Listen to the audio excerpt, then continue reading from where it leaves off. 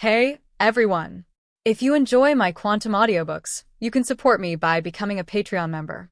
Your support helps me keep creating, and you'll get exclusive perks. You can also access my audiobooks directly through Google Drive. Check out the link in the description. Now, let's get started. The first place in this assessment is Irika deliberately drew out the words, making the class hold its breath. Uchiha Sasuke. A ripple of applause followed, though Sasuke himself barely reacted. Arms crossed, eyes half closed, he wore that same calm smirk, the kind that said I expected nothing less. A short humph escaped his lips. That single sound was enough to send Sakura into orbit. As expected of Sasuke, he's so cool, so handsome, Sasuke. Her voice practically echoed through the classroom as she clutched Ino's arm. Ino pig, did you hear that? Sasuke got first place. I heard you the first 10 times. Ino sighed, prying Sakura's hand off. You're such a kid. Once she thought Sasuke was cute too, but that phase was long gone. These days, someone else had her attention. Someone far more interesting. Irika kept calling names. Second place is. Third place is. Finally, he reached the bottom of the list with a helpless look. 32, Shinomiya Yuyue. 33, Uzumaki Naruto. Naruto's stomach dropped. Each number Irika read out felt like a dagger to his pride. When the dust settled, he blinked at Yuyue with mock disbelief. Huh, you ranked higher than me again. He remembered their bet from earlier. Loser buys Ichiraku. Guess I owe you another bowl, Naruto muttered, glancing at his poor frog wallet that barely had a handful of coins left. Still, Naruto never went back on his word. Let's go after school, he said with a grin. But I can only afford one bowl, so save me some soup. He nudged Yuyue gently. Yuyue, head on the desk as always, looked like he hadn't slept in a week. When Naruto poked him again, he finally stirred. You eat. I don't have an appetite. Hey, what's that supposed to mean? I said I'd treat you. Yuyue's voice came soft, almost distant. Then just protect me from now on. Naruto straightened, his eyes firm.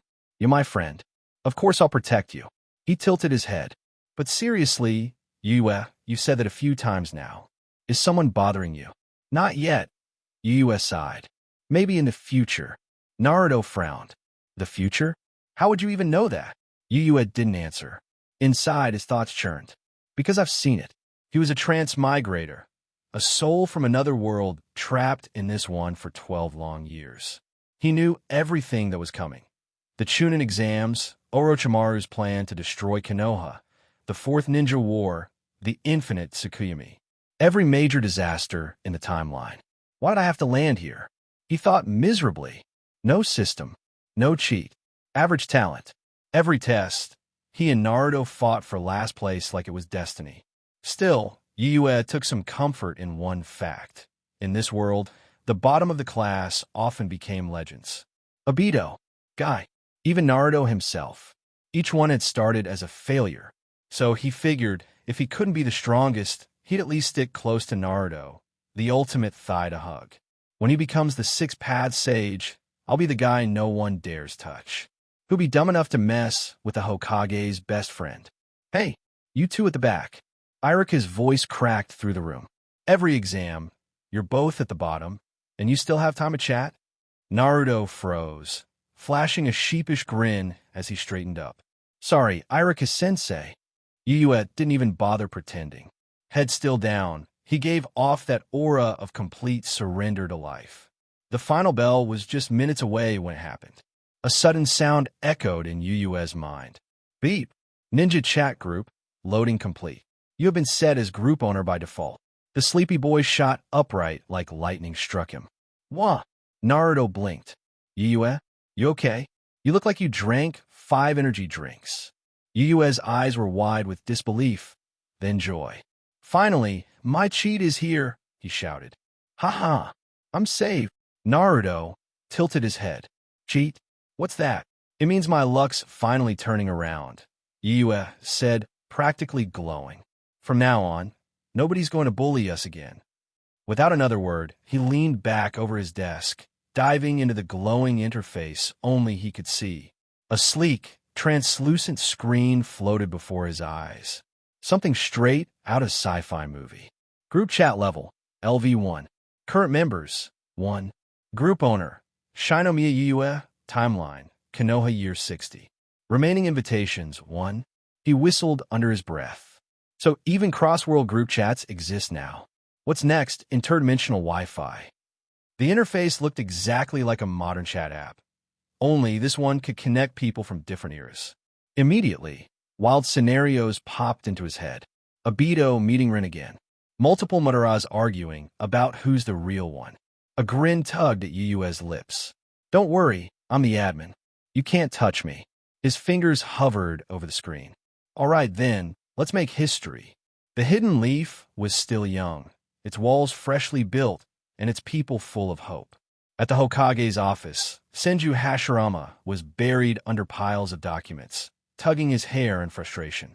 Tobarama's been gone for ages. How long does it take to check water flow? Then suddenly, welcome to the Ninja World group chat. Hashirama looked around the empty office.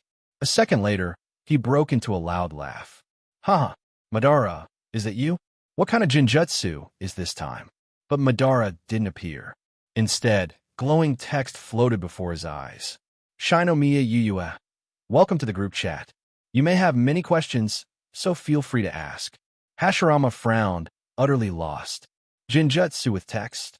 Meanwhile, 2 other ninjas across time felt the same strange sensation. Uchiha Obito jolted awake in his bed. What the? A group chat? Did someone invent psychic texting? Namake's Minato, busy with paperwork in his Hokage office, froze mid-stroke. Who's contacting me with this voice? All 3 thought they were caught in an illusion, until Yue spoke again. Shinomiya Yue, relax. This isn't Jinjutsu. The group is real. Uchiha Obito, real? So this thing's like a ninja app? Senju Hashirama. I've never heard of such a jutsu. Are you sure you're not Madara's kid messing with me? Uchiha Obito. Wait, Senju Hashirama. Obito nearly dropped his kunai. The god of shinobi? But you've been dead for decades. Obito, are you really the first Hokage? Hashirama. What do you think? Hashirama sighed. Uchiha children these days. Konoha's only 2 years old, and they're already calling me a ghost. Obito, but you are dead. It's been like 40 years. Hashirama's expression fell flat. Do I just leave now? Back in Konoha, year 2. Brother, I'm back. Tobarama walked into the office, only to see Hashirama slumped on the desk, muttering gloomily. Hashirama said weakly, I've been dead for decades. Tobarama froze, then sighed heavily. Brother, you've been working too hard again. No, really, an Uchiha told me. Hashirama pointed to the floating screen. See? He said I'm dead. Tobarama rolled his eyes. I see nothing. Brother, go home. Rest. I'll handle this. Before Hashirama could argue, Tobarama physically pushed him out of the office. Left lying in bed, Hashirama sighed. Maybe I'm overworked. Inside the group chat, seeing the conversation spiral into confusion, Yue stepped in again. Shinomiya Yue at Senju Hashirama at Uchiha Obito. It's okay. I'll explain everything. Obito, please do. This is creepy. Are we haunted? Shodai's been dead forever. Hashirama, he's the group leader. Look, it even says group owner next to his name. Obito, oh, didn't notice. Hashirama, also, stop calling me a ghost. The two kept bickering until Yue finally cut in. Yue, all right, listen up. This group chat connects different timelines of the ninja world. Hashirama, you're from Konoha year 2. Obito, you're in year 47. And I'm from even later. So yes, Hashirama really has been dead for decades in Obito's world. Hashirama, I see, incredible. The future generations can communicate across time? Truly amazing. Obito, oh, so you're not a ghost? That's a relief. Sorry, Shodai. Hashirama, no harm done. But honestly, you're not even surprised? We're literally talking through time and space. Yue, these two are really something. Elsewhere, Konoha year 48. In the Hokage's office, Namake's Minato sat silently, watching the chat unfold. He had thought it was a cruel Jinjutsu prank at first, someone mocking the dead. But the more he read, the more the puzzle pieces fit together. Hashirama was alive in year 2. Obito was alive in year 47. And he himself was in year 48, only 1 year apart from Obito's time. Could this really be real? Finally, he joined in. Minato, is this truly connecting different timelines? Yuyue quickly replied. Yuyue, it is. Fourth Hokage, your timeline is Konoha 48, just a year after Obito's. Obito's eyes went wide as he saw the message. Obito, Minato-sensei, you're here too. His heart swelled with joy. Sensei, tell me, in the future, does Rin say yes when I confess? For a moment, Minato froze. His chest tightened. How was he supposed to answer that? He looked down at his desk, expression heavy. Minato, Obito. The word carried a quiet sorrow. Because Minato knew, in just a short time, this bright student story would take a tragic turn. Uchiha Obito was unaware of Namake's Minato's inner struggle, and he was sincerely happy that the leader of the group called Minato the fourth Hokage. Uchiha Obito, Minato-sensei, you have become a Hokage. It's amazing. I will inherit your mantle and become the fifth Hokage in the future. However, Namake's Minato's mood was far from relaxed, and he had no intention of joking with Obito at the moment. Namake's Minato, Obito, what time is it exactly where you are now? Uchiha Obito, it's Konoha 47. Didn't Leader Yuzuki just mention it? Teacher, do you have any questions? Namake's Minato, to be more specific, what day is it? Uchiha Obito, January 23rd. Hearing this date, Minato Namake's heart tightened. Obito was killed on February 2nd, less than 2 weeks before the disaster. Namake's Minato, Obito, listen to me. Shinomiya. Okay, you two. Let me interrupt. Fourth generation, I can guess your intention. You just want to remind Obito and help him survive this war. Namake's Minato was surprised, wondering how you had such insight. And Shinomiya Yuyue's next sentence was even more shocking.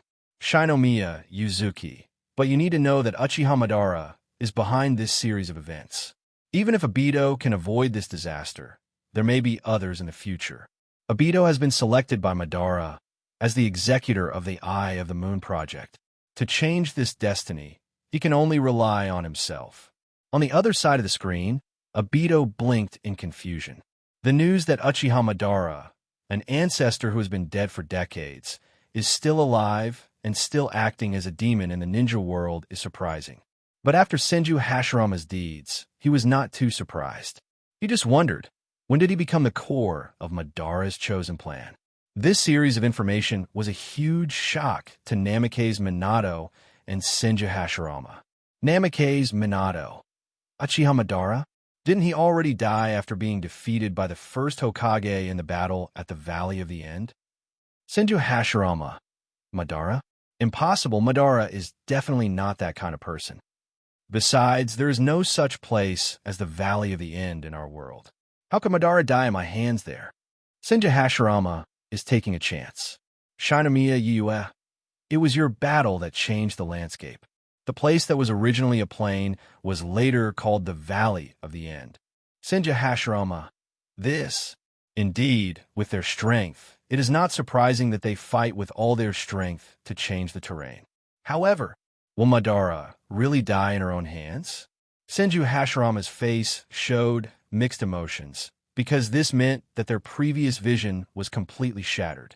The break between the two seems inevitable, and this is the reality he does not want to face. Shinomiya Yuzuki, I have a chronicle of a ninja world here. Maybe you should read it. Shinomiya Yuzuki uploaded a video. Shinomiya Yuzuki, after watching these, you will understand everything. The chat group has a special function that can transform memories into video sharing. Yuyue used this function to organize the Hokage Ninja animation content she watched in her previous life and release selected highlights. Senju Hashirama downloaded the video. Uchiha Obito downloaded the video. Minato Namake's downloaded the video. The three of them eagerly started watching the video. The video starts from the Warring States period and covers the first, second, third, and fourth Ninja War. During this period, it is interspersed with major events such as Obito's blackening and the Nine Tails Rebellion. Time passes slowly. Uchiha Obito was the first to break the silence. Uchiha Obito, group leader, is this true? Has Lin really passed away? No, that's false. This kind of thing. How could it happen? Shinomiya Yuyue opened her eyes wide in surprise. Isn't that right, Brother Tuzi? How can you be so engrossed in watching a video? You won't take it in, will you? Even your speaking style has changed now, etc. Couldn't this guy have activated Mangekyo Sharingan? Out of curiosity about Obito's abnormal situation, Yuyue asked. Shinomiya Yuzuki, at Uchiha Obito, that is the future that has not happened yet, and the present has naturally not happened yet, but you won't be involved in it, right? Have you opened Mangekyo? Uchiha Obito, picture.jpg. Is this it? Yua took a closer look and was stunned. F***K. What the hell is Mangekyo Sharingan? Obito sent a selfie with a pair of bright red Mangekyo Sharingan shining in his eyes. You're invincible, kid. Yua had nothing to say except a thumbs up. At this time, Namikaze Minato also sent a message. Namikaze Minato, I don't know what to say. Thank you, Leader Yuyue, for informing me about the future, but I find it difficult to accept such a future. But I'm going to change it. The disciples were led step by step towards the abyss by Madara, eventually triggering the Nine Tails Rebellion. As a result, he and his beloved died at the hands of Nine Tails, leaving his young son alive alone. After that, it caused a storm in the ninja world. He was determined to change all that. After seeing Minato's message, Obito immediately said, Uchiha Obito, I'm sorry, sensei. He was referring to Yoyue's video showing what he did during the Nine Tails Rebellion. It is simply unbelievable that something like this happened to me, killing my mentor with my own hands. Namikaze Minato, that's just a possible future. You don't need to apologize. Besides, that Obito is not you. As for the Obito of my timeline, I don't blame him either. The root of everything is Uchiha Madara. After a moment of silence, Minato finally chose forgiveness. As a mature adult, Minato will not lose his mind easily. He knows that the responsibility for all this lies with Madara. In his heart, Obito has always been a helpful and positive child. At this time, Yua interrupted the conversation. Shinomiya Yua, let me tell you too, this has not happened yet. My purpose of sharing the future is not to make you sigh here. This remark was like a wake-up call. Uchiha Obito, the group leader is right. Teacher, now that I have the power, I will never let Madara's conspiracy succeed. I want to save Lin and end this troubled world. Namikaze Minato, haha, then I can't lose to my apprentice. Although Obito here has gone astray, as a master, I must guide him back. Looking at the two people in the group who were full of fighting spirit, Shinomiya Yue felt very pleased. This was exactly the purpose of establishing this chat group. Wait, two people? Why is there another one who is silent? The second year of Konoha. Bang, bang, bang. Gate of opening. I know you're inside. Madara, hurry up, gate of opening. Hashirama knocked hard on Madara's door, which quickly attracted the attention of the surrounding Uchiha tribe. Isn't this Mr. Hashirama? What is he doing? It's rare to see him so angry. Shoo, don't meddle in other people's business. This is a couple's business. What's the kind of relationship between Hokage-sama and the clan leader? A young Uchiha tribesman was surprised. Children, don't be so curious. Okay, let's go play somewhere else. Bang! The door was suddenly opened, and Madara appeared at the door with a serious face. Hashi hot mom, if you don't give me a reasonable explanation. Before he could finish his words, Hashirama's heavy punch hit him directly in the face. Bang thong. Madara's entire body was blown away and hit the wall hard. Question mark? No. Run. They are about to take action. Seeing that something was not going well, the onlookers fled in all directions and disappeared without a trace in the blink of an eye. Their intuition was correct. The next moment, a huge Susanoo broke through the roof and covered the sky. Susanoo in his prime. Hashi hot mom. Madara controlled Susanoo, holding a 40-meter-long tachi falling from the sky. Not to be outdone, Hashirama clasped his hands together. A huge wooden golem, as big as Susanoo, rises from the ground. Madara. The two giants clashed brazenly, and the fierce battle was in full swing. After a while, there was a wave of fluctuation in the space. Senju Tobarama suddenly appears. There is no need for his subordinates to report. He can feel the strange movement here in the center of Konoha. What's going on? How could they fight? Tobarama was shocked. I don't know. Master Hokage suddenly came to the clan leader and knocked on the door hard. As soon as the clan leader opened the gate of opening, the two started fighting. By the way, Master Hokage seemed very angry when he knocked on the door. The simple conversation did not allow Tobarama to obtain key information. He decided not to intervene for the time being and directly ordered, "Don't worry about them for now. Evacuate everyone here first. No matter how many buildings are damaged, let my brother pay for it later." Anyway, Hashirama has the ability to build the required house instantly. Soon, the people around them quickly evacuated, leaving enough fighting space for the two of them. The battle lasted until sunset. Finally, Madara fell to the ground. This scene also revealed that once Hashirama gets serious, Madara is indeed no match for him. Without the support of Nine Tails, Madara cannot perform the terrifying beast attack. Hashirama didn't even need to summon a powerful secret technique like Senju. "Brother, what happened here?" Tobarama appeared on the scene as if teleporting. He first glanced at Madara, who was lying on the ground, and then turned his eyes to his brother, full of suspicion. The relationship between these two has always been close. "Which song is this song about today?" Hashirama glanced at him lightly and said in a deep voice, "You should go back first. This is a matter between him and me." Hashirama did not immediately provide further explanation. Tobarama was about to ask, but when he saw Hashirama's unquestionable eyes, he swallowed his words again. He simply said, "Then I will go and count the losses first." He left in a hurry. Without Tobarama's interference, Hashirama looked at Madara solemnly and said sadly, "Madara, until now, I can't believe you have come this far. You have betrayed our shared ideals." Madara was filled with anger and was puzzled by Hashirama's sudden attack. However, Hashirama's words were like cold water poured on the head. Let him suddenly calm down. "You know everything? How could I not know?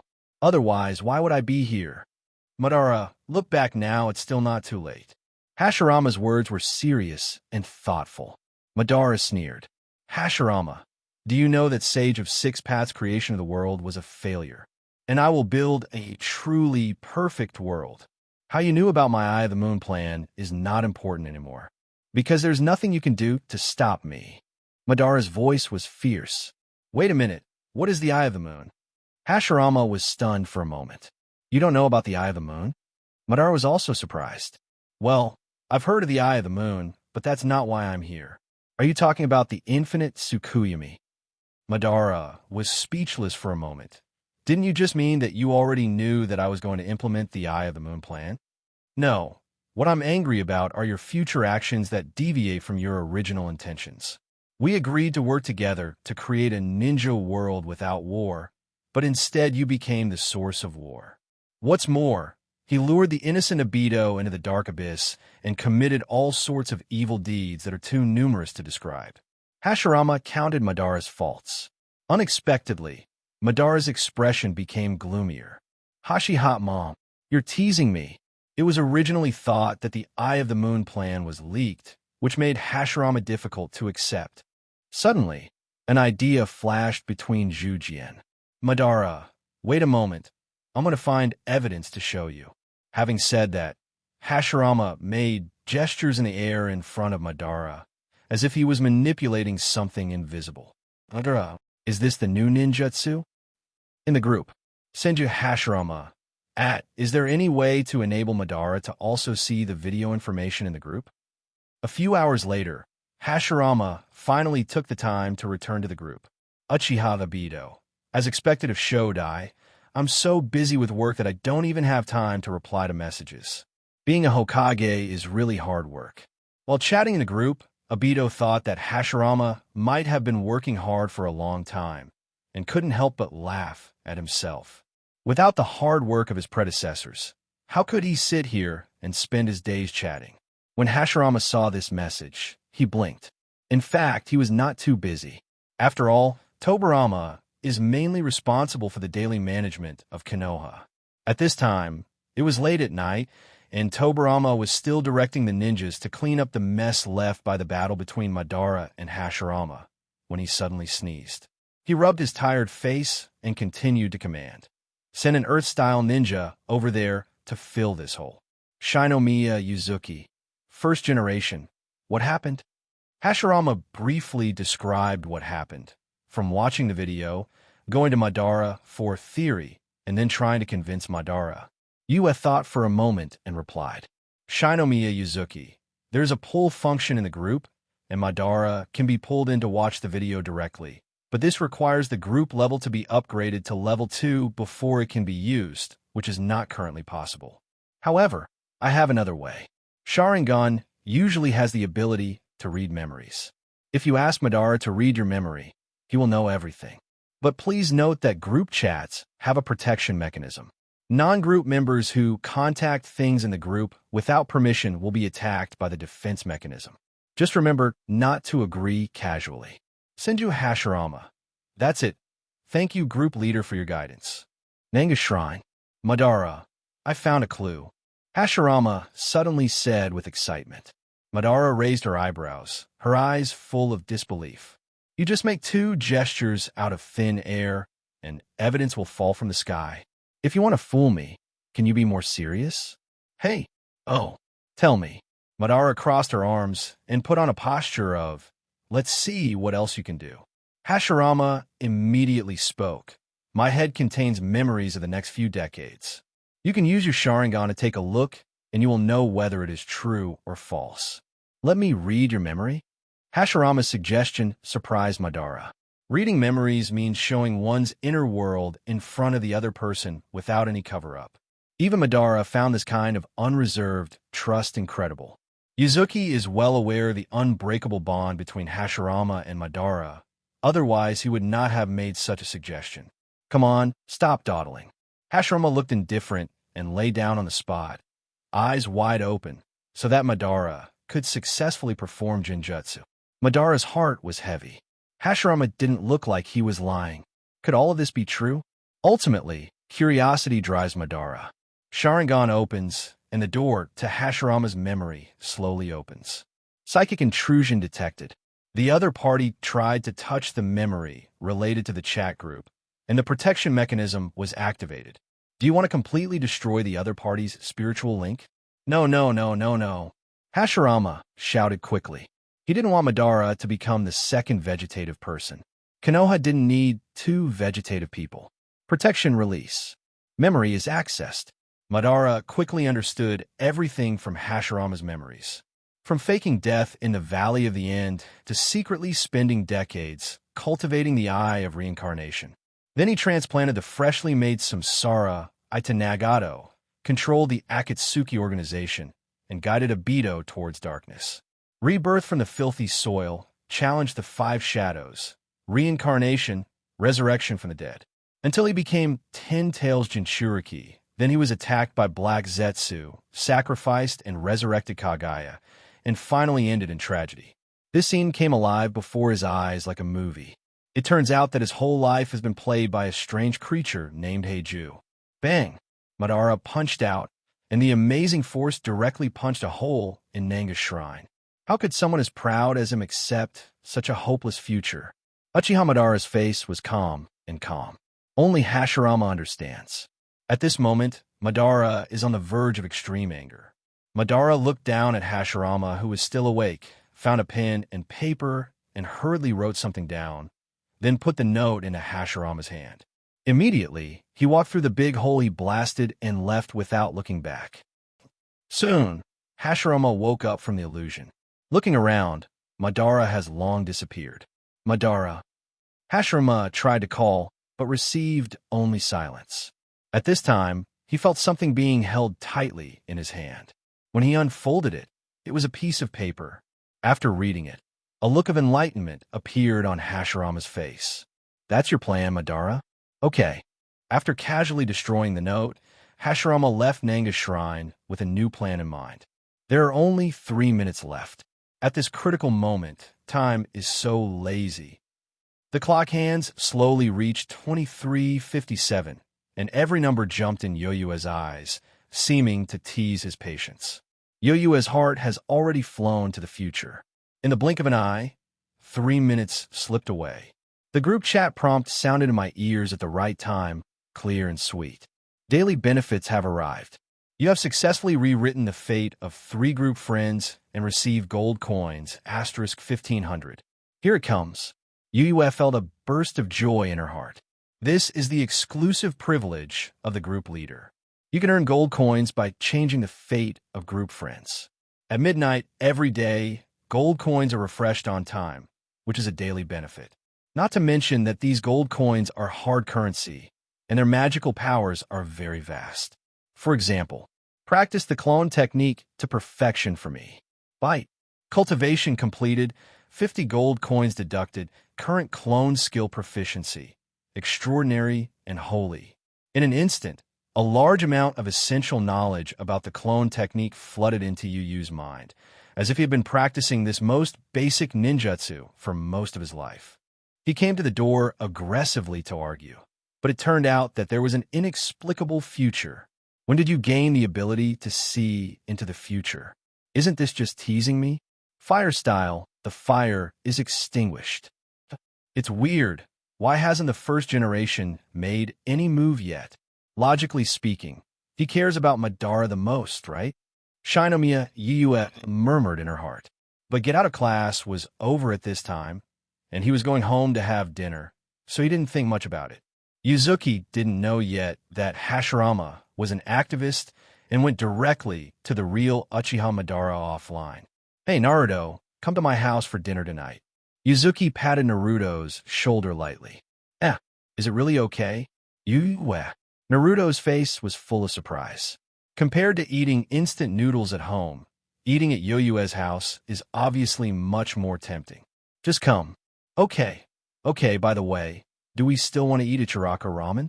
I promised you. Eat, but let's wait for another day. Forget it today. All right. The two walked out of the classroom side by side, talking and laughing. This scene fell in Sakura's eyes, and she immediately flashed a look of disdain. As expected of two dragging them down, they actually play so well together. Hey, you have a wide forehead. It's not good to speak ill of people behind their backs. Ino on the side heard this and complained. Do you care, Ino Pig? If you like them, just go with them. This way I will have one less competitor to chase Sasuke. Humph. Ino rolled her eyes and turned to leave. Sakura ignored her reaction and approached Sasuke directly. Sasuke-kun, let's go too. However, Sasuke didn't even give her a look and walked right past her, putting Sakura in an awkward situation. On the other side, Yue and Naruto quickly returned home and stopped by the vegetable market to purchase ingredients for dinner.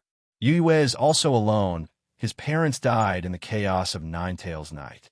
As Jonin's father and Chunin's mother, they left him a rich inheritance and a house located near the downtown area. This makes Yue's life safe. You go wash the rice and cook, and I'll cook. Yuzuki assigned Naruto a simple task. Put on me. Naruto agreed energetically. Soon, a simple but warm dinner was ready. There were no delicacies, only a steamed fish, a plate of green vegetables, and a bowl of hot soup. But for Naruto, such a homely meal is a rare delicacy. It's so delicious, super delicious. Naruto ate like a storm, and more than 80% of the food went into his stomach. Naruto realized this when he put down his chopsticks. Oops. Yue, I'm sorry, did I eat too much? It's okay. Eat more. Are you full? Yue supported her chin and asked with a smile. I'm full. I'm full. Thank you for the treat. Don't think this is a free dinner.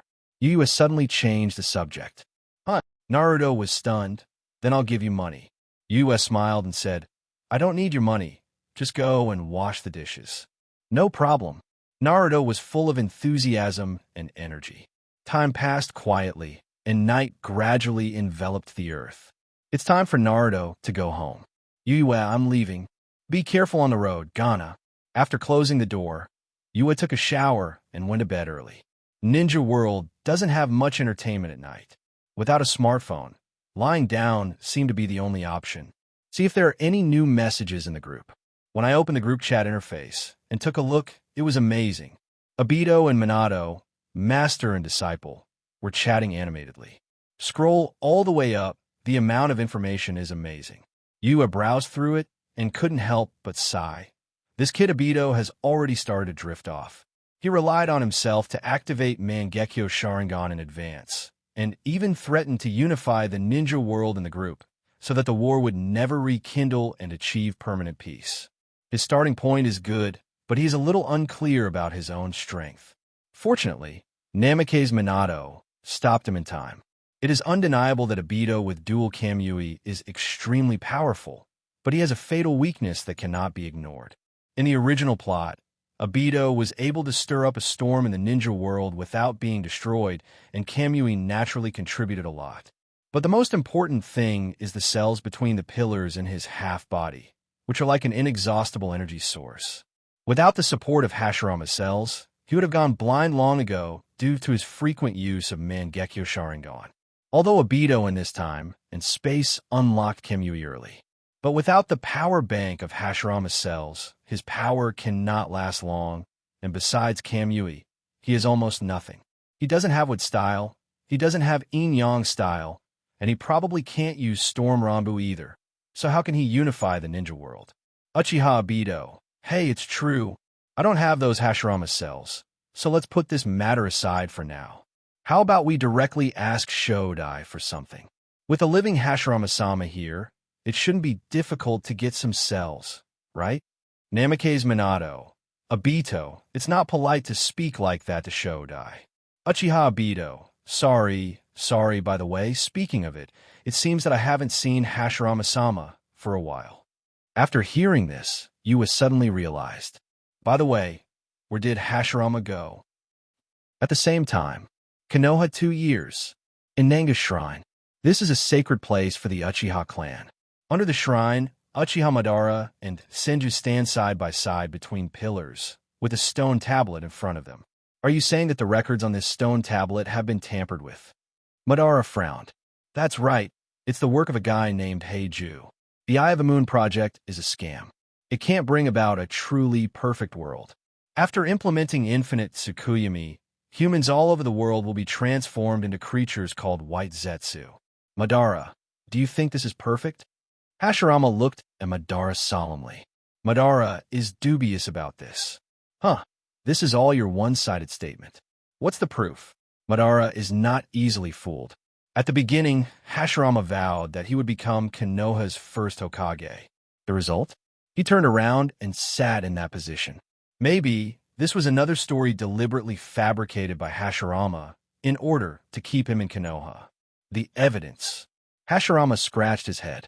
For a while, I really couldn't produce any substantial evidence. After all, the video was not a physical item. Unless Madara joins the group to watch it himself, he cannot repost it. Clone technique. Yuyue quickly formed seals with her hands. With a bang sound, a cloud of white smoke filled the air, and a clone exactly like Yue stood firmly. Awesome. Yue was full of praise for her new skills. As the most powerful person in the world, he struggled to learn even the entry-level ninja skill of cloning. What was separated before was more like a deflated plastic model than a clone. But now, in just a few seconds, his level of clone skills was far ahead of everyone else's. And this is just the tip of the iceberg of the uses of gold coins. Open the gold coin mall. With the thought, a virtual screen appeared in front of Yu out of thin air, and a dazzling array of products came into view, covering all aspects of the ninja world. Items, props, ninjutsu, pupil techniques, blood successor boundaries, blood successor snares, blood successor elimination. Everything is available. Yue glanced at it, and many familiar names jumped into her eyes. A technique, Sharingan, Uchiha Obito version, price, 300,000 gold coins. Ninjutsu, Flying Thunder God Jutsu, Minato Namake's version, price, 200,000 gold coins. Ninjutsu, Flying Thunder God Jutsu, Senju Tobarama Edition. Price, 100,000 gold coins. Hey, the Flying Thunder God of 4th generation is more expensive than the inventor of 2nd generation? Yue was confused, but then she suddenly realized. 2nd generation died young, and Flying Thunder God was not fully developed. And 4th generation is the one who uses the Flying Thunder God to perfection. If you buy the Watergate version, you might be able to learn a few more tricks, and the price is reasonable. According to Yoyue's current income of 1,500 gold coins a day, in about 100 days, she will be able to acquire such stunts as Flying Thunder God. It's still the Celebrity Watergate version. But I don't buy any of these. Why waste money on buying resources that are available in the group? Only fools would do this. Spend a few days building up your good feelings, and then just open your mouth to Minato. As for Minato, as long as Yu has helped him, it's not a trivial matter to give him a Flying Thunder God. Minato-san, you think so? As for ninjutsu, you may be able to obtain it through favors, but things like pupil skills and blood inheritance boundaries still have to be paid for. No matter how strong their friendship was, Yu still didn't believe that Obito would happily pluck out her own eyes and give them to him. Well, unless his life is in danger and the other party is Kakashi, then that's a different story. Haha, I'm so sleepy, I'm going to sleep. Just when Yue was about to fall into the arms of sleep, a message suddenly popped up in the group, interrupting his sleep. Bite. Member Senju Hashirama greatly changed the trajectory of history. This member will receive a gold coin reward *200,000. Group owners also receive equal rewards. What the hell? Yue jumped up from the bed, her sleepiness disappearing instantly. Oh my god, 200,000 gold coins? What earth-shattering thing did this guy Hashirama do? This is again the magic of chat groups. In addition to Yoyue's intervention in the fate of the group of friends, they themselves can also take action to rewrite the unbearable future. Once successful, you will get the grand prize of the chat group. Apparently, Senju Hashirama did just that. As the founder of Konoha Village, any changes in his era may have a significant impact on future generations. Remember he said before in the group that he wanted to win back Madara, who had gone astray? It seems that he did it. If Madara was no longer obsessed with the Eye of the Moon and followed Hashirama wholeheartedly in building Konoha. With their fighting prowess, doesn't Konoha have the final say in the entire ninja world? How can there be such a thing as a great ninja war? No wonder the rewards are so generous. Yue immediately opened the gold coin mall in high spirits. I thought I had to save for a while before I could buy it, but now I don't have to wait. He accurately targeted the target product. Do you want to buy Bloodline? With style. Buy. Yue hit the confirmation button without hesitation. Successful purchase. 80,000 gold coins have been deducted. The moment the transaction was completed, Shinomiya Yue felt an unprecedented strange energy surge in her body. This is the power of with style. Originating from Senju Hashirama's unique escape technique, the perfect fusion of the two chakra attributes of water and earth can transform chakra into the source of life and drive trees to grow wildly. With style, she quickly formed seals with her hands, and Yue was eager to try the budding chakra in her body. Click! A green blade of grass squeezed its head out from the gap in the floor. Does this mean you have mastered with style? Yue stared at her palm with wide eyes, excited. Although it is very different from Senju Hashirama, this is indeed with style. However, this power cannot satisfy me. Yue continues to search in the gold coin mall. Soon, he found what he was looking for again. Sage Body, one of the Sage of Six Paths bloodlines, possessing amazing chakra volume and recovery power. Price, 100,000 gold coins. Buy it. Yue said nothing, generously donated the money, and collected it. Well, immediately afterwards, Yue felt her body tremble suddenly. The body seems to be undergoing earth-shaking changes. The chakra surges out like a savage beast, vast and powerful. Too strong. Yue clenched her fists, her whole body filled with indescribable power. He bets that he can knock down this building with one punch. This is not an illusion. With the body of an immortal, you can not only obtain a huge chakra, but also possess a huge power called strange power. Just the initial fusion of the immortal body has such a terrifying amount of chakra, and it has not yet reached its peak. Hashirama's immortal body has long been fully mature. No wonder his wood style is ridiculously strong. Yue was deeply moved. That's right, Yuzuki is referring to Senju Hashirama's personal wood style, not the wood style blood succession limit itself. After all, wood style itself is not particularly powerful. The price in a mall is only 80,000 gold coins, which is far less expensive than the immortal body. Let's talk about Yamato in Konoha. He is also a wood style ninja. His wood style is not even as good as Hashirama's. The powerful thing is not wood style, but Senju Hashirama. Using wood style requires a large amount of chakra. The more chakra is consumed, the stronger the wood style becomes. As the reincarnation of Azura, Senju Hashirama was born with the body of a sage, and his chakra is almost infinite. This created the legend of the ninja world, the god of ninja. Maximize my wood style proficiency. Yue issued orders with a wave of her hand, looking wealthy and powerful. Bite. Complete training, 10,000 gold coins will be deducted. Current wood style proficiency. Extraordinary and holy. It actually costs 10,000. Yue's heart ached. It is indeed the famous wood style, and it costs a lot to reach the full level. But all the money was spent, and Yue will never regret it. In the blink of an eye, Yue's eyes were in a trance, and a lot of experience in using wood style came to his mind, as if he'd been immersed in this field for decades. Now, he can use wood style without any seals. He claps his hands and thinks, and the wood style appears. This money is really well spent. Yue gave a thumbs up in praise. At this moment, Yue lowered his head and looked at the fragile grass. With just a thought, he could make it grow into a wooden dragon flying in the sky. I can be considered Xiao Zhujian now, right? Yue said proudly. Wood style plus the body of sage. Now in Konoha, no one can beat him except Mekai, who has opened the 8 Gates dungeon. This is a sense of security that cannot be described in words, a kind of calmness that stands at the top. Sleep. Turning off the lights, pulling up the quilt, and doing it in one go, Yue quickly fell asleep with a smile. Yue fell into sleep, but some people's thoughts were lingering in the night. Konoha Village, in the timeline of 48 years. In a Hokage office, even though it is late at night, the lights are still bright. Namake's Minato sat behind his desk, frowning, carefully recalling every detail of the video in the group chat. The Nine Tails Rebellion happened on October 10th, the day Naruto was born, a few months away. Should we take the initiative, or should we take advantage of the situation and ambush in advance? At this time, Obito should have been secretly controlling Mizukage in the Kingdom of Water. In 3 years, the Blood Mist has carried out a large-scale purge of ninjas with blood inheritance limits. Should we send Umbu to the Hidden Mist Village to investigate?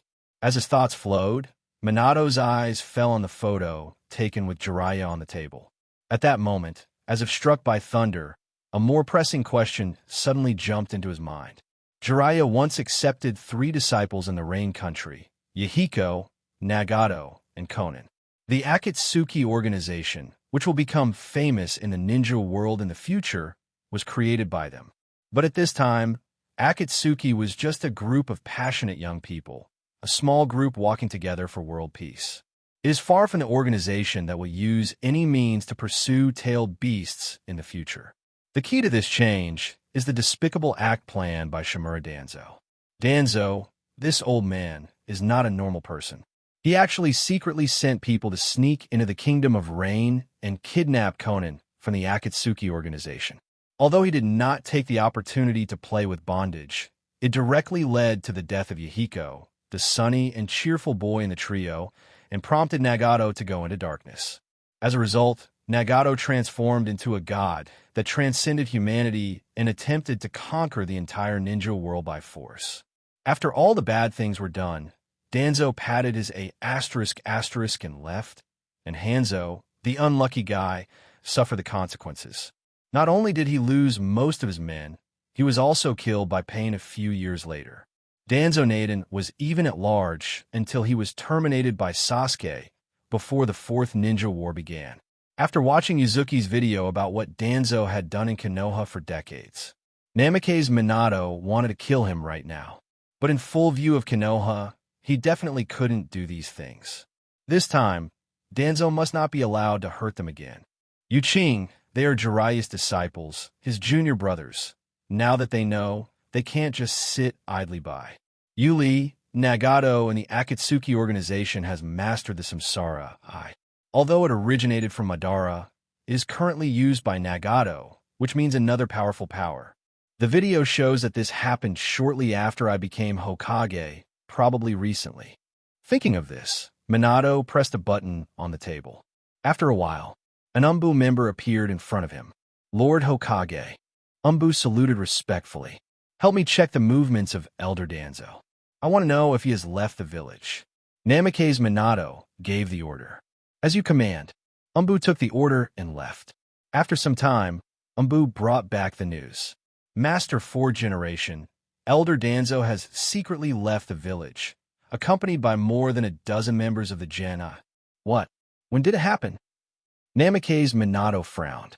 This is not a good sign. Left this morning, this is a record. After receiving the information, Namikaze Minato discovered that Danzo had been gone for more than 10 hours. Oops. I cried secretly in my heart.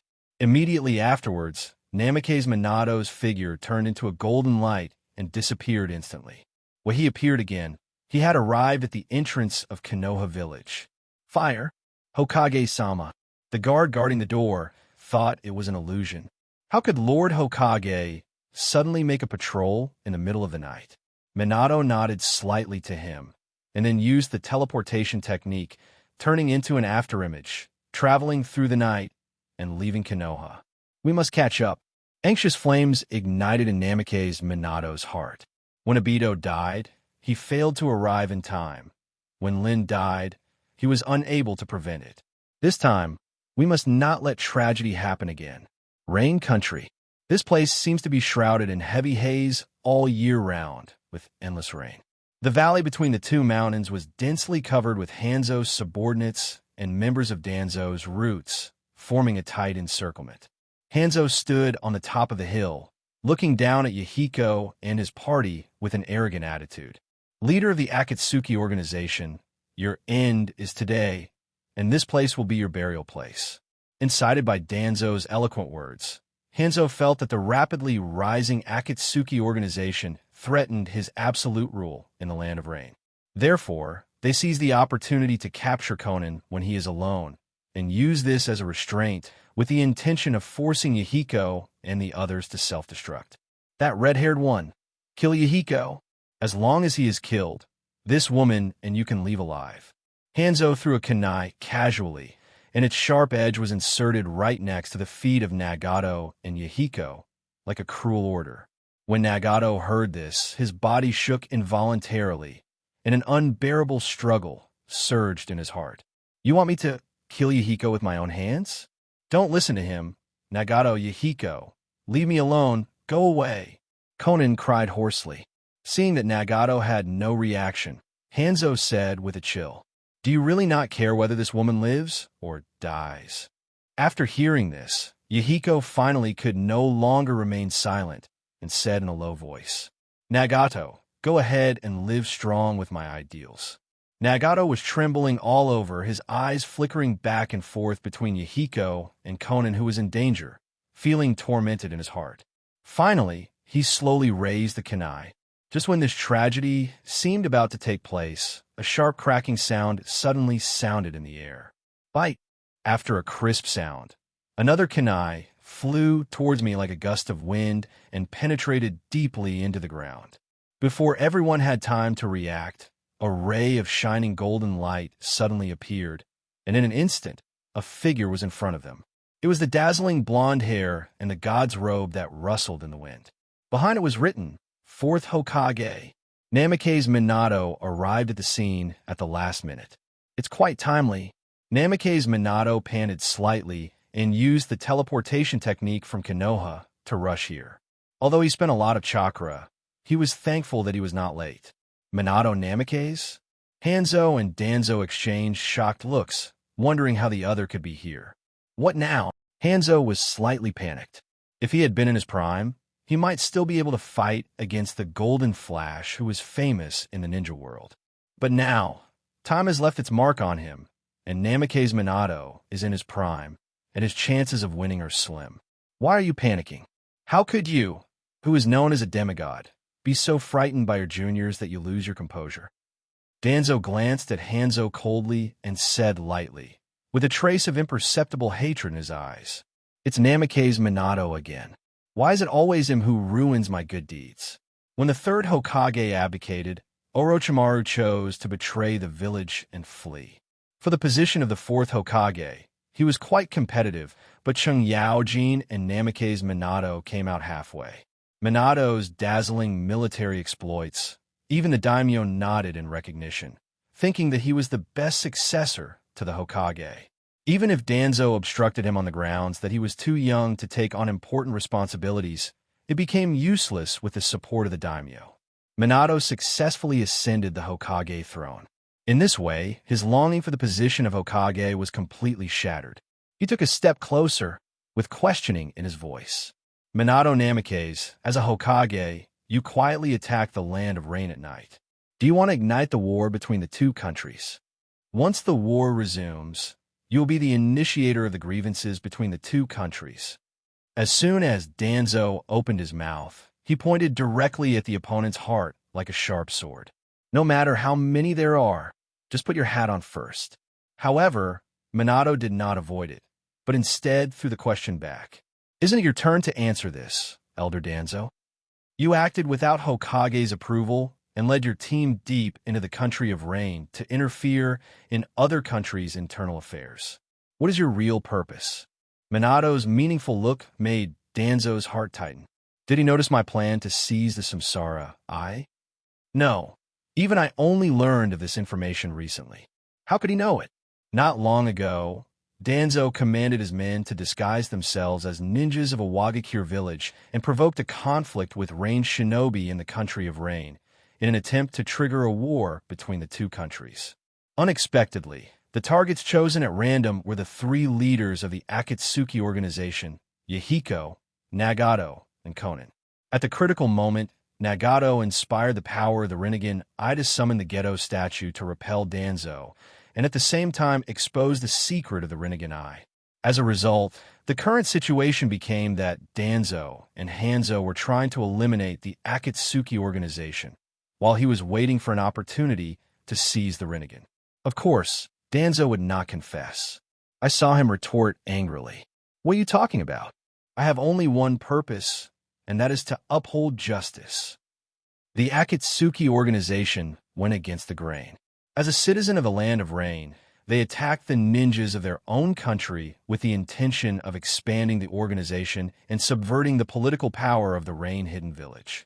As soon as he finished speaking, Yahiko, who was standing behind Minato, stood up angrily and pointed at Danzo. "You are the one talking nonsense. We have never attacked any ninja from the land of rain. Lord Hokage, he is lying to you." Yahiko was worried that Namake's Minato would be deceived by Danzo's one-sided words, so he looked very anxious. At this moment, their only hope rests on this sudden fourth Hokage. Namake's Minato turned his head and smiled softly.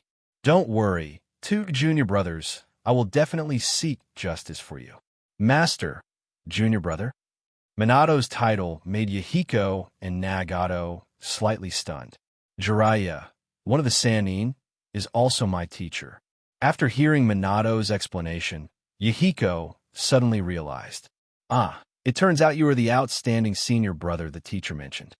The teacher often mentions you. He said that any genius will be eclipsed in front of senior brother.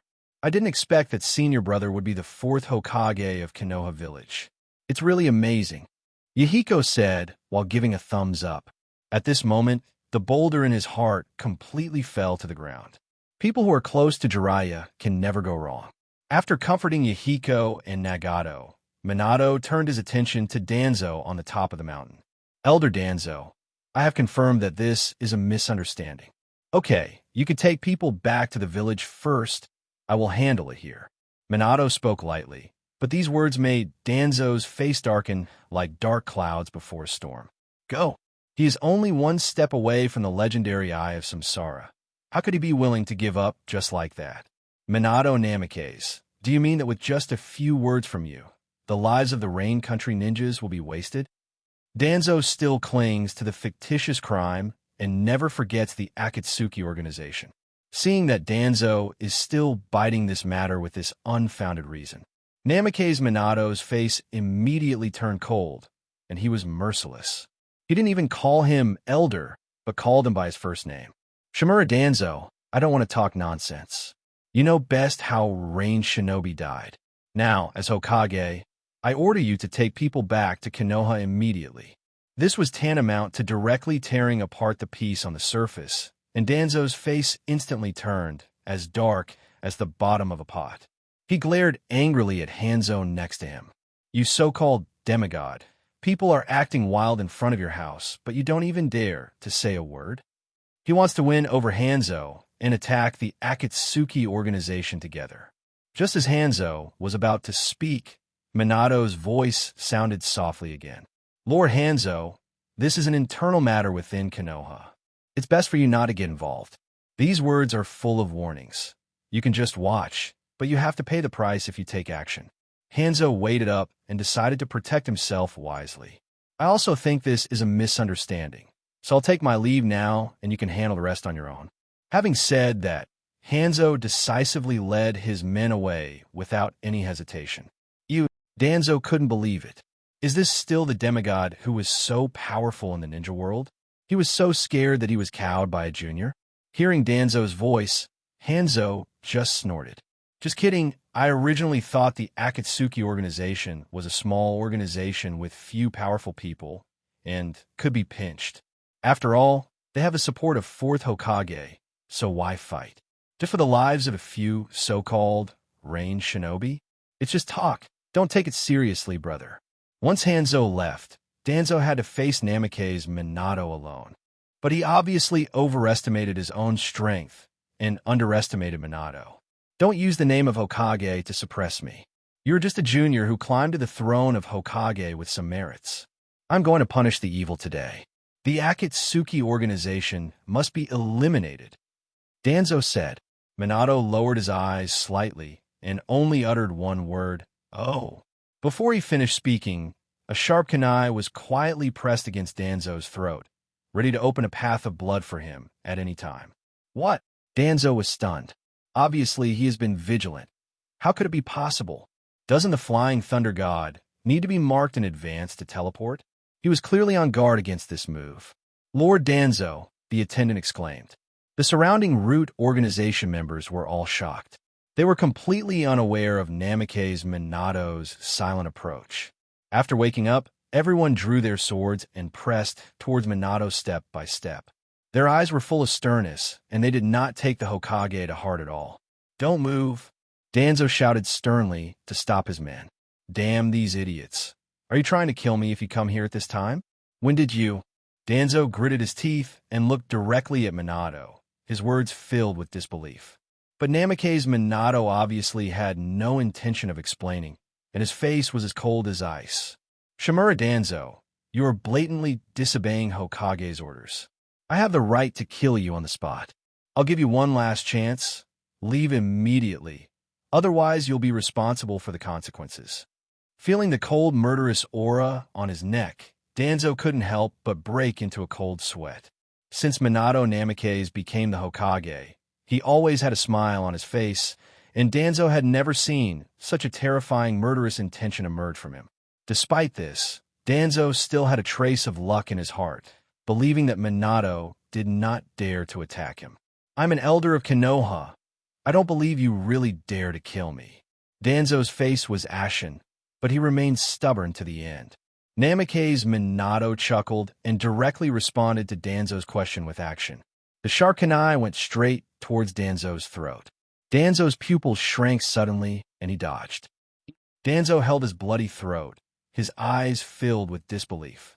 If he hadn't reacted quickly, the kunai would have penetrated his throat. He really dares to take action. Lord Danzo! All members of the Root organization immediately gathered around Danzo and aimed their weapons at Namikaze Minato. As long as Danzo gives the order, they will attack the nominal leader without hesitation. However, Danzo stopped them. This was not a discovery out of conscience, but he knew that even if they all mobilized, they would never be a match for Namake's Minato. This is the true power of golden glitter. Retreat. Danzo glared at Namake's Minato fiercely, with resentment in his eyes. Because of this, he had to give up the reincarnation eye that he was about to obtain. Danzo led the root organization and others away. Namake's Minato only glanced lightly and did not interfere too much. He took back his kunai and turned around to help the purple-haired girl. "Are you okay?" Namake's Minato's signature smile returned to his face. "No, it's okay.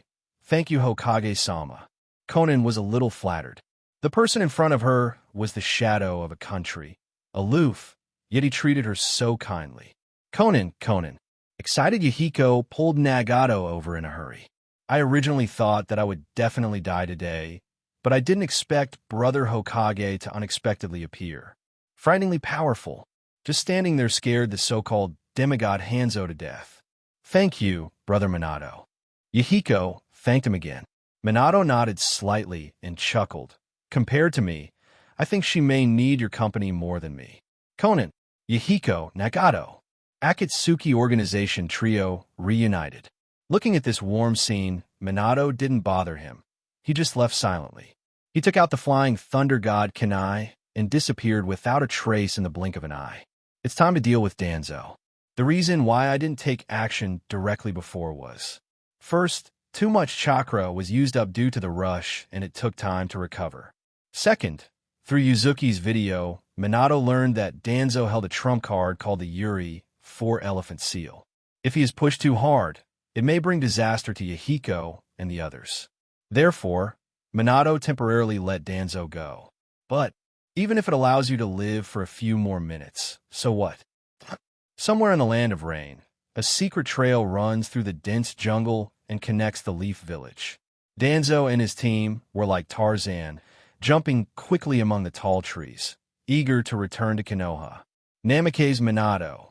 Danzo gritted his teeth, the anger in his heart almost bursting through his chest. "Just wait for me." He swore secretly that he would never be a person who could endure hatred without repaying it.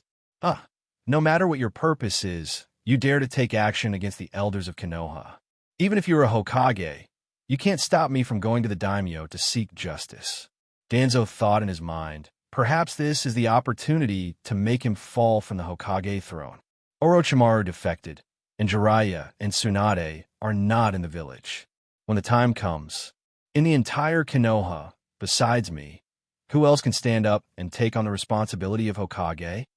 Thinking of this, Danzo couldn't help but sneer at the corner of his mouth. This series of changes seems to be a blessing in misfortune, not necessarily all misfortunes. Just as he was indulging in the fantasy of becoming a Hokage in the future, the subordinates in front suddenly stopped. "What's going on?" Danzo frowned, and when he stopped, he was shocked to find that Namake's Minato had already stood on the top of the giant tree in front of him, staring at them expressionlessly. Danzo felt alert and looked around suddenly. As expected, flying Thunder God kunai were scattered all over the nearby trees, and they were already in the center of a circle surrounded by these deadly weapons. Cold sweat slid down Danzo's forehead. He had a terrible thought. Namake's Minato. Before he could finish speaking, everything came to an abrupt end. Danzo's twisted face drew a cruel arc in the air, and death came, his eyes filled with disbelief. He couldn't accept that Namake's Minato was so decisive. How dare he do this? Do you really think that he can cover the sky in Konoha with one hand? Danzo closed his eyes forever with endless unwillingness. In front of the golden flash, everything seemed too fragile, and there was not even a chance to resist. Lord Danzo! The surrounding root members' eyes were about to burst, and they immediately drew their weapons and attacked Namake's Minato. But just for a moment, golden light flashed, and 80% of the people fell to the ground. The remaining few trembled and did not dare to move anymore. "Hokage, how dare you attack Lord Danzo? Lord Third Generation will not forgive you," a root member shouted almost crazily. Namake's Minato glanced at him lightly and said in a calm tone, "It's very simple. If no one can get out alive here, no one will know the truth." The man's pupils suddenly dilated. Did such words come from Minato Namake's? Is he really the legendary hero? Blame it on Danzo, the cancer. Namake's Minato's voice sounded from behind, and then the root member became silent forever. After witnessing this, the remaining root members completely lost their will to fight and fled in all directions. Minato raised a kunai, flying thunder, god jutsu. Soon after, there was no sound in this forest, and all the breath of life disappeared. After Minato cleared the battlefield, Shimura Danzo, the root of Konoha, completely disappeared from this world. Jingle bell. As soon as the alarm clock started ringing, a lazy hand suddenly reached out and killed its noise instantly. Then, Shinomiya Yuyue turned over and continued to be immersed in dreamland. Time passed slowly, and the sun gradually climbed to the center of the sky. Until, dong dong dong, gate of opening. Gate of opening. Hey, are you still sleeping? It's already been 3 hours a day. Knocks on the door and shouts followed. Shinomiya Yuyue suddenly opened her hazy eyes and muttered. Well, although she was extremely unhappy, Yue got up with her lazy body and completed her morning routine of washing and brushing her teeth. Just when the knocking outside the door was about to turn into a slamming, he leisurely opened the door bolt. A full 10 minutes. If you had been slower, I would have thought something happened in your room. When the door opened, a small face as delicate as jade jumped into view. Her green eyes are sparkling, and her long golden hair is tied high into a ponytail. Although she is a little childish, it is undeniable that Yamanaka Ino is already a little beauty. As neighbors who grew up together, Yuue's home is above Ino's flower shop. Naturally, they had known each other very early. Ino, don't you know it's a day off today? You're here to disturb people's dreams. Yue dropped these words and turned around to go back to the house. Ino followed closely, closed the door behind her, and said helplessly, "The graduation exam is just around the corner. How can you graduate if you don't even know the most basic techniques of substitute, transformation, and clone?" Yue slumped on the sofa with a leisurely look on her face. "Why are you so anxious?" Naruto is still at the bottom. Ino shook her head helplessly. "Why are you comparing yourself to him? His father is." When the words came to her lips, Ino suddenly realized that she had made a mistake and quickly stopped. "Anyway, don't lie down. Get up and practice. I thought of a little trick last night that will definitely help you better understand the three-body technique." Just as she was getting excited, Ino's face fell because she realized that Yu was not listening at all. "Shinomiya Yuzuki." Ino grabbed Yu's collar. But before Ino could get angry, Yue grabbed her hand, with a strange light shining in her eyes. "Shoo, don't make trouble. I'm rich again." "What nonsense are you talking about again?" "Come, sit down. I'll tell you later." Yue pulled Ino and sat back on the sofa, while she stared intently at the empty air in front of her. It's really baffling. Yue turned a deaf ear to Ino's complaints. His attention was completely focused on the virtual chat screen in front of him. Just now, a message popped up in the group. "Ding, you have new unread messages. Member Namake's Minato significantly changed the course of history. Reward the member with gold coins *100000. The group leader will receive the same amount of rewards." Wonderful. Shinomiya was overjoyed, and her wallet that had just been empty suddenly bulged. It was all thanks to Minato. Shinomiya Yuzuki at Namake's Minato in the chat group. "Fourth generation. What good things did you do last night?" The group chat suddenly exploded with a lot of gold coins. Konoha 48 years. As soon as he stepped out of the boundary of Amage Cure Village, Namake's Minato was followed closely by Yahiko, Konin, and Nagato. Minato made a decision to take the three of them back to Konoha Village. After all, Konoha not only has a superior environment and rich resources, but is also a leader in the ninja world, where their safety and growth can be best guaranteed. As a result, the Akatsuki organization was naturally disbanded. After this series of events, Yahiko's dream of achieving peace through nonviolent means was almost shattered, and he simply chose to believe in Minato's arrangements. The original members of the Akatsuki organization fell under Hanzo's command. Hanzo lost his competitors and gained this group of fighting power, so he was naturally happy to see the results, and took this as an opportunity to form an alliance with Konoha. "Brother Minato, what's wrong?"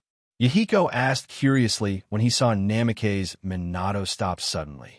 "It's okay, let's move on." Minato responded with a gentle smile, but his heart was slightly startled by Yu Yu's act. Seeing the inquiries from the group, Minato thought for a while and decided to tell the truth. After all, this prediction was all thanks to Yu Yu. Namake's Minato. "Master Yuzuki, thanks to the future revelations in your video, I rescued Yahiko in advance and dealt with Danzo smoothly." Yu couldn't help but marveled when she saw the reply. "Shinomiya Yuzuki. Wow, your mobility is at its maximum. No wonder the reward is so generous. It turns out it's because you saved Yahiko. Once Yahiko dies, it means that pain is about to enter the stage of history and affect the plot of the entire ninja world. He survived, but changed more than a little. As for that old guy Danzo, you just wanted to say die well. This guy never did good things. Shinomiya Yuzuki. Minato, have you figured out how to spend those 100,000 gold coins?" Namake's Minato. "Gold coins? Where did you get the gold coins?" Shinomiya Yuzuki. "Just check your mailbox and find out." Soon, Minato figured out the origin of the gold coins and couldn't wait to open the gold coin mall. Even as a Hokage, he was shocked by the dazzling array of products in the mall. While browsing, Minato discovered a shocking product. This, 9-tails demon Fox Kurama, and the other 8-tailed beasts. Can you buy tailed beasts? Minato found it unbelievable. Obviously, he needs to reevaluate the ability of this group leader. It was already magical enough to establish a cross-time and space chat group. But now, even tailed beasts that symbolize disaster can be traded as commodities. Namake's Minato. "Master Yuzuki, if I buy a tailed beast, won't there be 2 identical tailed beasts in my world?" Shinomiya Yuzuki. That's right. Namake's Minato could only sigh, "It's unbelievable," and then exited the mall. At the moment, he doesn't want anything in particular. The conversation came to an end and Yue returned to reality. When he raised his head, a pair of delicate feet almost touched his face. At some point, Ino also lay down on the sofa, leaning her head on the armrest at the other end. Yue lies in the middle, naturally becoming a human footpad. Yue looked at it for a while, grinned, and said, "Hey, why haven't I noticed before that your feet are quite pretty?" Tisk Yuzu. Hearing this, Ino lowered her head and glared at him fiercely, then lightly kicked Yue. He said angrily, "You are so perverted." Yue straightened her back suddenly and suggested, "Hey, I have an idea. You have 2 feet, and I happen to have a mouth. How about we—" Ino quickly pulled her legs back, with a look of disgust on her face. "Hey, I'm really disgusting with you. I'm talking about getting some sauerkraut to eat. After all, sauerkraut needs to be stepped on to be authentic. I won't let you down. There's nothing formal about it." Ino rolled her eyes. Ino sat up straight, not because she was worried that Yue would do something weird. She just wondered why Yue seemed to be a different person in just a short while. "You have changed so much, it feels like your soul has been exchanged." Ino looked at Yue up and down with doubts in her eyes. In the past, when the 2 of them stayed together, Yue was always very reserved. Most of the conversations are led by Ino, with Yu occasionally chiming in. Such a proactive and relaxed atmosphere as today is simply unprecedented. Shinomiya Yue grinned and said half-jokingly, "Actually, I've always been like this. It's just that you were young before. I was afraid that Uncle Umbu would take you away if you said this." Ino rolled her eyes and murmured in her mind, "Only a ghost can believe it, who can pretend for more than 10 years. Only Yue knew in her heart that this change came from her confidence. In the days when there were no plugins, he was a real jack-of-all-trades. And Ino is the golden branch of the Yamanaka family, a typical white and rich beauty. He knew that Ino was interested in him, but he had neither talent nor background. Why delay other people's bright future? But things are different now. With the plug-in, if nothing else, it is still possible for a little ninja world to become king and dominate. So when facing Ino, I naturally no longer felt uneasy. Okay, stop talking nonsense. Come on, let's practice the basic three-body technique first. Ino stood up and reached out to Yue, who was nestled on the sofa, trying to pull him up. Yue smiled and stretched out a hand and placed it on Ino's palm. At this time, he suddenly said, "Ino, watch." Ino looked confused. The next second, Yue started to form a single hand seal with her other hand, and her movements were as fast as lightning. There was a soft bang sound. A perfect clone appeared beside him. Ino was completely stunned. She looked at Yue's calm smile, and then at the clone that was exactly the same as Yue. Shocked and speechless. One single hand seal. One-handed hand seal can only be achieved by being extremely familiar with a ninjutsu. Yue, hasn't he always been the last person? Suddenly, Ino felt a tap on her shoulder. She turned back instinctively. What caught his eye was Yue's handsome, smiling face. "Huh, why are you here?" Then, Ino turned her head and realized that the hand in her hand had turned into a piece of wood at some point. Yue also disappeared on the sofa. Substitute technique? When was it used? I didn't even see the bonding seal. Yue. Ino turned back to ask what was going on, but found that there was no one behind her. At this time, there was a warm feeling in her palms, and she turned her head again.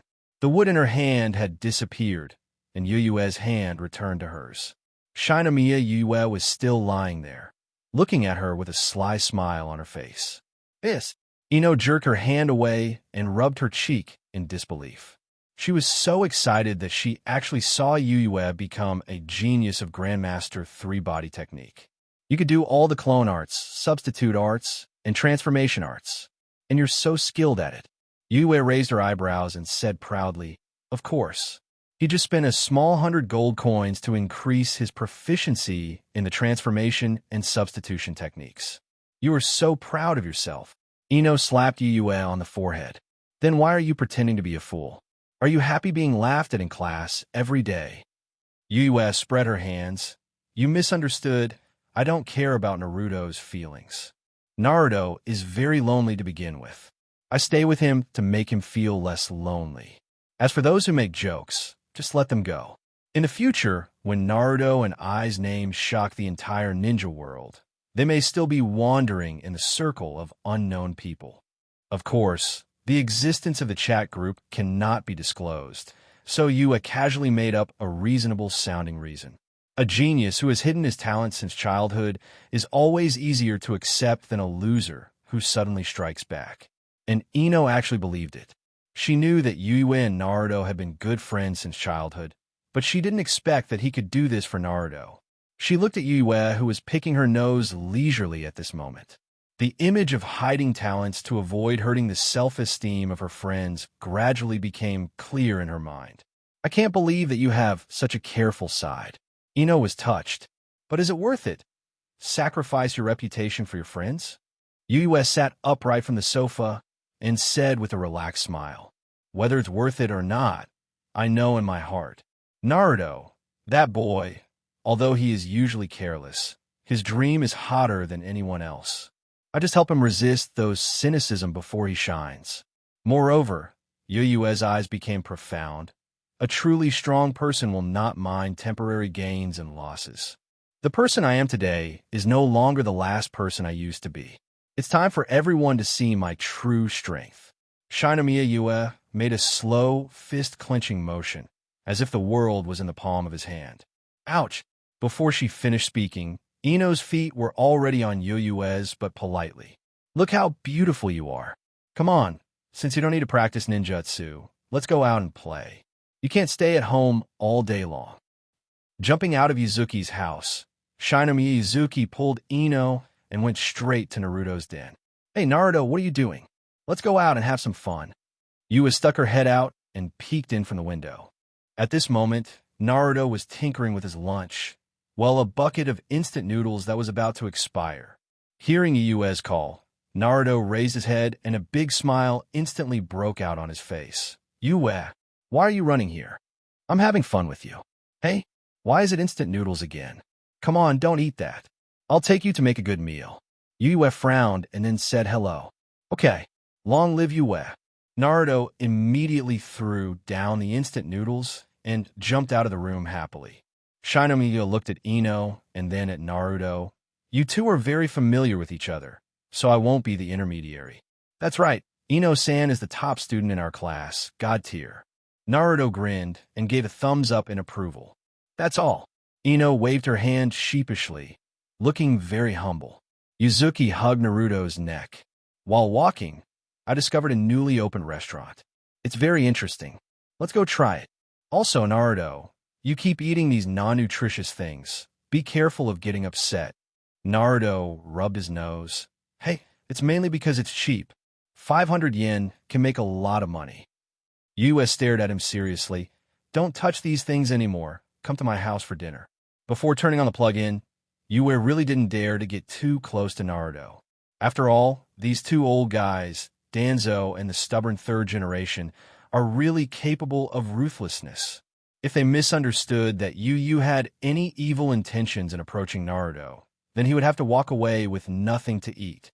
Maybe one day, while walking at night, he will completely disappear from the world. But now, the situation is very different. He had completely ignored those two old men, and naturally he would not treat him badly. The first day to obtain with style. I want to protect Konoha. The day after obtaining with style. I want to protect my Konoha. You could do whatever you want, as you please. This is not appropriate. They all call me Fox Monster. While Naruto was excited, he was also a little hesitant. It's okay to go there once in a while. If you always run to his house, what if you were seen by those with ulterior motives? Will they also start to exclude Yue? He didn't want his only friend to end up like him and be criticized. However, Shinomiya Yue said disapprovingly, to me, there are two kinds of people in this world. Do you know which ones they are? Which two? Naruto asked curiously. Ino also pricked up her ears. She seemed to have never heard Yu say that. Yue showed a smile. One is an insignificant ant, and the other is a friend. Do you think I care what the ants think? As soon as these words came out, Ino and Naruto were stunned on the spot. Ah! Chuji is dead. You guy, who taught you this rhetoric?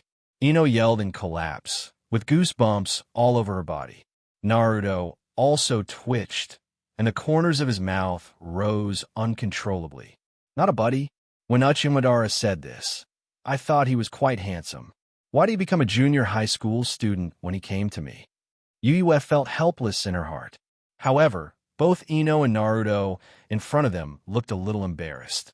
Okay, don't play deep anymore, let's go eat. Yue quickly changed the topic and walked ahead as if running away. Ino sighed. Yue has now transformed into a funny person. Naruto covered his mouth and snickered from behind.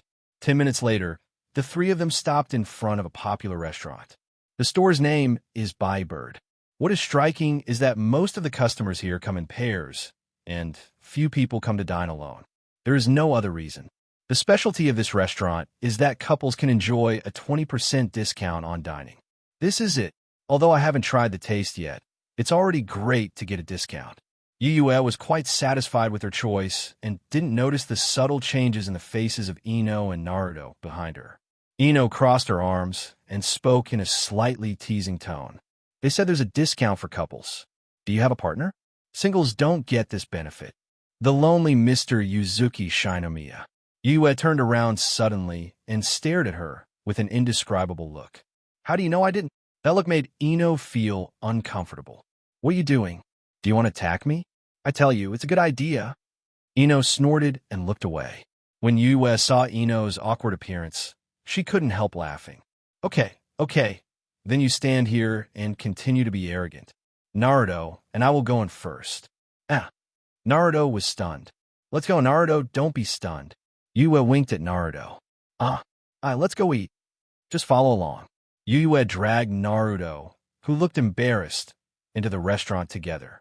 Ino's eyes widened. She couldn't believe that these two people were serious. In the restaurant, the two of them sat down, and the waiter gently placed a menu on the table. What would you like to taste? The waiter asked with a smile. Please give us 2 copies of the One Heart and One Heart set meal. Thank you very much. The meal you ordered was the set meal that was specially discounted for couples. You have to order this as a couple. The waiter looked at the 2 immature boys, Yue and Naruto, and gave a kind reminder. Obviously, we are. Yue took advantage of the situation and hugged Naruto in an intimate manner. The waiter was speechless and left silently. Soon, the store owner was invited out, and the 2 of them were unceremoniously invited out. Kids, don't cause trouble here. Woohoo! Take off! Yue and Naruto crossed the sky in a perfect parabola, landing squarely in front of Ino's feet. Yue raised her head and forced out a slightly embarrassed but still polite smile. Hi, Ino. A hashtag symbol appeared on Ino's forehead, with a look of displeasure on her face. She grabbed Yue's shirt. This is so embarrassing. Naruto huddled aside and snickered. Even though her body was shaken from side to side, Yue still did not forget to use her clever mind and become the king of ideas. I have a new idea. I guarantee it will work this time. Naruto, don't you know some kind of transformation technique? Just change. This time there will be no problem. Naruto was a little shy after hearing this. Well, let's forget it. As soon as Ino heard Yue's new suggestion, her eyes suddenly darkened. What bad idea are you thinking of again? How can you say this is a bad idea? Naruto's transformation technique is recognized even by the 3rd generation. Get out of here. Ino helplessly held up her forehead. I really can't do anything to you, so I'll go in with you. That's it. In order to prevent Shinomiya Yue from having another embarrassing idea that would cause her to have 3 bedrooms and 1 living room, Ino had no choice but to bite the bullet. Hearing this, Yue's eyes lit up. It would have been over already. Ino said nothing, just gritted her teeth and kicked him. Yue patted her butt, stood up, dusted herself off, and walked in the opposite direction to the restaurant.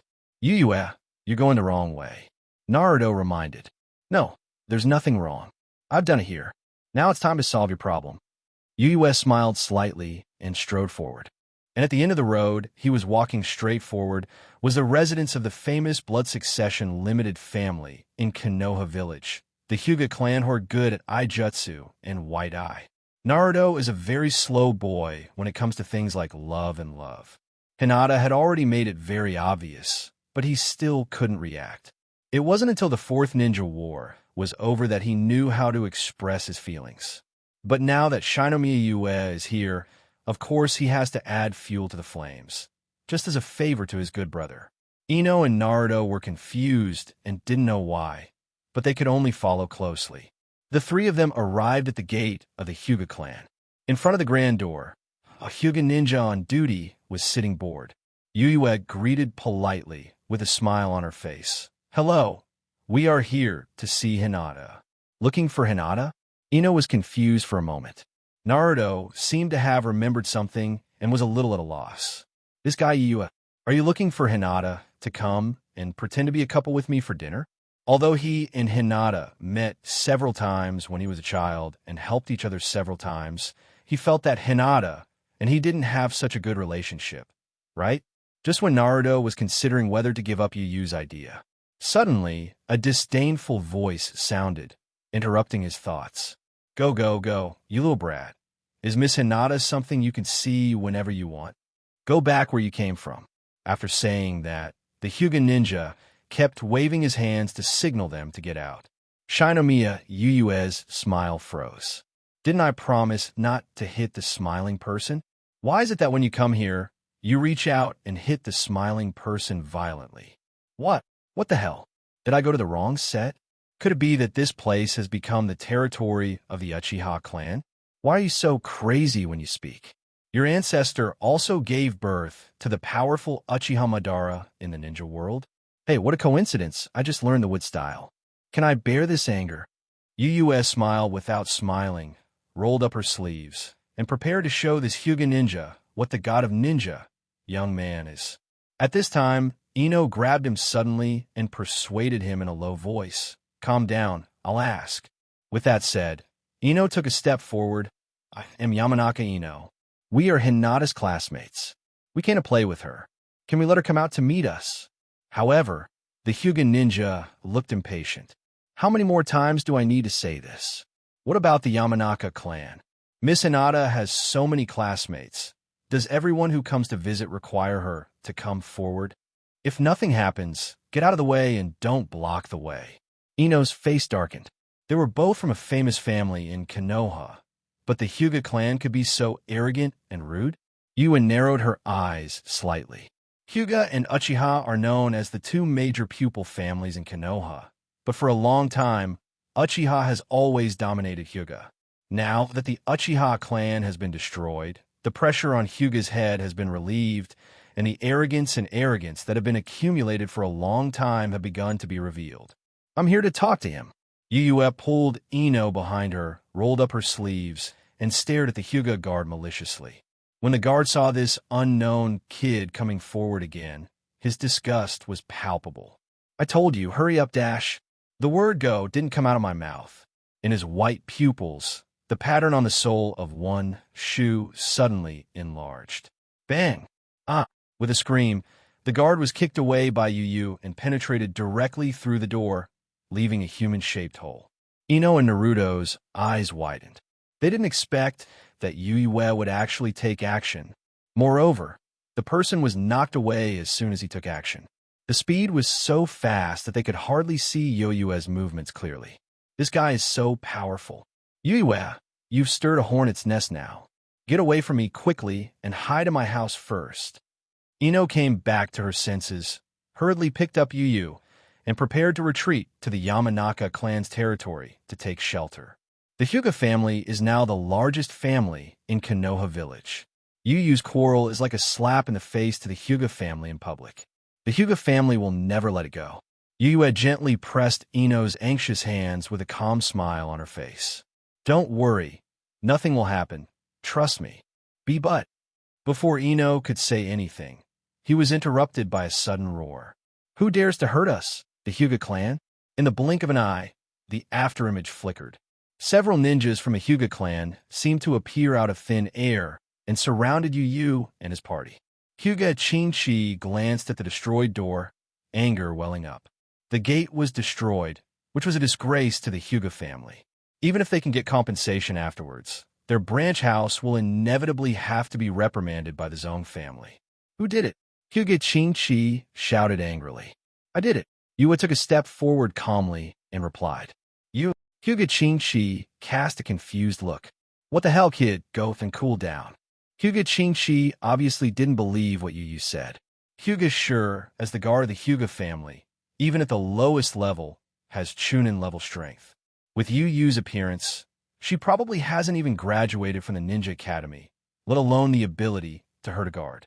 Unless he is a genius like Kakashi or Uchiha Itachi. But how is that possible?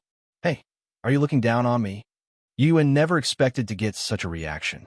At this moment, the injured Hyuga was helped out by someone with a very obvious red shoe mark on his face. Hyuga Chinchi hurriedly greeted him. Aji, who did it? What does the other party look like? He thought that the attacker had fled after injuring Hyuga and did not regard Yuyue and others as suspects at all. Hyuga's fingers trembled and he pointed at Yuyue with an angry look. That's him. The kick just now almost knocked him into the palace of hell. He never dreamed that this half-grown boy could be so powerful. Hyuga Chinchi's face was full of astonishment, and then he became angry. What a rare genius. But no matter what your reason is, I must take you down today. Otherwise, where is the majesty of the Hyuga family? Do it. Hyuga Chinchi gave the order, and the people behind him immediately took the gentle fist stance and surrounded Yuyue from all directions. Yuyue, be careful. Ino warned loudly. Naruto even rushed forward, wanting to help. Boom! Boom! However, in the blink of an eye, those Hyuga clan ninjas flew backwards like meteors, accompanied by a loud rumbling sound. There are several more big holes in the door of Hyuga's house. Everyone looked at Yue in shock. What exactly is this strength? Defeat 4 Chunin in the blink of an eye? Ino's eyes sparkled with admiration. This guy is too strong. Naruto opened his mouth wide. Is this still the one who has been competing with me for several years? You arrest people without asking any questions? This is the way big families like you behave. Isn't it too overbearing? Yuyue brushed off the dust on her shoulders, raised her head, and looked directly at Hyuga's clear pond. Hyuga Qingqi raised his eyebrows. He had a hunch that today's matter might not be solved easily. He took a deep breath and softened his tone. Who can tell me what exactly happened? As soon as the sentence came out, it showed that his attitude had softened. Geniuses get preferential treatment. Hey, uncle, we just wanted to play with Hinata. That guy was rude and insulted us. Yuyue couldn't stand it, so she taught him a lesson. Naruto stood up and told the truth. Yeah. Hyuga Qingqi cast his gaze and confirmed the truth with Hyuga sure. Facing the attention of everyone, Hyuga blushed and said harshly, Fart, when did I say such a thing? Really? Then it seems necessary for me to help you recall memories. Shinami is gearing up and has a bad look. Wait. Seeing this posture, Hyuga was immediately frightened and took a few steps back in fear. I admit that I said a little bit, but you can't do it directly. Well, seeing Hyuga sure like this, Hyuga Qingqi knew what was going on. Originally, if the other party was a commoner with little strength or background, they could explain this matter in a black and white light, and they would naturally handle it casually. But now that the other party is both a member of the Yamanaka clan and a young genius like Shinomiya Yuzuki, this matter can only be the fault of their Hyuga clan. Hyuga Qingqi suppressed the anger in his heart and asked Hyuga to admit his mistake. I'm sorry, this is my fault. It's not enough, that guy has to apologize too. Shinomiya Yuzuki points to Hyuga Qingqi. You! Hyuga Qingqi's eyes widened with anger. Isn't this a bit too much? Hurry up. You come up and take action without asking why. If I didn't have some strength, would you have taken me down? Shinomiya Yuyue urged. Sorry. Finally, Hyuga Qingqi gritted his teeth and said reluctantly, That's pretty much it. Okay, then I will forgive you this time. Shinomiya Yuyue smiled generously. At the moment when things were about to end. What's going on here? A powerful voice suddenly sounded, interrupting the tranquility of the scene. Everyone turned their heads and focused their attention on the dilapidated door. They saw a dignified and steady middle-aged man walking out, followed by 3 small figures. He is none other than Hyuga Hayashi, the leader of the Hyuga clan, along with his 2 daughters, the gentle Hinata and the lively Hanabi, as well as the branch house genius boy Hyuga Niji. Clan leader, Hyuga Qingqi and others quickly saluted respectfully and then described the incident in detail. At this time, Hinata's eyes quietly fell on Naruto behind Yuyue, and from that moment on, her eyes never left. Naruto seemed to have a tacit understanding and happened to turn his head to look, and their eyes met. Naruto grinned, as bright as the sun, which made Hinata's cheeks suddenly dyed with 2 red clouds. Naruto-kun. At the same time, Hyuga Hayashi has also heard the whole story. His eyes turned to Shinomiya Yuyue, who was similar in age to his daughter, with a flash of appreciation in his eyes. The power of one person can instantly defeat 4 Chunin with outstanding physical skills. This strength should not be underestimated. I secretly thought that maybe an elite jonin who could rival Hatake Kakashi would be born in the future. I am the leader of the Hyuga clan, Hyuga Hayashi. Can you tell me your name? Hyuga Hayashi walked forward slowly, forcing an unnatural smile on his face.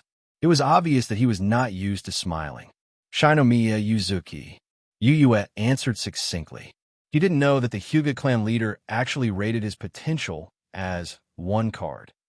Hyuga-kun, I already know what happened. We are in the wrong. I apologize to you. Hyuga Hayashi looked sincere. Clan leader Hyuga is too polite. You don't need to apologize personally. It's those 2 guys' problem. Sagong Yue smiled and said, He has always been a soft-spoken person. I heard that you are here to invite Hinata to go out to play. Of course there is no problem. At your age, you should go out more and enjoy the joy of youth. After saying that, Hyuga Hayashi pulled Hinata and asked her to stand in front of everyone. Come on, Hinata, this is your classmate, right? Since we were in the same class, We need to communicate more in the future. Hyuga Hayashi nudged Hinata, who stepped forward shyly.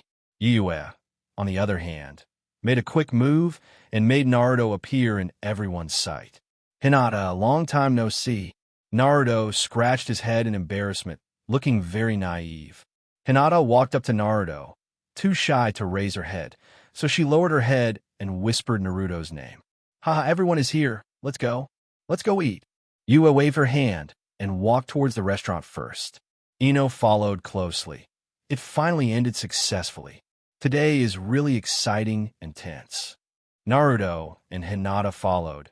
Hinata was quiet most of the time, only occasionally nodding in response to Naruto's words.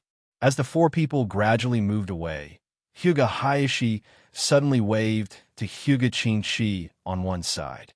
Chief, what are your orders? Go check out that Shinomiya Yuyue.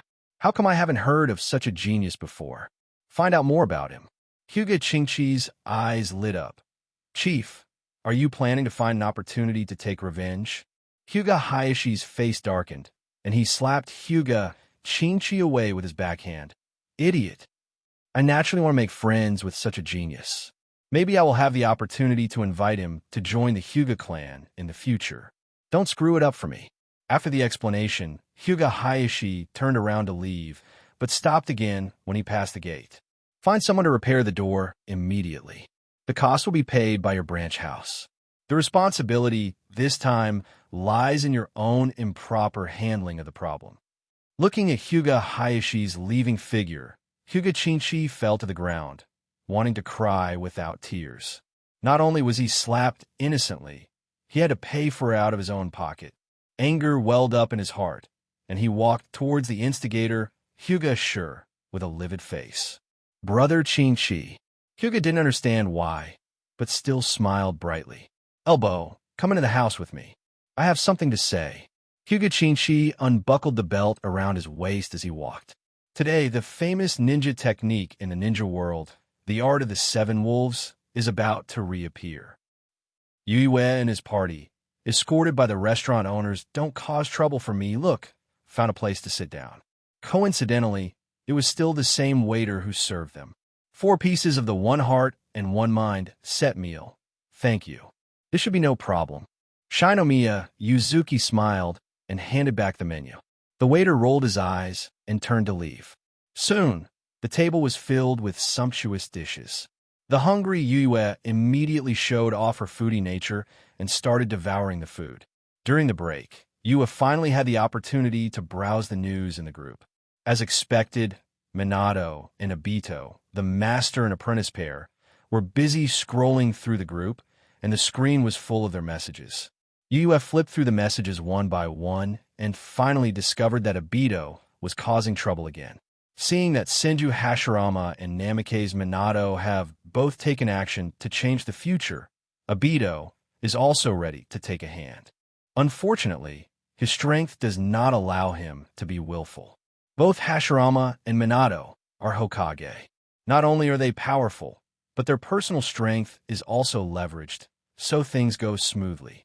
And Obito is just an inconspicuous little genin now.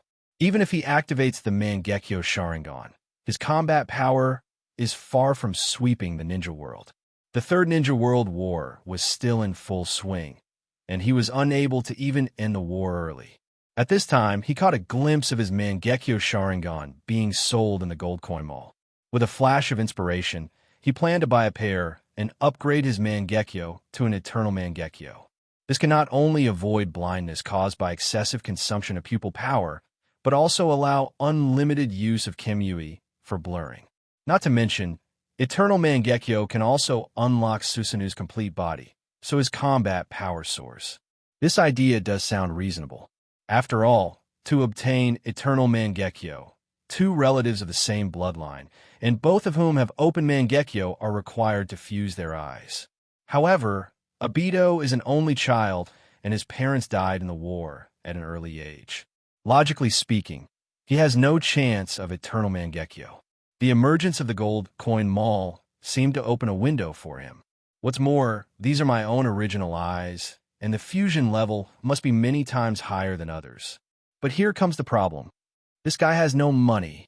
Uchiha Obito's Mangekyo was priced at 300,000 gold coins, but he was short of money and didn't have any coins.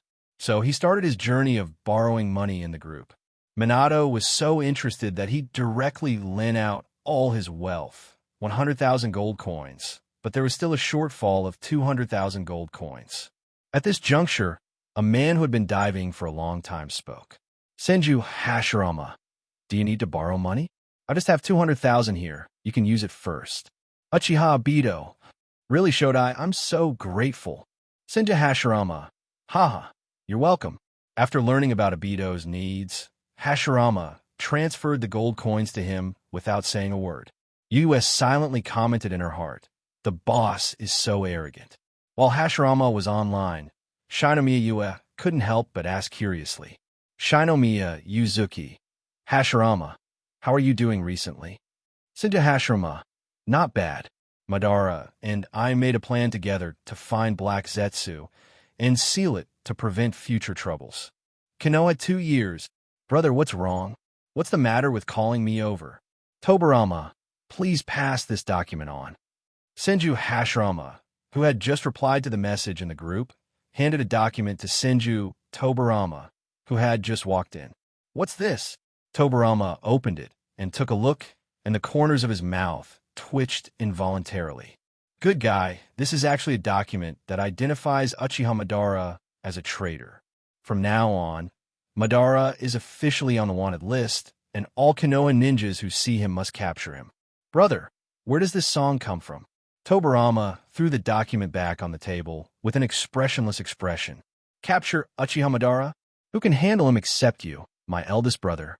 Doesn't sending this document mean to publicly declare that we are powerless? If this file is really executed, the Konoha ninjas will be in luck, and the enjoyment will be over. Also, what's going on between you and Madara? Why did you say we broke up? Weren't you two close buddies before? Although Tobarama doesn't like Madara, his desire for peace is sincere. Madara's existence is like a sea-fixing needle, making the entire ninja world afraid to act rashly. Senju Hashirama sighed softly. Hey, I can't explain this for a while. You just do it first, and I will explain it in detail later. Seeing that his eldest brother didn't want to talk more, Tobarama shook his head slightly, took the betrayal document, and left in an instant. Hashirama didn't mean to hide it, but before the matter was completely resolved, the fewer people who knew about it, the better. That black is by no means a trivial matter. It can possess people and escape from the ground, but its whereabouts are still difficult to detect. If you're not careful, secrets may be leaked. Now Madara has secretly gone to the Kingdom of Whirlpool to learn sealing techniques. Only sealing techniques can work on special beings like Black Zetsu. During this time, Konoha must keep a distance from Madara and even pretend to be in opposition. In this way, Black Zetsu might encourage Madara and Hashirama to go to war for the sake of awakening the Samsara Eye. And once Black Zetsu gets close to Madara, what awaits it is the fate of being sealed. Chat group dynamics. Senju Hashirama. Next, I can only wait for good news and see if it will take the bait. Shinomiya Yue. This move is really brilliant. Hashirama. After defeating Black Zetsu, have you ever thought about pursuing the victory and killing Kaguya? Senju Hashirama. I'm afraid Madara and I are no match for her. Even the wooden golem's technique cannot resist that level of power. Shinomiya Yuzuki. Stupid. Can't you or Madara become 10-tails Jinchuriki? You two find a way to bring out the Samsara Eye and summon the Ghetto statue. Anyway, catching a tailed beast is as easy for you as clamping a doll in a claw machine. Although Kaguya is strong, she lacks actual combat experience. With your strength, under the same conditions, you have a great chance of winning. Besides, Kaguya is a great beauty. Uchiha Obito. Why does it feel like something insignificant has been inserted? Shinomiya Yuzuki. Oh, don't worry about these details. She's actually quite naive. She launched Infinite Tsukuyami just to resist future Otsutsuki invasions. If you can convince her, she will be a powerful ally. When Otsutsuki comes again in the future, the three of you will fight side by side. Even Otsutsuki will be confused. Senju Hashirama, it sounds like a good plan, but we'll talk about it later. Even Black Zetsu hasn't been settled yet. Shinomiya UUS smiled and exited the group chat and continued eating. The four of them ate this meal from the high sun at noon to the willow branches above the moon. There were countless dishes on the table. No one expected that Hinata's seemingly petite body actually hid a bottomless pit, and that one person monopolized half of the dining table. Everyone, did you enjoy your meal? Shinomiya Yuzuki returned from the checkout and saw that Naruto and Hinata were getting closer and closer. She felt relieved. It seemed that her busy work today was not in vain. Everyone in the chat group is rewriting the chapter of destiny in their own way, in big or small ways. As the leader of the group, Yue is naturally unwilling to be left behind. It's time for him to take action and add a few strokes to his script. Although compared to Hokage big names like Senju Hashirama and Namikaze Minato, Shinomiya Yue is just an inconspicuous little character, unable to change the world. He could only proceed step by step and advance slowly. Today's turmoil in Hyuga's family is just a prologue and is far from over. You're full, Yue. Thank you for your hospitality. Naruto's face was full of joy. He had eaten delicious food, and he had gained a new friend who did not reject him. It was a double happiness. And I'm also very grateful, Yuzuki-kun. Hinata whispered, shyly thanking you. Hey, you want to show your attitude? Yue lowered her head and looked at Ino, who was picking her teeth leisurely. I'm so grateful. Ino rolled her eyes and said perfunctorily, this is too insincere. Okay, it's getting late. Let's go back to our homes. After saying that, the four of them walked out of the restaurant. But as soon as they went out, a black shadow stopped in front of everyone like a phantom. Shinomiya Yue, come with me. The visitor was dressed in standard umbu attire, with a mask covering his face. People who don't know the truth may mistakenly think that this is umbu from the Hokage order. But Shinomiya Yue could tell at a glance that he was a member of the Root organization. Umbu and Root masks are slightly different. In other words, he has been targeted by Danzo. Yue, why is Hokage looking for you? Ino's head was full of questions. Oops, today's incident must have been revealed to the Hokage by the Hyuga family. You will suffer a lot now. With Yu's potential, Ino is not worried that he will be punished, but a scolding is inevitable. However, Shinomiya Yue led everyone and walked past the Root members calmly, as if they didn't hear anything. Ignore him, let's go. Yue's actions confused his friends, but no one asked questions, and they all followed his pace. Only the Root member was left, staring at their backs with deep eyes and drifting away.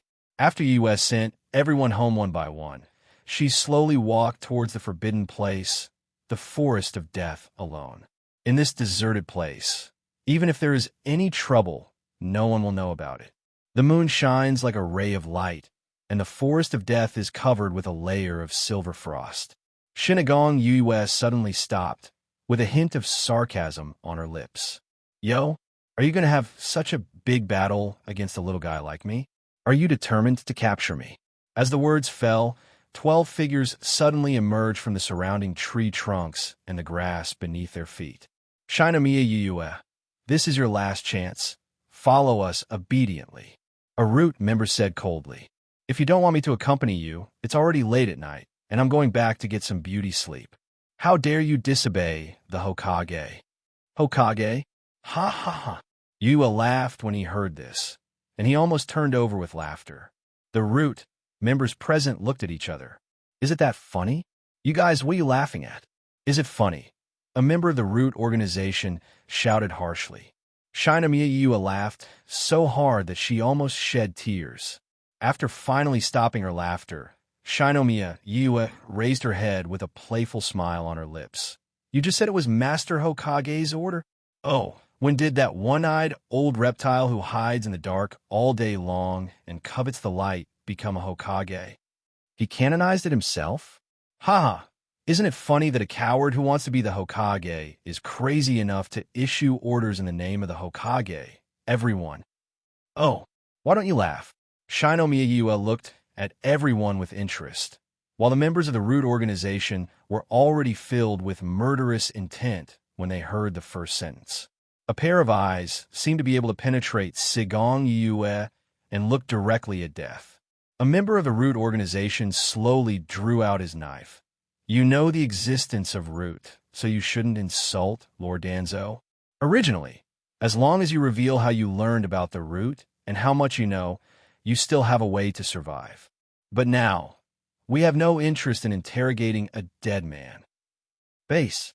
Before the words were finished, several people drew their swords and rushed towards Sigong Yue like thunder. Wind escape, a wind blade.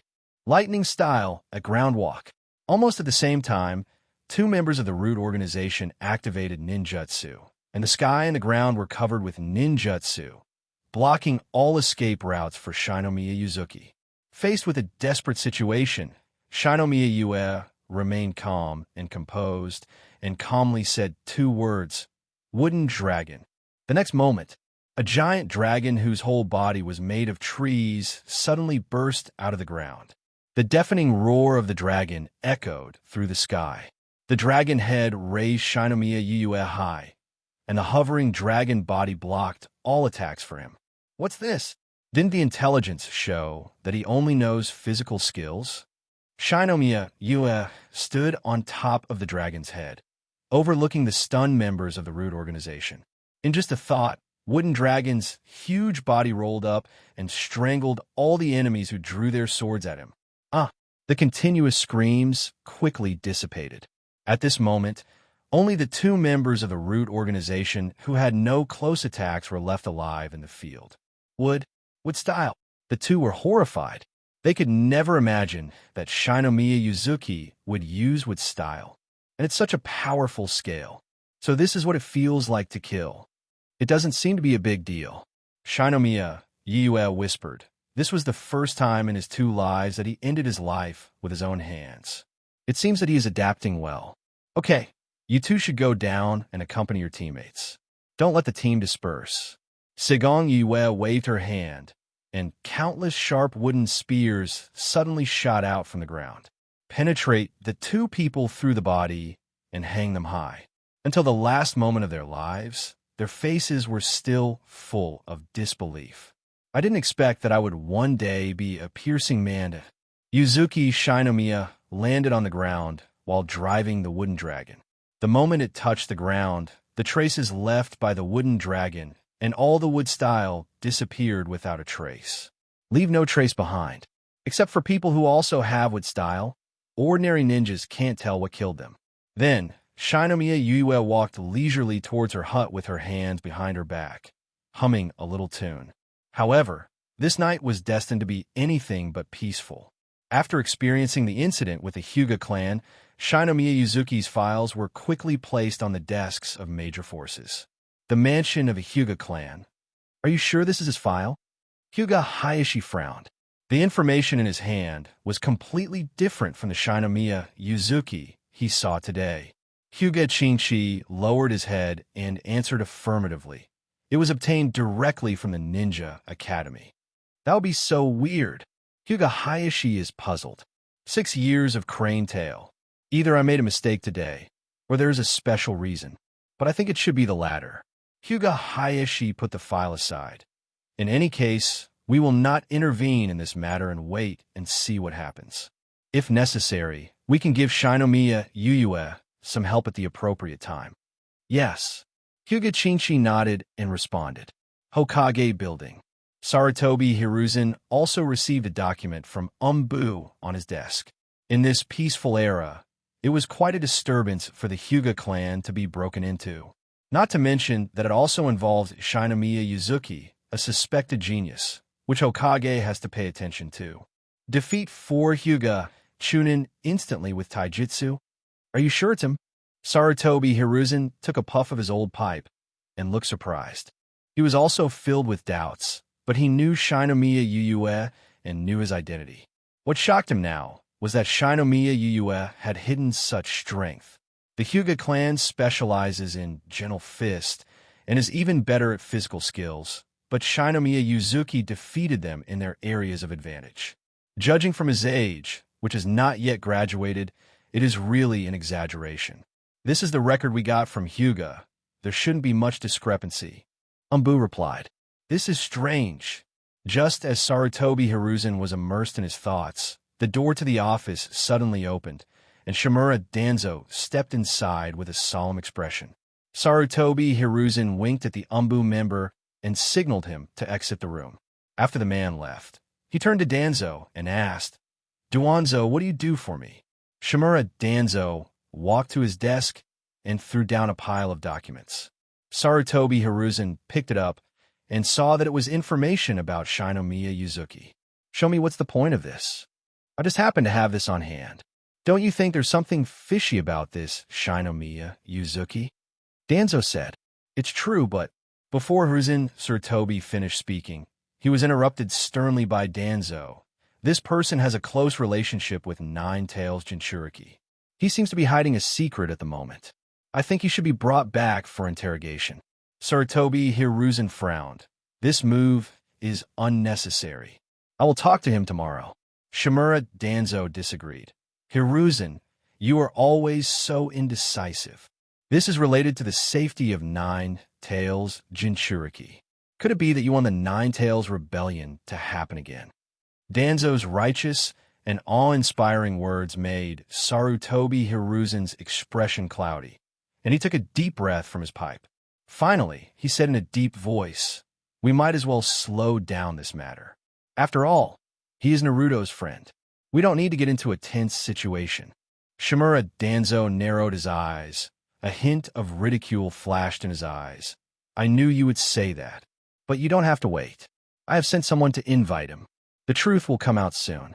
After saying this, Danzo turned around to leave. Bang!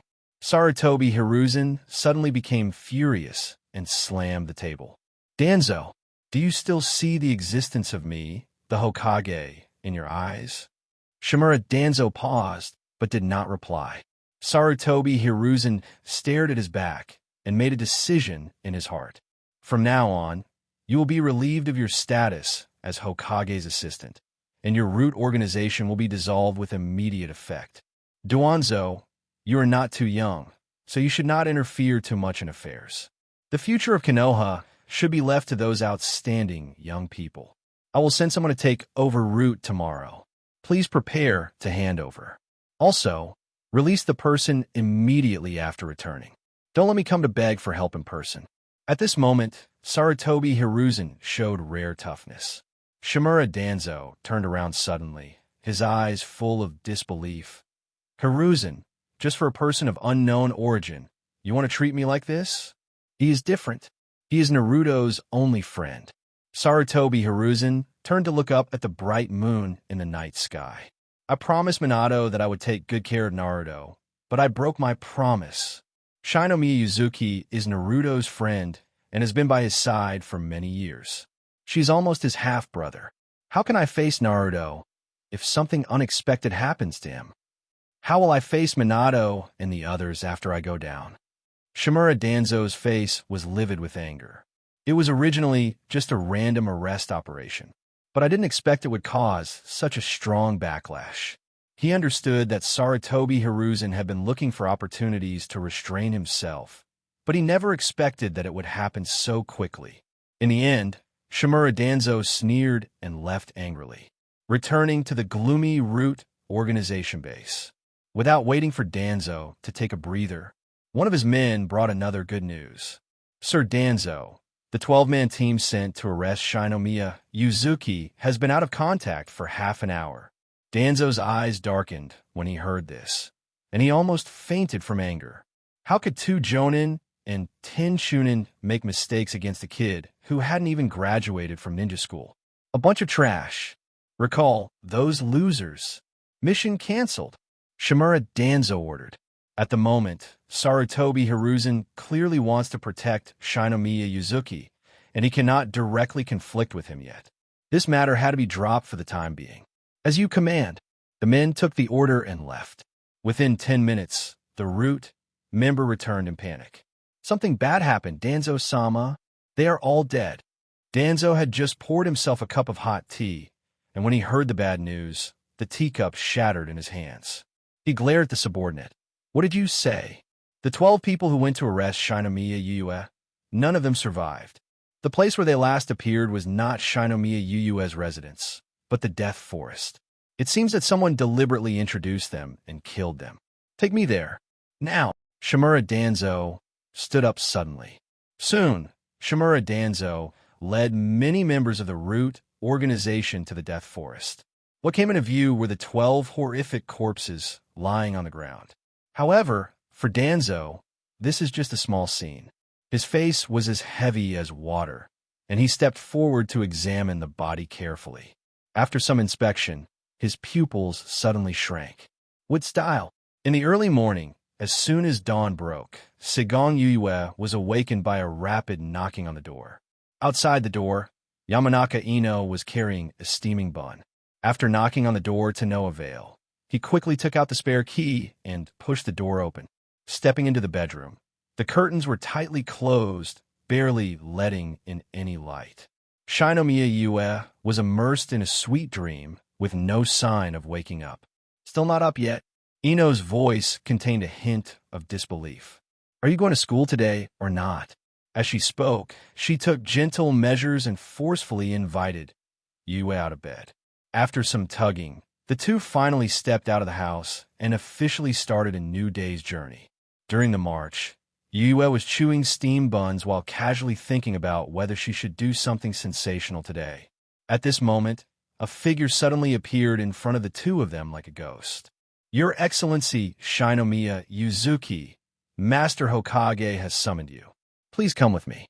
The visitor wears the iconic Umbu mask, and his words reveal unique politeness and rigor, making his identity self-evident. Yuzuki looked at it for a moment and confirmed that this was not Danzo's secret route, but a real Umbu member. However, he refused to call. I'm sorry, I'm rushing to school.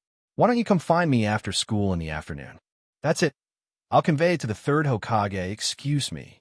After saying that, the Umbu members disappeared into the air instantly, leaving behind a series of faint afterimages. That's it again. Why don't you take the time to go to the Hokage office? It's not good to have people knocking on your door every day. Ino looked towards the direction Umbu left and suggested to Yuyue. Having someone come to my door 2 days in a row is really a headache. Yuyue smiled and waved her hand. It doesn't matter. Just let it go for a while. Okay, now that you've decided. Ino had no objection to Yuyue's decision, and the two continued towards the Ninja Academy. At this moment, a strange slogan came from behind, breaking the morning tranquility. Yue stopped and asked, "What's going on?" Soon, two figures in green tights flashed past, in a strange posture of running upside down. They are none other than the dynamic Metki and apprentice Rock Lee. Woo! This is youth, shall we? Run 5 more laps. Hold on. Let our youth burn. Yes, Teacher Kai. Metkai's passionate shouts inspired Rock Lee, making his already tired body seem full of strength. Hey, it's you, Kai. Shally, good morning. Yuyue said hello in a friendly manner. He had longed for the 8 Gates Dunjia, and believed that even if he did not have the talent to become a ninja, specializing in taijutsu would be a good way. Therefore, he once took the initiative to find Metkai and asked to train together.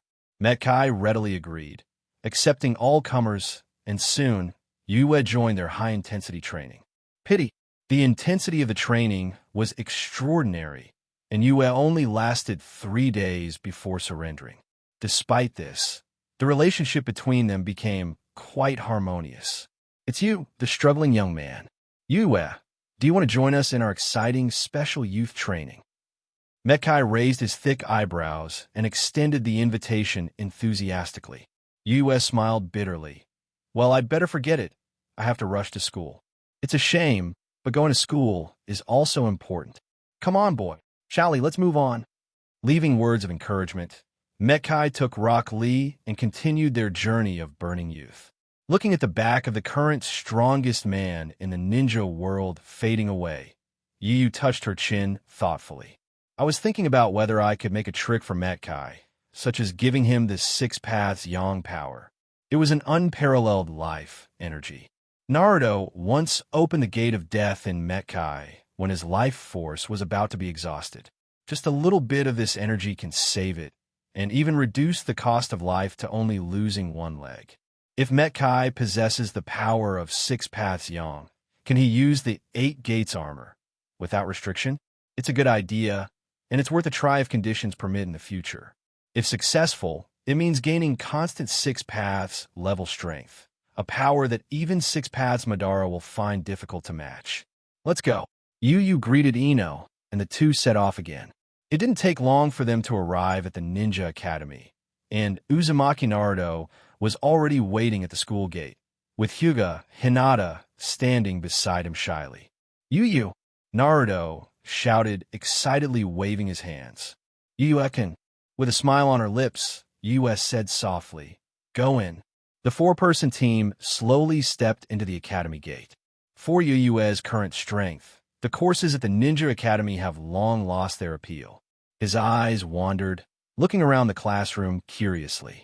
Graduation is imminent. Xiaoqiang 12 is about to be divided into classes, and a key node in the Hokage story is about to begin. But this time, the addition of Shinomiya Yuzuki is destined to make this ninja world deviate from the original script.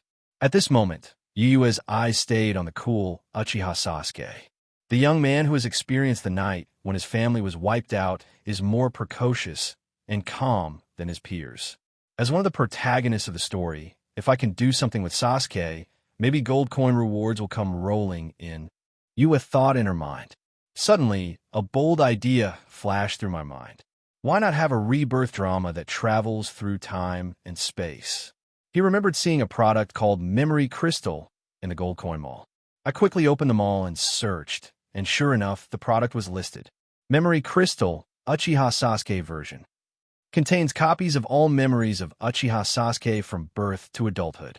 After use, Uchiha Sasuke's memories can be completely inherited. Price, 30,000 gold coins. That's it. Yu said nothing and bought it directly. He still has a deposit of 110,000 gold coins, which is not a problem for him. Hey, Sasuke, get ready to meet your new destiny. Yu couldn't help but smile like an ant. Sasuke, who has returned from the era of the Legend of Boruto, will make waves when he appears in this era. He is full of expectations. You will definitely be able to blast the gold coins of the chat group by then. Finally, after class was over, Yu went straight to Sasuke. What's the matter? Sasuke asked coldly. I have news about Uchiha Itachi here. Don't you want to know? Yuzuki directly threw out a bait that Sasuke could not ignore.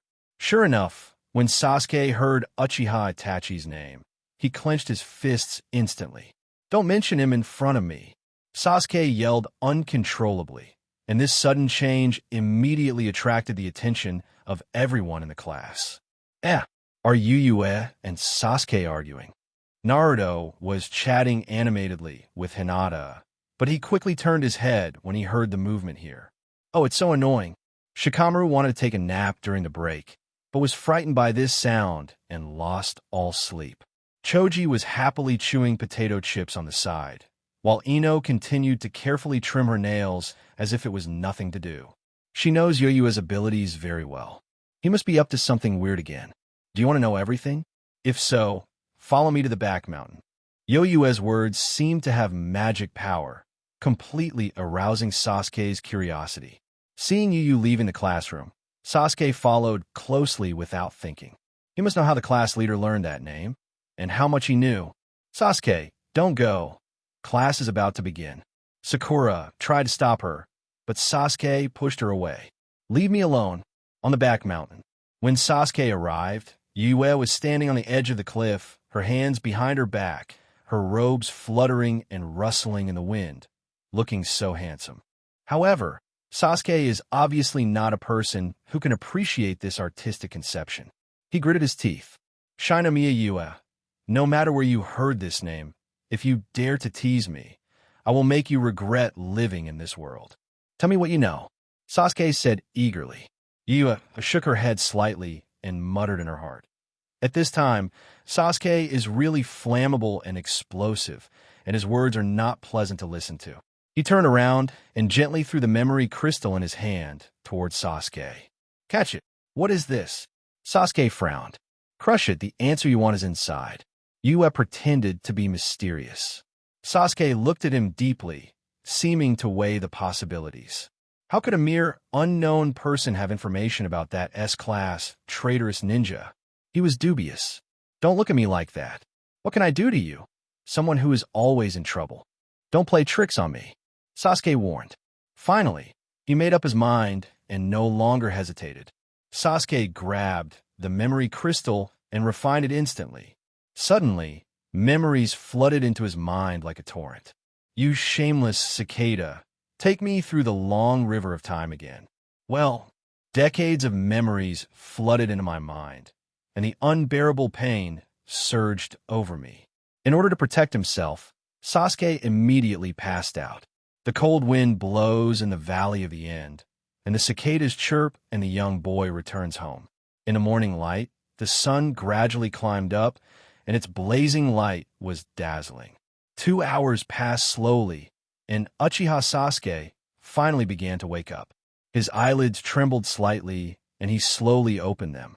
The dazzling sunlight made him instinctively block it with his hands. Sakura, where's the roof of our house? Sasuke remembers that he was lying down at home. After the fierce battle with Otsutsuki Ishiki, Boruto, who was possessed by Momoshiki, blinded his Rinnegan.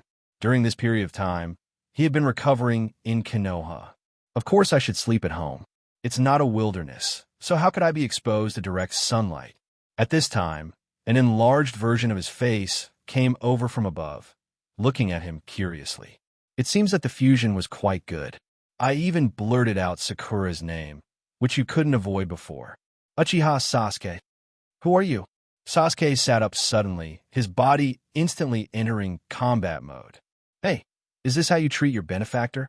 I spent a lot of effort to bring you back from the future, and you're going to do it as soon as you wake up? Yu said displeased. Before Sasuke could say anything, Yu's words seemed to trigger some kind of mechanism. A memory suddenly appeared in his mind, which was the memory fragment of young Sasuke. Soon after, all the memories merged perfectly, and a new Sasuke was born.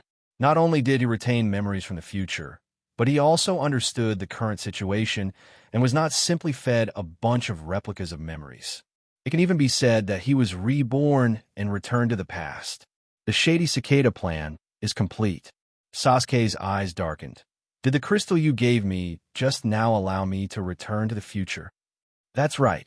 Shinomiya, Yu nodded to confirm. What kind of technique is this? In addition, Shinomiya Yu, in my memory, this name does not exist. You seem to have appeared out of nowhere, and you have mastered the art of controlling time. You shouldn't be an unknown person. In Sasuke's memory, there was no such person as Shinomiya Yuzuki since the ninja school. But in the current time and space, he is extremely active and even became friends with Naruto. The incongruity in this is difficult to ignore. Uchiha Sasuke slowly stood up, his dark eyes gradually filled with red halos. A Magatama, 2 Magatama, 3 Magatama. In just a few seconds, Sasuke's single Magatama, Sharingan, quickly evolved into a triple Magatama. This is due to his decades of experience in using Sharingan. Except that Mangekyo cannot be directly advanced. Ordinary Sharingan can quickly open to the 3 Magatama state under his control. Aren't you going to explain? Faced with Sasuke's guarded posture, Shinomiya Yuzuki felt helpless. Are you so nervous? Are you from the Otsutsuki clan? Sasuke asked. Aliens like Otsutsuki Urashiki can open a passage back into the past. He and Boruto have indeed experienced it. But it was a physical time travel, and history cannot be overly interfered with, otherwise it will lead to unexpected consequences. But Yu's technique is obviously more advanced. Not only can he intervene in history, but he can also create an effect comparable to rebirth. Do you think I look like it? No way. Sasuke shook his head. Otsutsuki's appearance is too distinctive. Shinomiya Yuzuki indeed looks like a pure human being. That's right. My existence goes far beyond the scope of the Otsutsuki clan. For now, The ninja world is a lot of fun for me. I really like it and the people here. You don't have to be wary of me all the time. I'm sure I can bring you back. Instead of thinking about attacking me all day long, it's better to think about how to get rid of Danzo and bring Itachi home. Sasuke looked at him deeply for a moment, seeming to weigh something. After a moment, Sasuke nodded and stopped his confrontational attitude. What Shinomiya Yuyue said makes sense. In any case, he has not yet fully returned to his peak state, and even if Shinomiya Yuyue has an agenda, he is unable to stop it. After countless ups and downs, Sasuke is no longer the young boy who just hits the wall. He has learned to think and consider a more far-reaching plan. Isn't this solved? Let's go. Sasuke, we've already missed 2 classes, and Mr. Irika is probably furious. Shinomiya Yuzuki put her arm around Sasuke's shoulder in a familiar manner. You. Sasuke seemed a little uncomfortable. They didn't seem that close, right? Fight. Confirmation of current world line changes. Congratulations on winning 100,000 gold coins. This, 100,000 gold coins? Shinomiya Yuyue glanced at Sasuke next to her. This guy is worthy of being a member of the protagonist group. He is a walking gold coin making machine. Since Sasuke is so valuable, Naruto must be no different, and he has much more money now. We have to find a suitable time to give Naruto a gorgeous turn. As for what cheat to prescribe to Naruto, he still had to think about it. The 2 of them slipped back to the classroom from the back hill. It was time for class, and the 2 of them walked across the podium and returned to their seats under Irika's resentful eyes. Irika looked at Yuzuki and Sasuke and sighed softly. One is a genius from the Uchiha clan who is too busy to say anything. The other is the end of a 10,000-year crane, which is useless to say. Forget it, I'm tired. So, Irika continued his lecture. Sasuke, this is the content of the first 2 sections. Do you need me to supplement it for you? Sakura quietly came over with her notes and asked Sasuke in a low voice. Although she knew she might be rejected, who made her like this handsome guy from Uchiha? Unexpectedly, Sasuke's answer made Sakura feel as if she was in a dream. He said gently, "Thank you, but I don't need it." Sakura was extremely surprised. Is this really Sasuke? It feels like his whole being is different. Although she still refused, her tone was so gentle that she couldn't believe it. Uchiha Sasuke glanced at Sakura, who was blushing, and sighed helplessly. He himself knew very well that this change in attitude towards Sakura was indeed surprising. But what could be done? After all, she will become his wife in the future, so she can't still look cold now. Stop staring at me and pay attention, Sasuke said in a low voice. Yeah. Sakura nodded repeatedly, as if she had been given a shot of blood. But in fact, her mind had already wandered away, and she would peek at Sasuke from time to time. Sasuke took this opportunity to carefully observe the students in the class. Inazuka Kiba, Aburame Shino, Nara Shikamu, Akimichi Choji, Yamanaka Ino, familiar faces are all there. Everything is business as usual. But in the blink of an eye, Sasuke discovered that Naruto was no longer at his original position. Wait, why did Naruto go and sit next to Hinata? Shouldn't he be next to me with Sakura? Seeing that the 2 of them were chatting secretly during class, it was obvious that they had become familiar with each other. The future is already changing. Uchiha Sasuke's eyes turned to the sleeping boy in the corner of the classroom, Shinomiya Yuzuki. All the changes happened because of him, this mysterious and weird guy. Sasuke shook his head slightly and decided to ignore these trivial matters for now.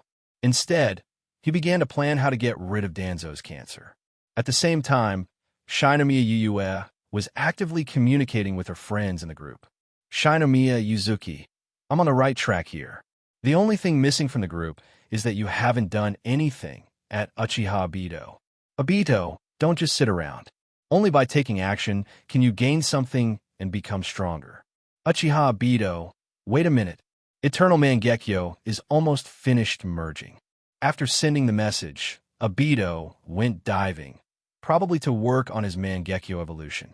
But the busy man Hashirama was not around, so Yuzuki had no choice but to chat with Minato Namikaze.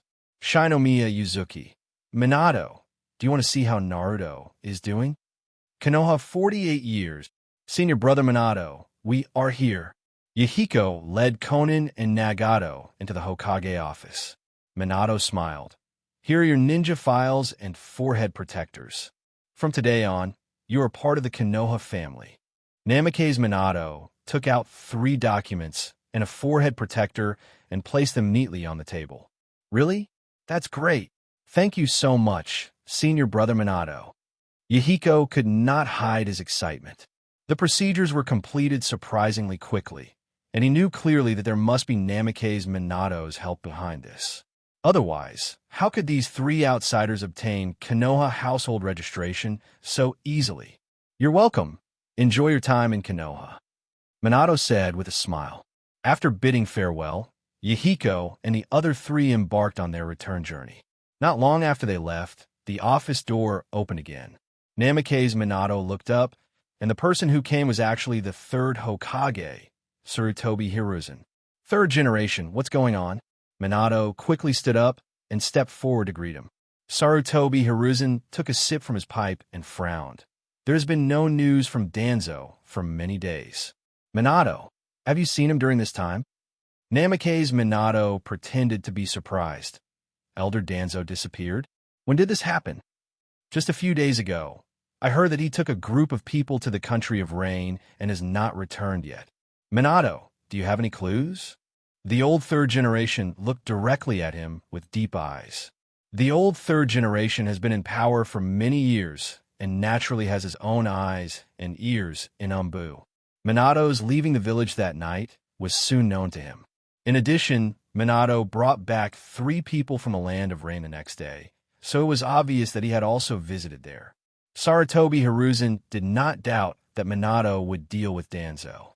After all, there was no enmity between the two, and Minato was not that kind of person. Even if he was told that Danzo was hit by a meteor, he would never believe that Minato would take action. He was just worried that Danzo would be caught by Minato when he was doing evil, which would cause a gap between the two. In this way, when Danzo was in danger, Minato might not have come to his aid. After all, they were in the Kingdom of Rain at the same time, so the possibility of meeting them was not small. Namake's Minato shook his head, without revealing any trace on his face. That day, I received an urgent message from Mr. Jiraiya, saying that Yahiko and the others were in danger and needed my help. I came back after rescuing people, and I haven't seen Elder Danzo. That's it. Hiruzen Sarutobi took another puff of his pipe, nodded, and didn't ask any more questions. Looking at the departing figure of the old 3rd generation, the smile on Minato's face gradually faded and became calm. He once respected this old man very much and devoted his whole life to Konoha. But some of the other party's actions really made him disagree. In the original world line, he turned a blind eye to Danzo's private activities, and many of Konoha's talents fell as a result. For the sake of the Samsara, Danzo did not hesitate to frame Yahiko and the others. In the past, the White Fang of Konoha had a great reputation and was expected to become the Hokage. But due to Danzo's behind-the-scenes calculations, he fell under the blade of public opinion. Uchiha Shursui, and even the entire Uchiha clan, are victims of Danzo's desire for Sharingan. These are just the tip of the iceberg. What he did is too numerous to describe. Not to mention his death during the Nine Tails Rebellion and Danzo's absence on that fateful night. Sarutobi Hiruzen clearly entrusted him to take good care of Naruto, but in the end he only agreed verbally. He has made many enemies in the ninja world, and it is understandable that he concealed his identity as the son of the Hokage in order to protect Naruto. But why is the label Nine Tails Jinchuriki so well known to the world? But Naruto has barely enjoyed the legacy he left behind as a Hokage. What the old 3rd generation did made Namake's Minato extremely disappointed. Minato returned to his desk, ready to continue working.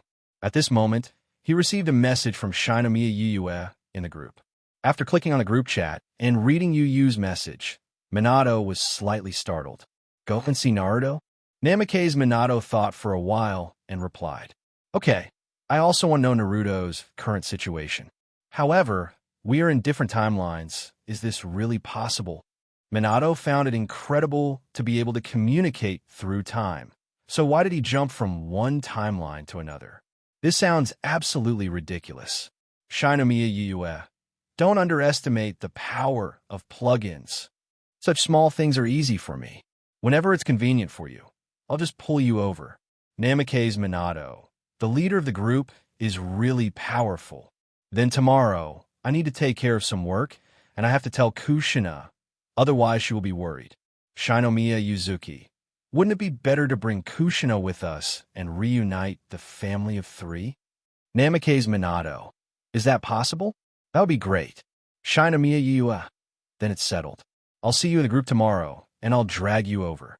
Namikaze Minato, okay, I'm going to prepare some things first. I'm a little nervous talking about it. Uchiha Bito, what happened? You didn't take me with you for such a good thing. It's too much. If I hadn't come up to take a look, could it be that, Minato-sensei, you were going to leave me alone? At Namikaze Minato, Shinomiya Yuzuki, aren't you busy working on the Eternal Mangekyo? You finished it so quickly. Besides, you and Naruto are not familiar with each other. So why are you running over to join the fun? Uchiha Bito, small Eternity Mangekyo is not simple to me. Picture the JPG. He sent a selfie in which the patterns of Mangekyo Sharingan were subtly changing in his eyes. Apparently, his Eternal Mangekyo Sharingan evolution is complete. Also, who said I don't know Naruto? When he was born, neither Kakashi nor Lin were there. Only me was there, and I even blasted him. Namikaze Minato, Shinomiya Yuzuki, 6. I made one hell of a joke. Senja Hashirama, hey, everyone is still chatting so late. Aren't you sleeping? Shinomiya Yue's eyes lit up when she saw this big boss. If Namikaze Minato and Obito can come, why not bring the first generation as well? Imagine what kind of sensation it would cause if the god of the ninja world came to Konoha live. Shinomiya Yuzuki, we are discussing tomorrow's team building activities and are planning to come to my place to play together. First generation, do you want to come and join the fun? By the way, is it nighttime there? It's noon here. Uchiha Bito, noon? Evening?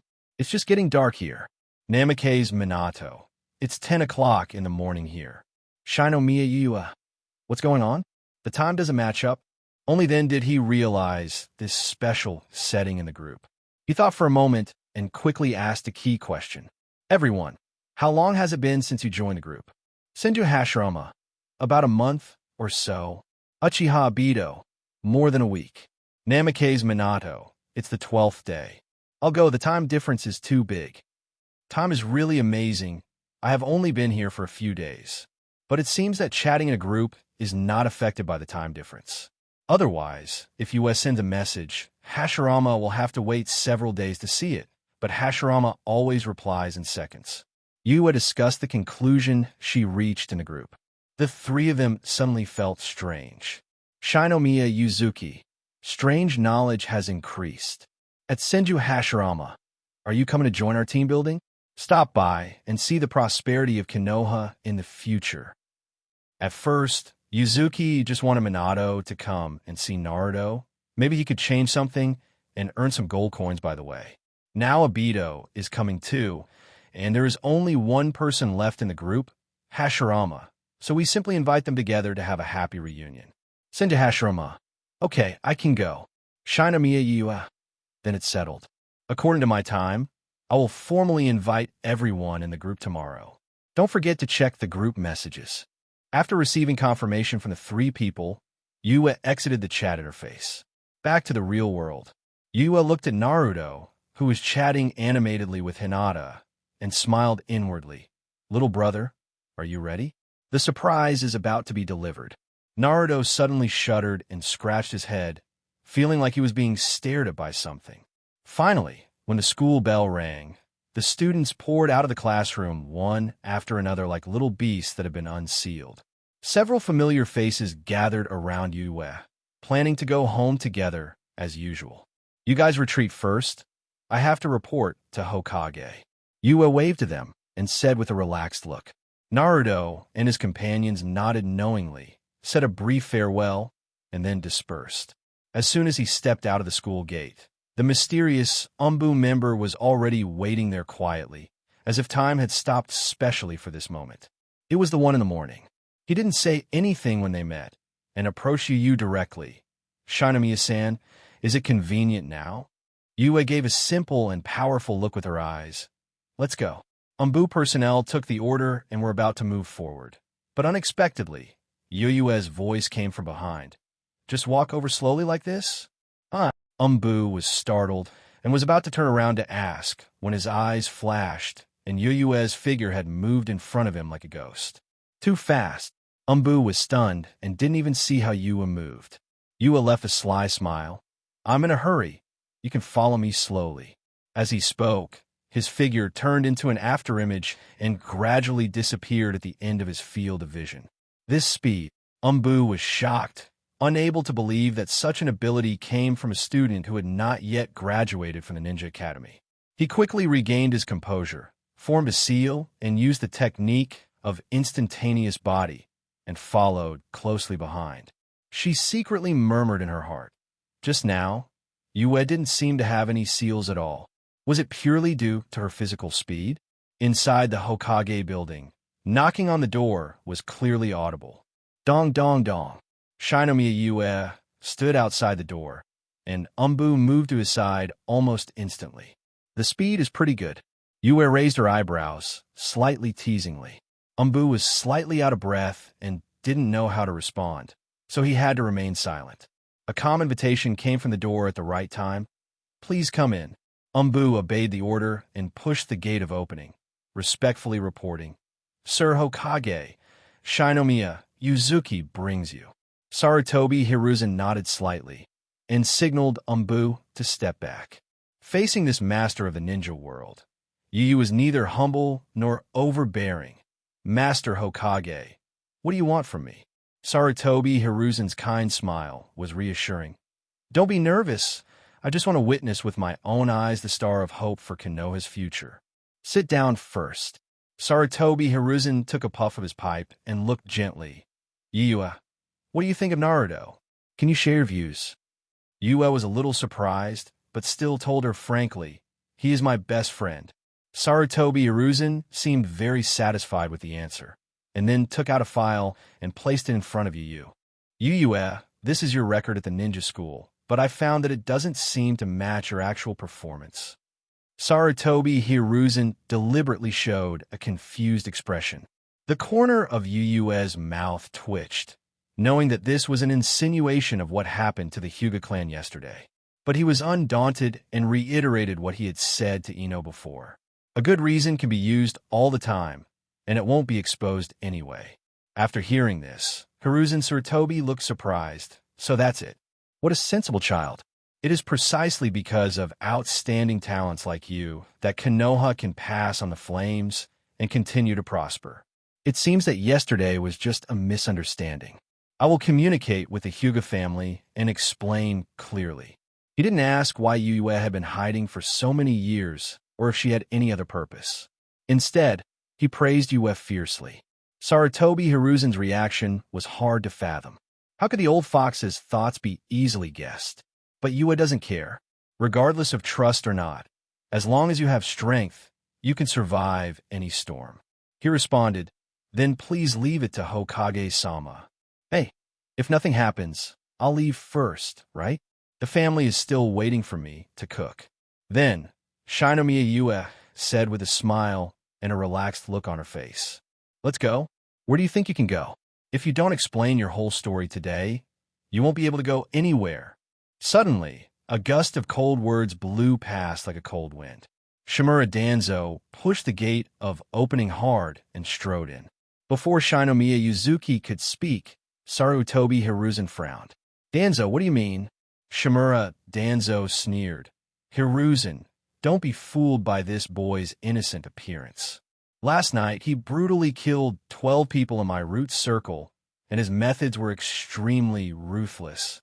I seriously suspect that he is a spy sent from other villages.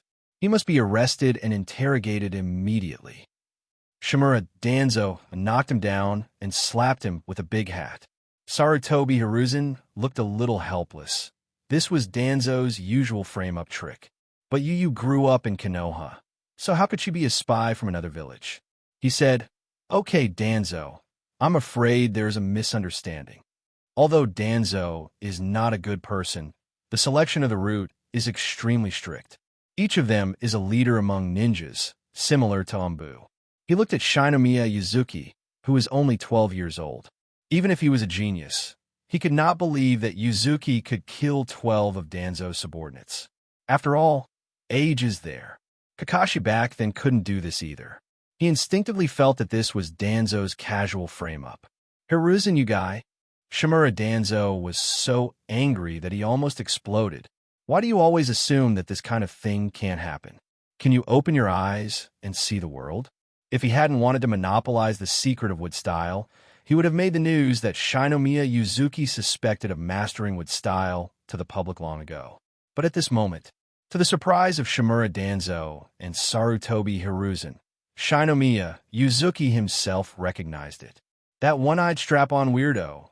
Are you talking about the 12 people who called themselves Umbu who tried to take me away last night? Well, I did kill him." Danzo Shimura was ecstatic, and he was worried that he couldn't find any flaw in Shinomiya Yuzuki, but he didn't expect him to come to his door. "Hiruzen, did you hear that? He admitted it himself, and you still haven't ordered his arrest?" Danzo Shimura suppressed his laughter and asked in a deep voice. Sarutobi Hiruzen looked at Yuzuki in shock. He could actually kill 12 root members? This talent is even more outstanding than Kakashi's back then. But doubts followed. He did not attack directly, but patiently asked, "Yue, you must be responsible for what you say. Have you really done such a thing?" "Yes, that's right. Why are you doing this?" Sarutobi Hiruzen was puzzled. Shinomiya Yue put on an innocent posture of, "I didn't know about it at the time," and said slowly, "They said they came under the orders of Lord Hokage, but those people are obviously not members of Umbu. You can see it in their masks." Hearing this, Sarutobi Hiruzen took a deep breath and glanced at Danzo with displeasure. He didn't expect that Danzo would be so bold as to act in private under the guise of Hokage. Isn't this tarnishing the honor of the title Hokage? The ninja who bears the name of Kage is the most respected being in the village. If Danzo is allowed to act like this, the Hokage's reputation will be ruined by him sooner or later. Danzo's face darkened. Weren't he asking Shinomiya Yuzuki now? Why does it feel like he is the one who is hurt? Seeing that her words had an effect, Shinomiya Yue continued. "At that time, I thought there were spies from the enemy country sneaking in, so I killed them easily." Yue turned her head and looked directly at Shimura Danzo. "It turns out that these are all your subordinates. In other words, the so-called Hokage order was actually given by you." "Hey, this strapping weirdo, which generation of Hokage are you? Why haven't I seen your statue on Hokage Rock? When can I see the Hokage Rock carved with your face?" Shinomiya Yue pretended to be confused on her face, as if she really didn't know anything about it. Of course, he was by no means sarcastic about Danzo. Shimura Danzo's breathing gradually became faster, and a surge of anger rose in his chest. "You sound like a weirdo with a strap on, and you still talk in that tone. Do you really think I can't hear that you're being weird?" Danzo leaned on his cane and yelled angrily, "Boy, show me some respect. I am the Hokage assistant of Konoha. How do you think it is inappropriate for you to call me that? You don't count yesterday," Sarutobi Hiruzen said leisurely from the side. "Oh, it turns out that he is the assistant of the previous Hokage, but he is still not the Hokage. Can he still do things under the banner of the Hokage?" Shinomiya Yue deliberately emphasized the volume of the word front, which is meaningful. Kit, seeing that Danzo was almost red-hot, the atmosphere was on the verge of breaking out. At this time, Sarutobi Hiruzen came out in time to smooth things over. "Okay, that's it for today, Danzo. It's best not to let me hear similar things in the future," he said with a warning. Danzo snorted and didn't respond. Clearly, his desire for the Hokage position will not be easily extinguished. "Yue, can you tell me how you got those 12 root members?" Sarutobi Hiruzen asked curiously. According to his understanding, Shinomiya Yuzuki has never learned any particularly powerful ninjutsu since he was a child. How did he manage to defeat 12 rude elites by himself? Danzo on the side became nervous after hearing this. Could it be that the secret of Wood's style can no longer be hidden? Then wouldn't I have missed the opportunity to seize the opportunity? Judging from the traces left at the scene, Shinomiya Yuzuki should have used a large-scale and surprisingly powerful Wood-style ninjutsu, which eliminated all root members in an instant. This is something that even Yamato can't accomplish. Does it mean that the Wood style mastered by Shinomiya Yuzuki is stronger than Yamato? He had to figure out how Shinomiya Yuzuki obtained the blood inheritance limit of Wood style. He shouldn't be stupid enough to expose himself, Danzo thought to himself. However, the facts did not go as expected, and Shinomiya Yue frankly told the truth. It's Wood style. I used the Wood style wooden dragon technique. Those trash fish under the bandage monster were all gone in the blink of an eye. Shimura Danzo. A big question mark appeared on Sarutobi Hiruzen's face with a look of disbelief. Is there something wrong with his ears? Or did Shinomiya Yuzuki let something slip? What style? In Konoha village, how could anyone besides Yamato master this secret technique? On the face covered with traces of time, his brows furrowed slightly. Sarutobi Hiruzen took a drag on his pipe and asked slowly, Yue, are you sure it's Wood style? How about seeing is believing? It is useless to talk more. It is better to demonstrate directly. Shinomiya Yue clasped her hands together and whispered, Wood style tree binding technique. Immediately afterwards, the Hokage building began to tremble subtly. In the blink of an eye, a large number of trees grew wildly around Shimura Danzo, penetrating the floor and tightly restraining his entire body in the blink of an eye. This, Shimura Danzo exclaimed. There is no suitable candidate here, so I have to ask Mr. Bandage to be a model. Mr. Bandage won't be angry, right? Shinomiya Yuzuki cast a playful look at Danzo with a teasing tone. You, Shimura Danzo, gritted his teeth. Put me down quickly. However, Shinomiya Yuzuki pretended not to hear anything and turned directly to Sarutobi Hiruzen. Hokage-sama, you saw it. This is Wood style. At this moment, Sarutobi Hiruzen was completely stunned. It's actually a real Wood style. After a while, he returned to his normal state, with eyes filled with wonder. I'm afraid that the blood of the Senju clan once flowed in your family and has awakened in your generation. Shinomiya Yuzuki's parents obviously do not belong to the Senju clan. Sarutobi Hiruzen is very sure of this. But going back a few generations, the situation becomes unclear. The ninja world during the Warring States period was in chaos. He might really be a lost descendant of the Senju clan. After all, in the previous experiment of implanting Hashirama cells, Shinomiya Yuzuki's name was not included, which means that his Wood style ability was self-awakening. Sarutobi Hiruzen took a deep breath from his pipe, with excitement in his tone. Great! Wood style has reappeared in Konoha. This is great news for us. With young people like you here, Konoha's future can be entrusted with confidence, and I can rest assured to relieve myself of the burden. First, Hokage relied on Wood style to conquer the ninja world and laid a solid foundation for Konoha. Now that Wood style has reappeared, it heralds that Konoha will usher in a more glorious era. Yu, apart from us, does anyone else know about your ability to use Wood style? Hiruzen Sarutobi asked. No, it's just us. Sarutobi Hiruzen nodded, pondered for a moment, and then suggested. Yue, it's best to keep this matter secret for now. When your strength becomes stronger and your wings become more mature. Sarutobi Hiruzen paused, and after a brief deliberation, he said firmly, By then, you will become Konoha's 5th Hokage. Sarutobi Hiruzen also realized that his decision was a bit abrupt. But this is the naturally awakening Wood style.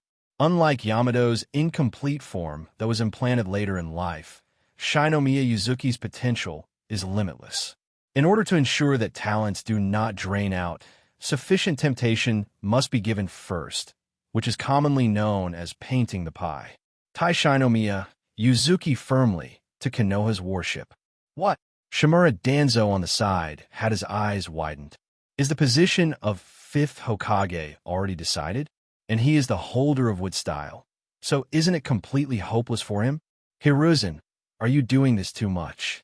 Shimura Danzo reluctantly wanted Sarutobi Hiruzen to change his mind. But he was interrupted by Hiruzen Sarutobi sternly scolding. Shut up. That's how it's decided. Then he put on a kind face. Yue, didn't you just say you wanted to go home and cook? Then I won't keep you any longer. Remember today's conversation. Shinomiya Yue forced out a smile. Then I'll take my leave first. After that, he turned and left. After Shinomiya Yuzuki left, Sarutobi Hiruzen's smile gradually faded. He turned to Danzo. Did you already know this? Know what? Shimura Danzo understood that he was referring to Wood Style, but he could not admit it, so he denied it. Looking at Danzo's pretended puzzled expression, Sarutobi Hiruzen shook his head, sighed, and took another puff on his pipe. Forget it. After saying that, he shook his head and left the Hokage office. At this moment, he has more important matters to deal with. With Hiruzen Sarutobi leaving, Danzo Shimura was the only one left in the office who was restrained by Wood Style and unable to move. Wait, Hiruzen, call that boy back to unlock this technique.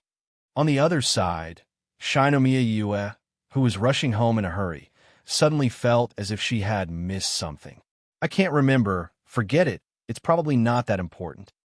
Back home, Shinomiya Yue carried 2 large bags of ingredients and planned to prepare a sumptuous dinner. However, at the gate of opening, it was discovered that Naruto was not in the house. Huh? Didn't you agree to come to my house for dinner? Did you go back early? After putting the dishes in the refrigerator and walking into the living room, Yue discovered a note on the table. This is a note left by Naruto, saying that Sasuke came to see him for something. Sasuke looking for Naruto? Hey, this is quite new. A smile appeared at the corner of Shinomiya Yue's mouth, thinking secretly in her heart. Did Sasuke, a man of action, start stirring up the future so quickly? I wonder what kind of medicine he was looking for to be sold in Naruto's gourd. Was he to reveal the secret in advance, or to turn on the mentor mode early? Yue didn't want to think too much. Anyway, whatever Sasuke did was a good thing. After all, the blame would be placed on him in the end. At that time, no matter what Sasuke rewrites, the golden avenue of profit will always point to himself. Wood Style clone technique. As soon as she finished speaking, 2 Wood clones came out to take charge of the dinner, while she herself enjoyed the bath time leisurely. Time goes by and the night gets darker. I'm here to see you off, little Naruto. Looking at the full moon outside the window, Yue jumped lightly and disappeared into the curtain of the night. On the other side, in Naruto's den. Ouch, my asterisk. Naruto had just put on his pajamas and lay down, but he accidentally touched the scars left by the training.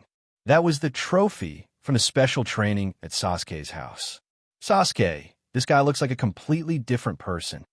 When school was over, Sasuke took him to a secret training camp without saying a word. He said that for the sake of Konoha and his own future, he couldn't continue to be a salty fish. He also said a bunch of confusing words, and the result was that he and Sakura practiced intensely with Sasuke for several hours.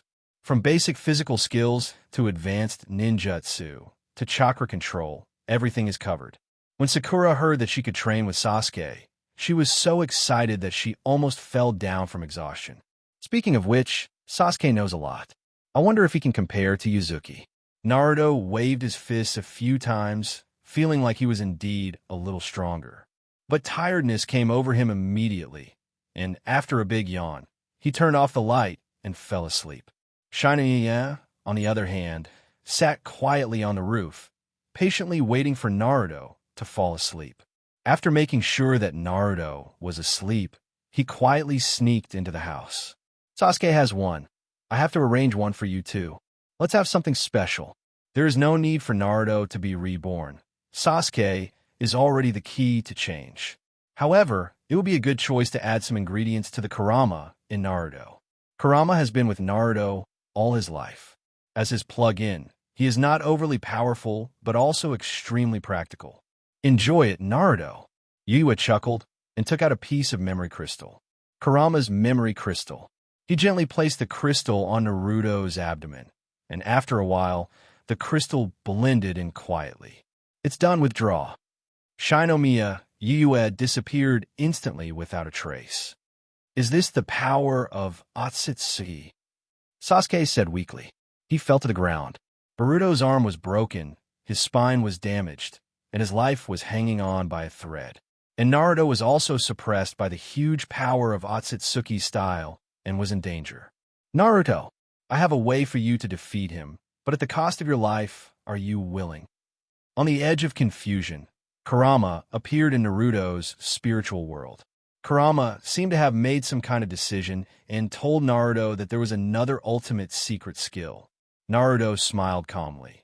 Kurama, from the moment I determined to become a Hokage, my life already belongs to this village. Hearing this, Kurama laughed heartily. So, Naruto, get ready to meet this power. Kurama put his hands together and fused chakra with Naruto, creating an unprecedented new energy. In an instant, Uzumaki Naruto's whole body was wrapped in red chakra light, and his momentum suddenly increased.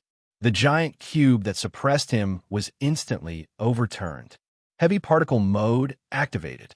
Even the defense of Otsutsuki first style became futile in this mode, and he could only let Naruto attack like a storm. After an arduous battle, Otsutsuki Ishiki was finally eliminated. Kurama, it's great to have you on this journey. From now on, the village will be protected by you.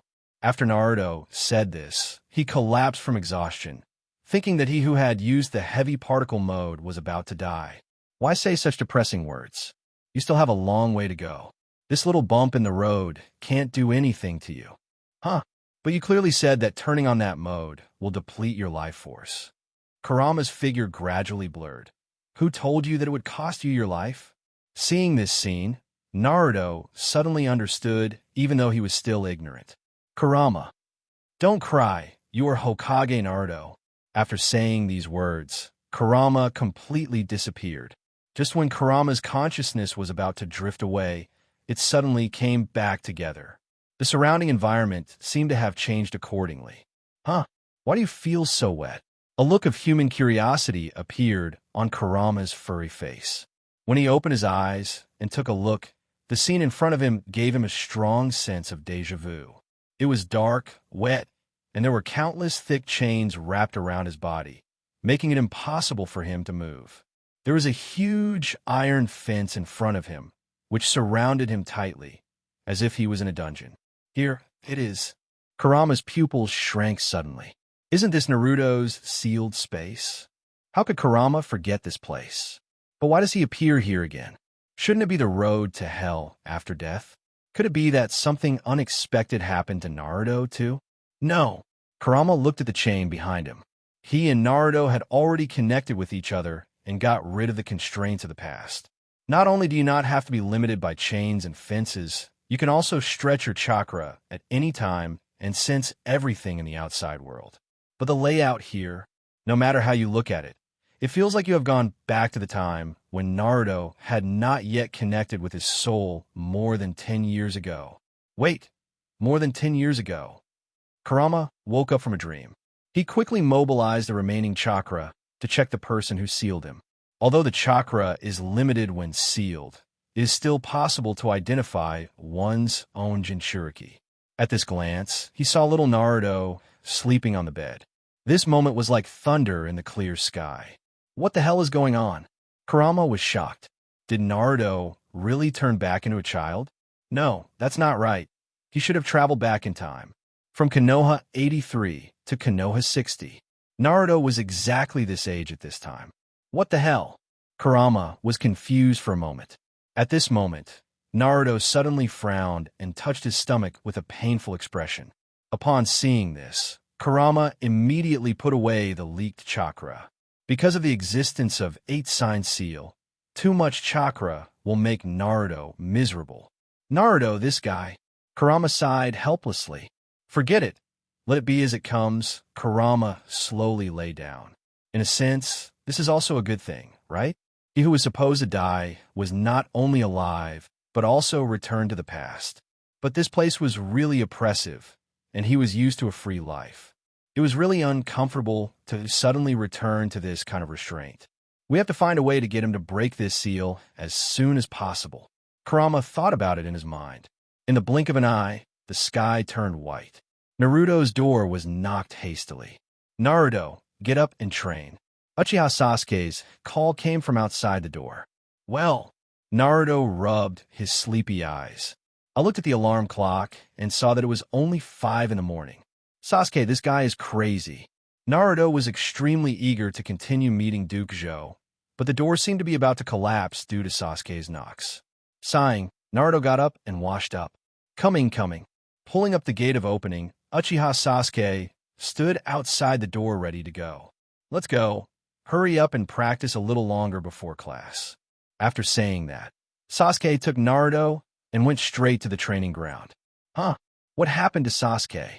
I remember their relationship was very tense at this time. Wasn't it? Kurama looked at the outside world and felt a little strange. But he knew that it was because of his poor memory. At that time, he was imprisoned in the sealed space all day long and did not peek into Naruto's daily life. Maybe that's how their relationship is? Arriving at the training ground, Haruno Sakura was waiting there in advance. She prepared breakfast for 3 people, and after finishing the meal, they began their morning exercises. There was nothing special about it at first, until Sasuke and Naruto kept discussing Shinomiya Uzuki. Shinomiya Uzuki? Kurama scratched his head. Are there such figures in Naruto and Sasuke's circle of friends? How unimpressive it is. But judging from the conversation between Naru and Sasuke, they seem to be very familiar with Shinomiya Uzuki. Naruto was full of praise for him, while Sasuke was both fearful and respectful. It's so strange, so strange. Konoha, 47 years. Uchiha Obito yawned widely. "Lin, why did you drag me up so early in the morning?" The door creaked open, and Obito squinted his eyes, rubbing his hazy, sleepy eyes with his hand. Noira Rin grabbed Obito's hand and smiled as brightly as the sun. "Hurry up. Minato-sensei is calling us to gather." As soon as he saw Lin's healing smile, Obito's sleepiness was immediately driven away without a trace. 100 times more energetic. "Let's go." After a while, the two came to a small bridge over a gurgling stream. Kakashi has been waiting there for a long time. "Hey, it's strange that I'm not late today. I think this must be Lin's contribution, otherwise someone would have slept until midnight." When the two brothers met, they couldn't help but tease each other. "Kakashi, do you want to practice with me?" Obito was so angry that his teeth itched with hatred. This someone in Kakashi's mouth is obviously Obito. "I didn't name anyone, so don't be sentimental." Kakashi spread his hands, pretending to be innocent. Whoa. If Lin hadn't held him tightly, Obito would have rushed over to give Kakashi some color. Okay, you two are really serious." Lin looked helpless and stood in the middle to act as a peacemaker. For Lin's sake, forget it this time. I won't be so lucky next time." Obito has a habit of saying harsh words. Kakashi chuckled. "I don't think there's any need to wait for next time. Why not do it now?" Obito is really eager to try and compete with Kakashi. Before, he was indeed no match for Kakashi, but now he has open Mangekyo Sharingan and evolved smoothly into eternity. With the skill of infinite virtualization alone, he is sure to win, not to mention that he can suck Kakashi into the Kamui space with just one touch. The outcome was uncertain, but in the end they didn't really fight. With Lin mediating in the middle, they could just have fun. At this moment, Namake's Minato finally appeared. With a teleport, Minato appeared in front of the 3 of them. "Minato-sensei." The 3 of them greeted. Minato smiled and nodded, taking out 3 documents from his arms. "I have good news for everyone." Namake's Minato prepared Chunin exam application forms for them. As long as they are willing, they can challenge the Chunin exam at any time. Once they pass, they can become Chunin. The 3 of them chose to participate without hesitation. The first level of the Chunin exam is the written test. For Kakashi, it's a piece of cake. He was the first to hand in his papers and leave the examination room. In contrast, Obito was so anxious that he couldn't answer the questions at all. In the end, I managed to pass the test by relying on the answers secretly passed on by Lin. After the written test, the practical test a few days later will be the second level of the Chunin exam. Time flies. On the day of the practical test, outside the examination room, Kakashi and Lin are still waiting. Because Obito hasn't arrived yet. Only 5 minutes left. If it exceeds the time limit, it will be considered as automatically giving up the qualification. The teacher in charge of the exam explained the rules to the two. Wait a little longer. I believe Obito will come. Although Noera Lin was a little nervous, she still trusted Obito. Kakashi said with some regret, "We are afraid that he will drag us down." "No, Obito will definitely arrive in time." Lin's tone was firm. As soon as he finished speaking, a black vortex suddenly opened in the void in front of him. Uchiha Obito turned his eyes white and came out. "Hey, Kakashi, I heard you talking bad about me behind my back." Kakashi was stunned by Obito's appearance. "You have learned the same space-time ninjutsu as Sensei."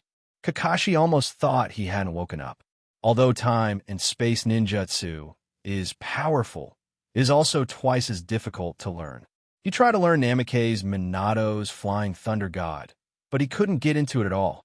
He simply couldn't imagine that Obito had secretly learned a space-time ninjutsu. Obito proudly raised his thumb and pointed at himself. "You have seen the power of Uchiha. You have already said that I am a genius. This is nothing. I guarantee it will be an eye-opener for you when you take the exam later." Although Noera Lin was frightened, every second counts now.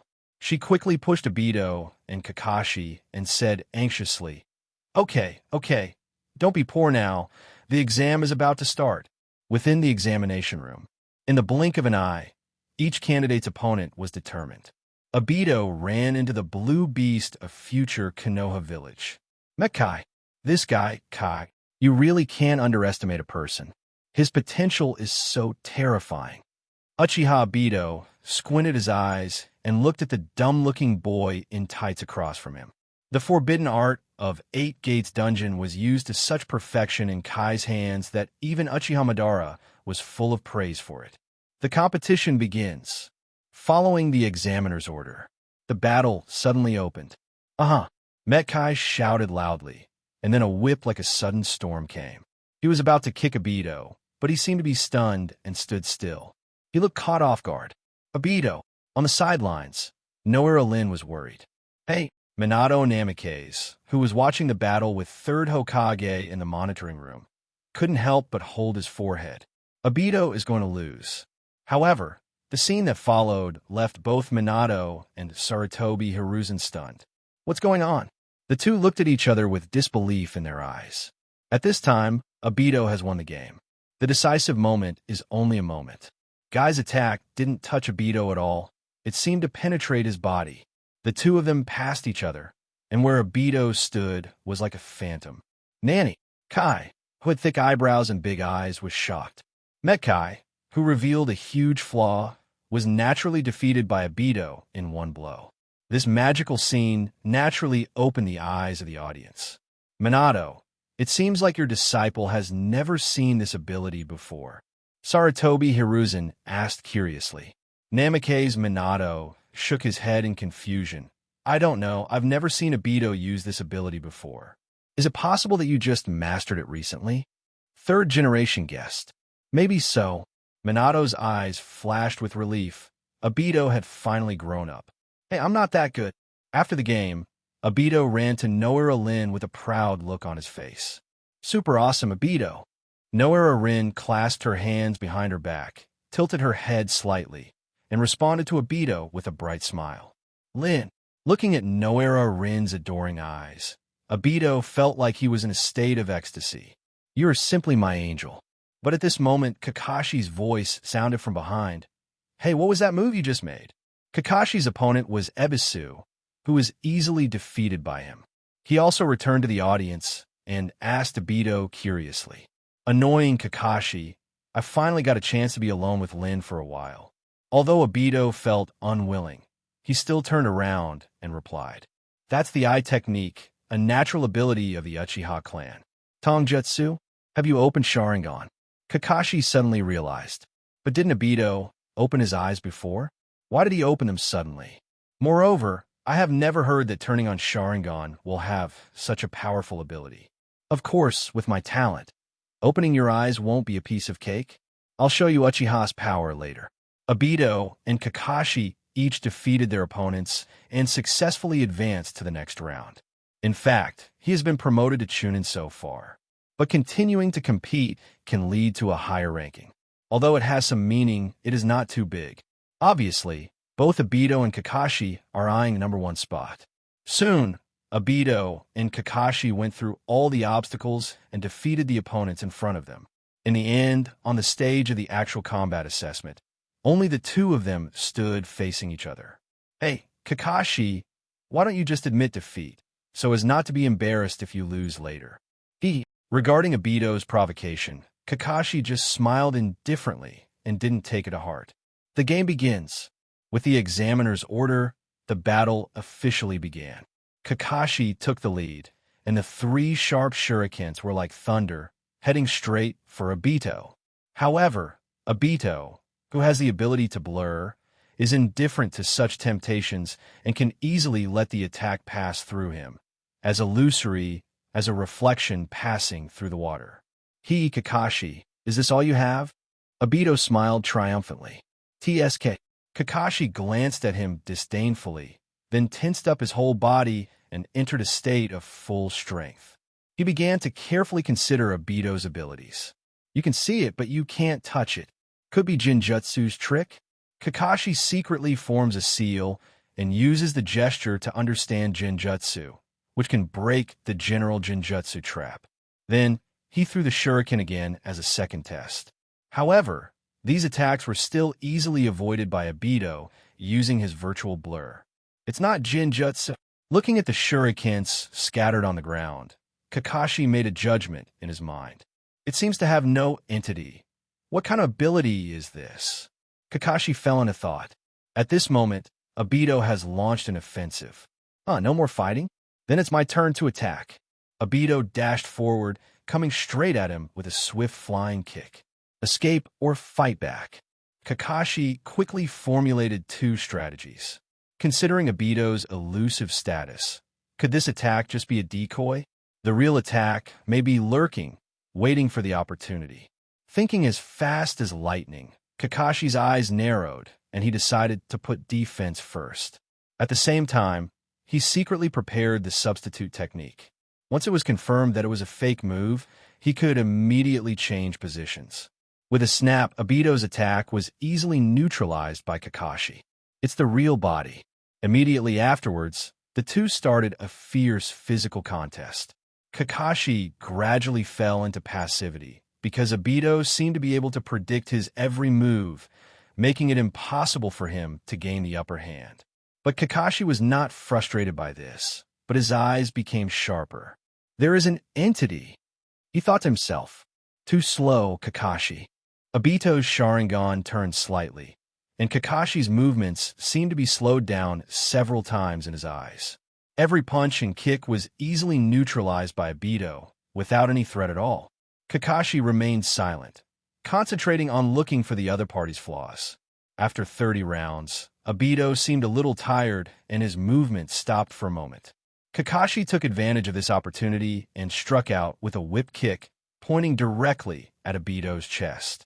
However, the hit that he was determined to win actually passed through his body again. How come? Kakashi looked stunned. What on earth is going on? During the fight, it was clear that the power was really being transmitted, and the Obito in front of me could not be a phantom. Just when he was stunned, Obito caught his carelessness and knocked him away with a punch. Ha! Kakashi, your cleverness cannot fool me. Want to catch the gap after my attack? I am a zero-delay blur. Kakashi dusted himself off and stood up again. He narrowed his eyes and looked at Obito carefully. In this case, could he be able to freely switch between entity and virtuality? Suddenly, Kakashi had a flash of inspiration and a new idea. According to the previous confrontation, Obito can be contacted when attacking. But as long as he stops attacking, he can escape into a virtual state at any time, making all attacks in vain. I see. Try again. Kakashi suddenly threw a smoke bomb and hit the ground hard. Bang! Thick smoke spread instantly, covering half of the venue. Hey, Kakashi, these little tricks don't work on me. Although he said so, Obito did not relax at all. After all, the person standing opposite him was Kakashi. Obito's eyes were as sharp as a hawk, and he accurately captured that figure even in the swirling smoke. Although his eyes are not as capable of seeing through everything as the Byakugan, as a pair of precious and eternal Mangekyo Sharingan, how can a mere smoke stop them? Kakashi did not respond verbally, and the tension in the air suddenly increased. Then, a swift figure suddenly jumped out of the smoke with a fierce attack. Obito reacted quickly, flexed his body, and deflected the blow with superb physical skills. Immediately, the two were fighting together again, and the situation was tense. During the fierce exchange, Obito raised his lips slightly and said with a somewhat relaxed smile, "Aren't you going to admit defeat? Continuing this stalemate is just a waste of time. I have a lot of tricks up my sleeve that are useless." Hearing this, Kakashi proposed, half jokingly and half seriously, "How about this? You admit defeat, and then I treat you to a big barbecue." Hearing this, Obito raised his eyebrows and responded with feigned dissatisfaction. "You want to get rid of me after just one barbecue? You underestimate me, at least 3. Come on, just one meal, no more." Kakashi responded helplessly. Before he finished speaking, he seemed to be delayed due to distraction, unable to defend Obito's sudden attack in time. "Hey, Kakashi, try this." Obito's eyes lit up, and he took advantage of the situation, carrying wind and electricity with his fist, and went straight to Kakashi's door. However, just when the punch seemed to be about to hit, another figure suddenly emerged from the ground, kicked Obito with lightning speed, interrupting his attack. "Ouch!" With a cry of pain, Obito flew out like a kite with its string cut off and rolled on the ground several times before stopping. He climbed up in embarrassment, and there was a bright red footprint on his face, which was full of disbelief. My Kimui was actually discovered. Obito turned his eyes to his opponent and saw that the one he had knocked away was just one of Kakashi's lightning clones. The real Kakashi had already sneaked underground under the cover of smoke bombs, waiting for the best opportunity. The Thunder clone deliberately exposed its flaws, but it was actually to create an opportunity for the underground body to fight back. "Obito, it seems that your ability is not impeccable," Kakashi said with a bit of joking tone. "Damn Kakashi." Uchiha Obito's face turned red, secretly surprised by Kakashi's insight. Unexpectedly, in such a short encounter, the opponent discovered the weakness of Kimui. "Do you want to continue?" Kakashi asked with a smile, a challenging light shining in his eyes. "Damn it, don't get too complacent. If you hadn't been unable to use those overly powerful moves, you would have lost by now." Obito gritted his teeth angrily. So far, he has only shown the skills of virtualization, and the real power of Kimui has not yet been revealed, such as the Kimui that can distort space. Once used, I'm afraid Kakashi will become stuck because he may only be half of his body. "Kakashi, please keep an eye on me." Obito's Sharingan spun sharply, and a terrifying power surged within him. Susanoo. Of course, he has to be careful about his special moves. After all, it was not his intention to let Kakashi get into trouble. So, without any hesitation, he directly used Sharingan's third power. In an instant, the world seemed to be shaking. Susanoo. This is the ultimate secret of the Uchiha family. The light blue chakra skeleton quickly wrapped Obito's body like a shield. But this is just the beginning. With the continuous release of pupil power, flesh, blood, muscles, and bones gradually merge into this huge skeleton, followed closely by skin and even indestructible armor. Susanoo stood up slowly, his figure reaching a height of 100 meters, as if a god had descended into the world. The top of the stadium instantly cracked, and gravel fell down, provoking a scream from the audience. In a moment, A Tengu warrior with 2 wings on his back and an imposing manner, like a god of war, stood in the center of the arena. This is the complete Susanoo. What is this? Oh my god, what is this ninjutsu? In the audience, everyone's jaws almost dropped in shock. They were stunned, staring straight at the tall Susanoo, their mouths wide open. Uchiha Fugaka was sitting in the audience, staring at Obito in the field, and squeezed out a few words from his throat. Complete Susanoo. There was unconcealable shock in his words, and the calmness of the past was gone. Among the people present, perhaps he was the only one who could deeply understand the terrifying power of this technique. But the key point is, how could Uchiha Obito have the ability to perform such stunts? According to the records of the Uchiha family, no one else can control this power except Uchiha Madara back then. Kakashi stared blankly at the behemoth in front of him. After a long time, he sighed and his eyes became vacant and lifeless. What a scumbag. The virtualization was already difficult enough before. Although it was tricky, at least there were ways to deal with it. But what is the situation now? Even if Kakashi tried his best, the best result would be a 40-60 result. Obito just punched him and he got a 4, and then he lay on the ground and made a 6. Kakashi, how's it going? Obito tried his best to force a smile on his swollen, pig-headed face. I surrender. Kakashi simply raised his hands in surrender. The winner is Uchiha Obito. The examiner announced the result with a trembling voice. The referee's stand was not far from Susanoo's feet, and Obito's transformation almost crushed it. This is... In the monitoring room, Sarutobi Hiruzen stood up in shock, not even realizing that the pipe in his mouth fell. Look, it's Uchiha Obito, a young man shouted excitedly. Is it really him? Should we go up and ask for an autograph? The other's eyes were shining with admiration, and he was eager to give it a try. But in the end, he still didn't have the courage to step forward. The Chunin exam came to an end, and Obito and his team were able to leave. On the way back, countless pairs of eyes recognized this influential figure and cast different glances at him. There is fear, shock, and even more endless admiration. Obito's Susanoo, who is like a god descending, is nothing short of a storm across the ages in this era that relies on ninjutsu and resourceful struggles. Obito responded happily to the attention from all around him. Being in the spotlight for the first time, his heart was filled with freshness and enjoyment. What was originally a 10-minute journey home turned into a half-hour journey due to the communications along the way. Finally returning home, Obito threw himself into the sofa comfortably. I finally defeated Kakashi once, although the method is a bit cunning. I wonder if doing this counts as changing my destiny?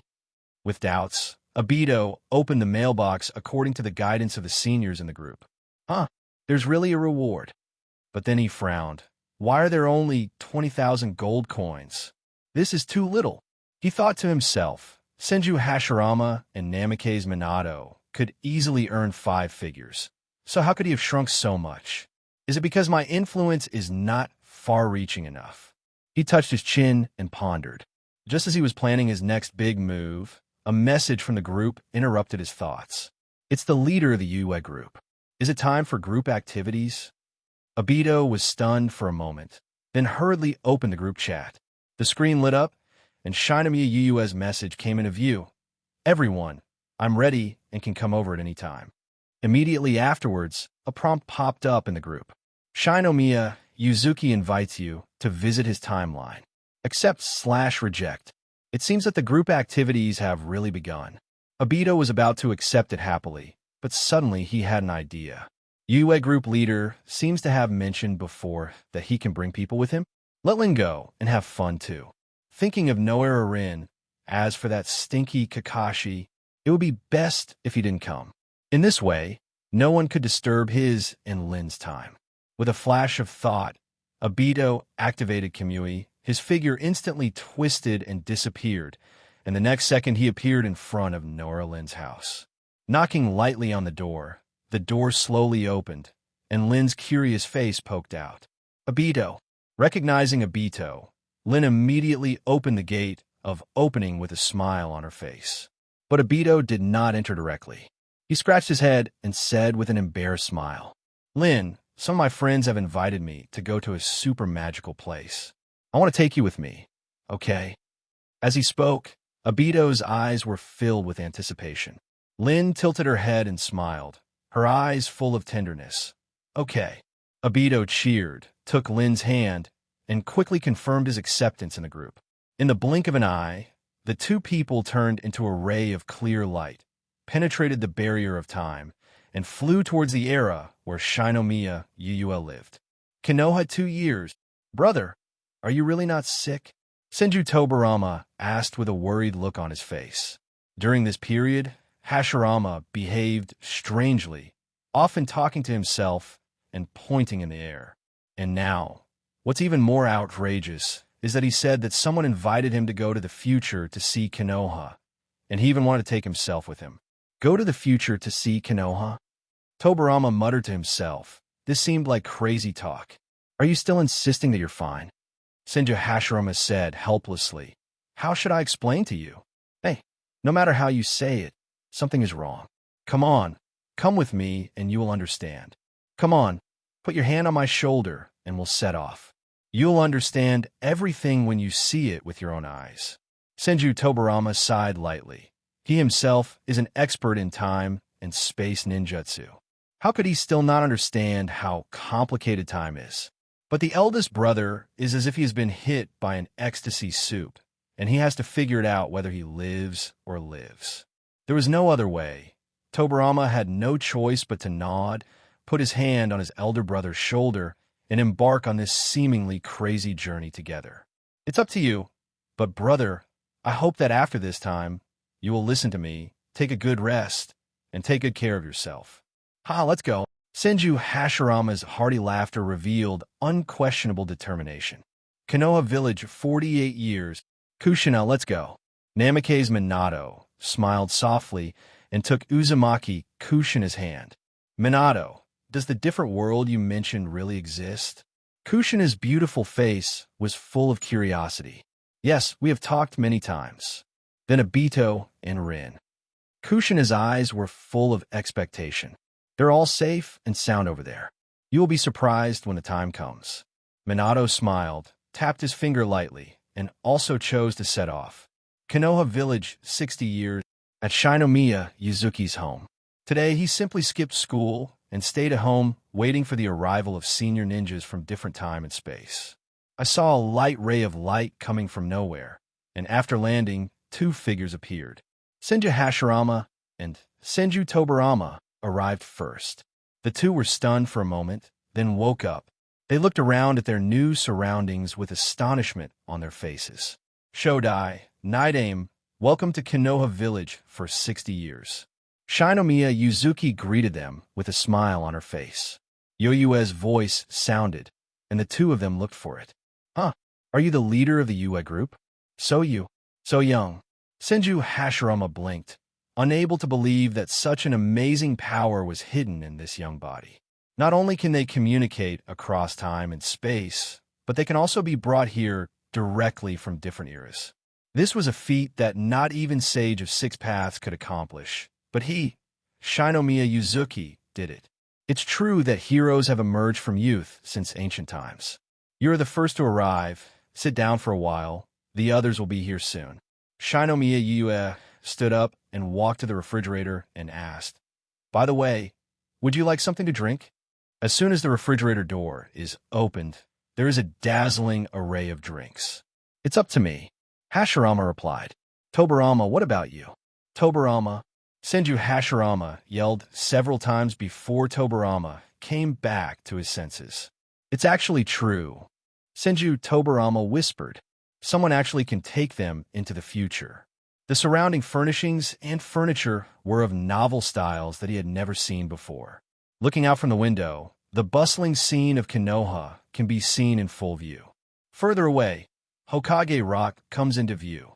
The 4 faces on it silently tell that Konoha has experienced the changes of the 4th Hokage. One is Hashirama, the second is himself, and the third is Sarutobi. Although I don't know the 4th one, he must be a pillar of Konoha if he can become Hokage. All of this told him without a doubt that they had arrived in the future. Tobarama, what are you thinking about? Hashirama walked to his brother's side and patted his shoulder gently. I just thought it was so unusual. Tobarama smiled bitterly and thought to himself. Before, he was wondering if his elder brother had a fever and was confused. But now it seems that his vision is obviously not broad enough.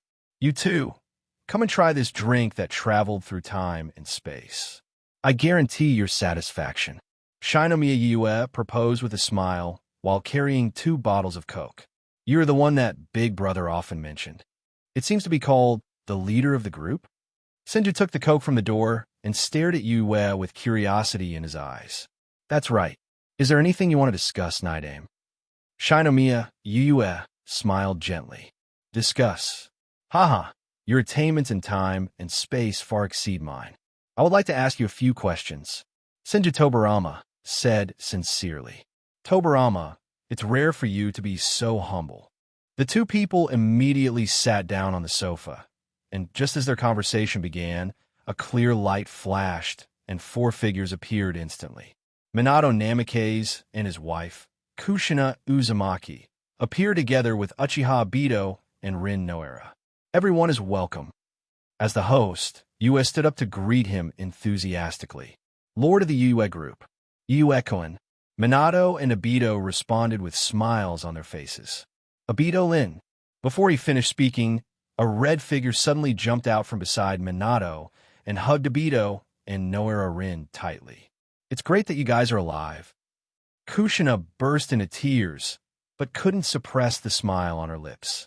Oh, Master Kushina, you're going to strangle me. Obito stuck out his tongue and gasped exaggeratedly. Kushina was amused and let go of her hand. In fact, she didn't use any force. Master Kushina? Noara Lin was confused for a moment. Obito said he would take her to a wonderful place, so he meant Minato-sensei's home? Kushina took her hand and sat on the sofa next to her. Shaolin, it's so nice to see you. Facing Noara Rin's confused eyes, Kushina slowly revealed the truth that they came from different time and space. Ah, will Obito and I die fighting? Noara Lin's face instantly turned pale and suddenly turned red. Although she is much more mature than her peers, she is still a little girl after all. Facing the ultimate proposition of life and death, she will inevitably feel fear. Kushina hugged her and comforted her softly. Don't be afraid. Minato and I will protect you. We will not let the tragedy happen again this time. And that boy Obito, I heard that he has become particularly powerful at your place. Speaking of Obito, Noara Rin thought of the Susanoo shown by Obito during the Chunin exam. That kind of power that seemed to be able to shake the world brought her an incomparable sense of security. Well, Obito is really strong now. The girls chatted animatedly on the sidelines, while the men gathered together and each took their place. Shinomiya Yuzuki handed everyone a can of Coke. Several people drank heavily. This feeling, a bit subtle? The Hokage generation, 2nd generation, and 4th generation gathered together, but what they were served was Coke. Okay, it's quite unconventional, but they seemed to enjoy it. Namikaze Minato ruffled Obito's hair. After you left, Kushina was the saddest. She has always treated you as her biological brothers and sisters. Uchiha Obito grinned. Don't worry, teacher. I will never let tragedy happen again this time. I want to end this troubled world and bring eternal peace to Konoha. Obito's powerful oath made Senju Tobarama couldn't help but pay attention. He lowered his voice and said softly, Brother, I like this Uchiha boy. Hey, Tobarama, it's rare for you to express your stance like this. Hashirama put down the Coke can in his hand, looking a little surprised. Brother, don't look at me with that look. Aren't we all trying our best for the peace of Konoha?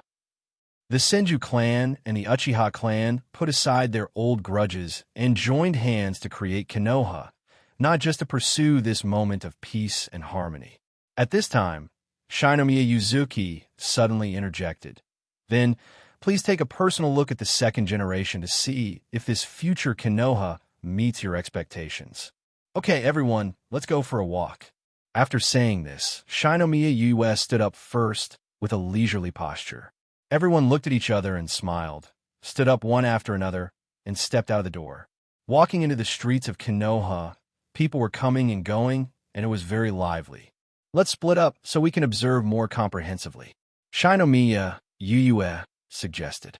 Immediately, everyone divided into two teams, one with Yuzuki and the Hashirama brothers, and one with Minato, Kushina, Obito, and Lin, and set out to explore from two directions. The bustling scenery came into view, and they walked on the street, attracting the side glances of passers-by from time to time. But no one seems to be able to recognize their true identities. At most, they only feel a little familiar, but they do not think of those deceased Hokages of all generations. There are many shops on both sides of the street, offering food, clothing, ninja tools, and bookstores. Pedestrians of all ages are passing through, most of them smiling, obviously far away from the haze of war. Senju Tobarama's face was filled with a satisfied smile, and he was sincerely pleased with the future prospects of Konoha. Isn't this the ideal that their generation pursues throughout their lives? Children no longer have to go to war, and the elderly can enjoy their old age in peace. Brother, our dream has really come true. Tobarama stared at Senju Hashirama. Hashirama was silent for a moment. As a person who understands the history of the ninja world, he is well aware of the crisis hidden behind the short-term peace. What is coming is not only the Fourth Ninja War, but also the Konoha collapse plan that is just around the corner, which will be another bloody storm. As long as desire exists, the shadow of war will be difficult to eliminate. Speaking of which, why don't we see any Uchiha people? Tobarama muttered. As a big family in Konoha, Uchiha should have a lot of talented people on the street, but he didn't see any of them. Uchiha people are easy to identify. They usually wear clothes with family logos like table tennis rackets, and most of them are handsome with dark eyes and hair. I can't see it anymore because the Uchiha clan has been exterminated, Shinomiya said lightly, holding the fried tofu she just bought from the stall in her hand, tasting it with satisfaction as she walked. Genocide? Tobarama looked shocked. Is it because of the war? The price is too heavy. Tobarama frowned.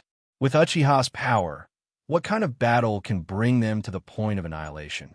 Is the entire ninja world against Konoha? Yue took a bite of tofu and said slowly, "No, it was Danzo who did it. He planned to strengthen Danzo's image." Danzo. This name is no stranger to Tobarama. Among the new generation of outstanding young people in Konoha, Danzo is indeed one of the best. He has already begun training these young people, hoping that they will become the mainstay of Konoha in the future. Would Danzo do such a thing? Is he so capable? Tobarama could not imagine that that boy who once had good qualifications would be so powerful that he could destroy the Uchiha clan in the future. That's not the case. He himself is not powerful. He just relies on external forces. That night, Obito wiped out the entire security force alone. All Uchiha members who resisted were killed at his hands. "Let me tell you," Hashirama said. Then he described in detail the content of the video that Yuzuki played before and related to Tobarama unchanged. After hearing about Danzo's bad deeds, Tobarama couldn't come back to his senses for a long time. Danzo, Senju Tobarama closed his eyes. "I didn't educate him well. I can't blame you entirely. People's hearts are complicated and unpredictable. Some people, no matter how hard they teach, are hardwired to change their nature, while some people, without needing to say anything, become recognized talents by everyone. Keep walking and look at another place," Yue suggested. The three of them set off again. At the same time, in Hokage's office, one person was completely stunned by the sudden appearance of Senju Hashirama and Senju Tobarama. It was Hiruzen Sarutobi. On this day, he learned that Shinomiya Yuzuki was absent from class, and his heart suddenly tightened, fearing that Danzo was doing something behind his back again. After all, this child Yue has always followed the rules and is never absent without any reason. Fortunately, he was smart and secretly memorized Yoyue's chakra characteristics earlier. Thinking of this, he quickly used his signature ninjutsu telescope technique. Anxiously, he checked Yoyue's condition through this mysterious vision. Fortunately, this was just a false alarm, and Yue was seen wandering leisurely on the street. Oh, I was really scared. It turned out that I was shopping with first generation and second generation. Sarutobi Hiruzen patted his chest gently, closed the crystal ball that looked into the future, and felt a little at ease. But in an instant, an unusual breath made him stop suddenly. Wait a moment. First generation? Second generation? Sarutobi Hiruzen's eyes were so wide that he could hardly believe his own eyes. Could it be that I saw it wrong? Without thinking too much, he once again activated the art of clairvoyance, and this time, the two familiar faces were indeed in the picture. Senju Hashirama and Senju Tobarama. Those two figures were deeply imprinted in his memory. Yes, it's the two of them. This time, Sarutobi Hiruzen confirmed without a doubt. His heart was in turmoil. Although this trip to Konoha had a few hiccups, overall, Tobarama was quite satisfied. As the three of them strolled, they unknowingly left the bustling streets of Konoha and entered a relatively private area. This is the former territory of the Senju clan in Tobarama's memory. Logically speaking, as the founders of Konoha, the Senju clan should occupy the core area. However, Hashirama declined this honor. He explained that the Senju clan had a large population. If they were to live in the center, they would inevitably occupy too much space, which would be detrimental to the balanced development of the village. Although Tobarama felt regretful about his brother's selflessness, he could not argue with it. In the end, the Senju clan settled in a corner of Konoha. Tobarama's face was filled with anticipation, and he was eager to get a glimpse of the current appearance of the Senju family. But as they went deeper, the sight before them was shocking. It was a deserted place with abandoned houses covered with spider webs and weeds growing wildly. It had obviously been neglected for many years. They stopped at the broken door. Tobarama stared at the half-collapsed door with confusion on his face. He turned to Yue and asked, "Master of the Fourth Palace, have the Senju clan moved away?" Yue took a bite of tofu leisurely, and her understatement answer was like a bolt from the blue. "No, they have become the dust of history, just like the Uchiha clan. The clan has been exterminated." "That's right." Tobarama was silent for a long time, feeling heavy. "Is it Danzo's work again?" he asked. "Most likely, but Hiruzen Sarutobi may not be able to escape the involvement. After all, he is the Hokage. Without his acquiescence, this would not be possible." Yuzuki's words only made Danzo more guilty. It seems that Tobarama's anger towards Danzo is about to reach its peak. Hashirama looked at his brooding brother without disturbing him. He knew that Tobarama needed to be quiet at this moment. He already knew the truth in the video, but he never expected that the seemingly loyal Sarutobi would behave like this. Fortunately, this is not the era he belongs to, and he has the opportunity to correct all misfortunes. As for the Senju clan in this time and space, there is only silence. "Well, let's go and look somewhere else." After a while, Tobarama spoke, his face expressionless. No one knew what he was thinking. "But it is certain that Danzo is probably going to be in big trouble. How about meeting the current Hokage?" Yue deliberately fanned the flames. Zhu Jian cast a silent glance, his eyes full of helplessness. The leader of the Yue group is really good at causing trouble. If he goes to find Sarutobi now, the other party will definitely not be able to take advantage of him. "Go. I just want to ask him what he has done with the protection of Konoha entrusted to me and my eldest brother," Tobarama said with a chill. Just as the three were about to leave, a hobbling old man slowly walked out of the ruins of the Senju clan. The sound of subtle footsteps made the three of them startled. Then, the old voice came from behind. "Hey, it's rare for someone to visit. Are you here to burn incense and remember the first generation and the second Hokage?"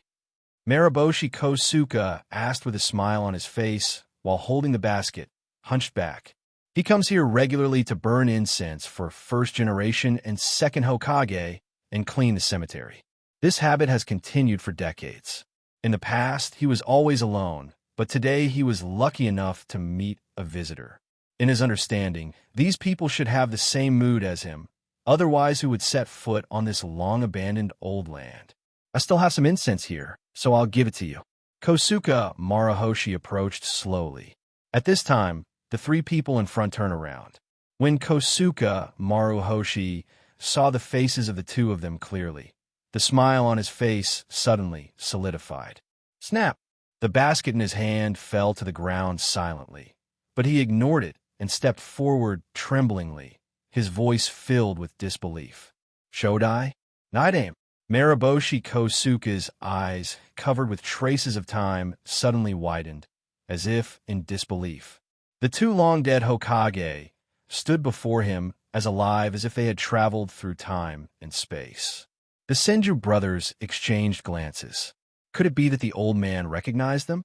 However, they had no impression of the old man, at least no knowledge of his youth.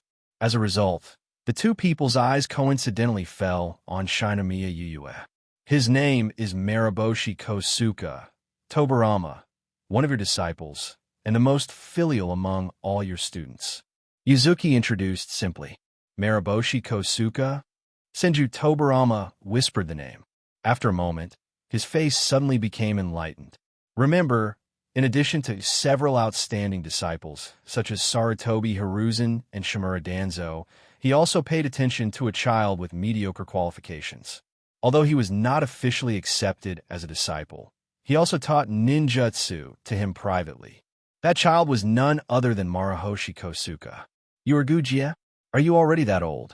Senju Tobarama's tone was full of emotion. Just half a day ago, he still remembered the lively and active Maruhoshi Kosuke, who looked like a little leopard in the forest. In the blink of an eye, time flew by, and he was already in his twilight years before his eyes. Night-aim, it's really you.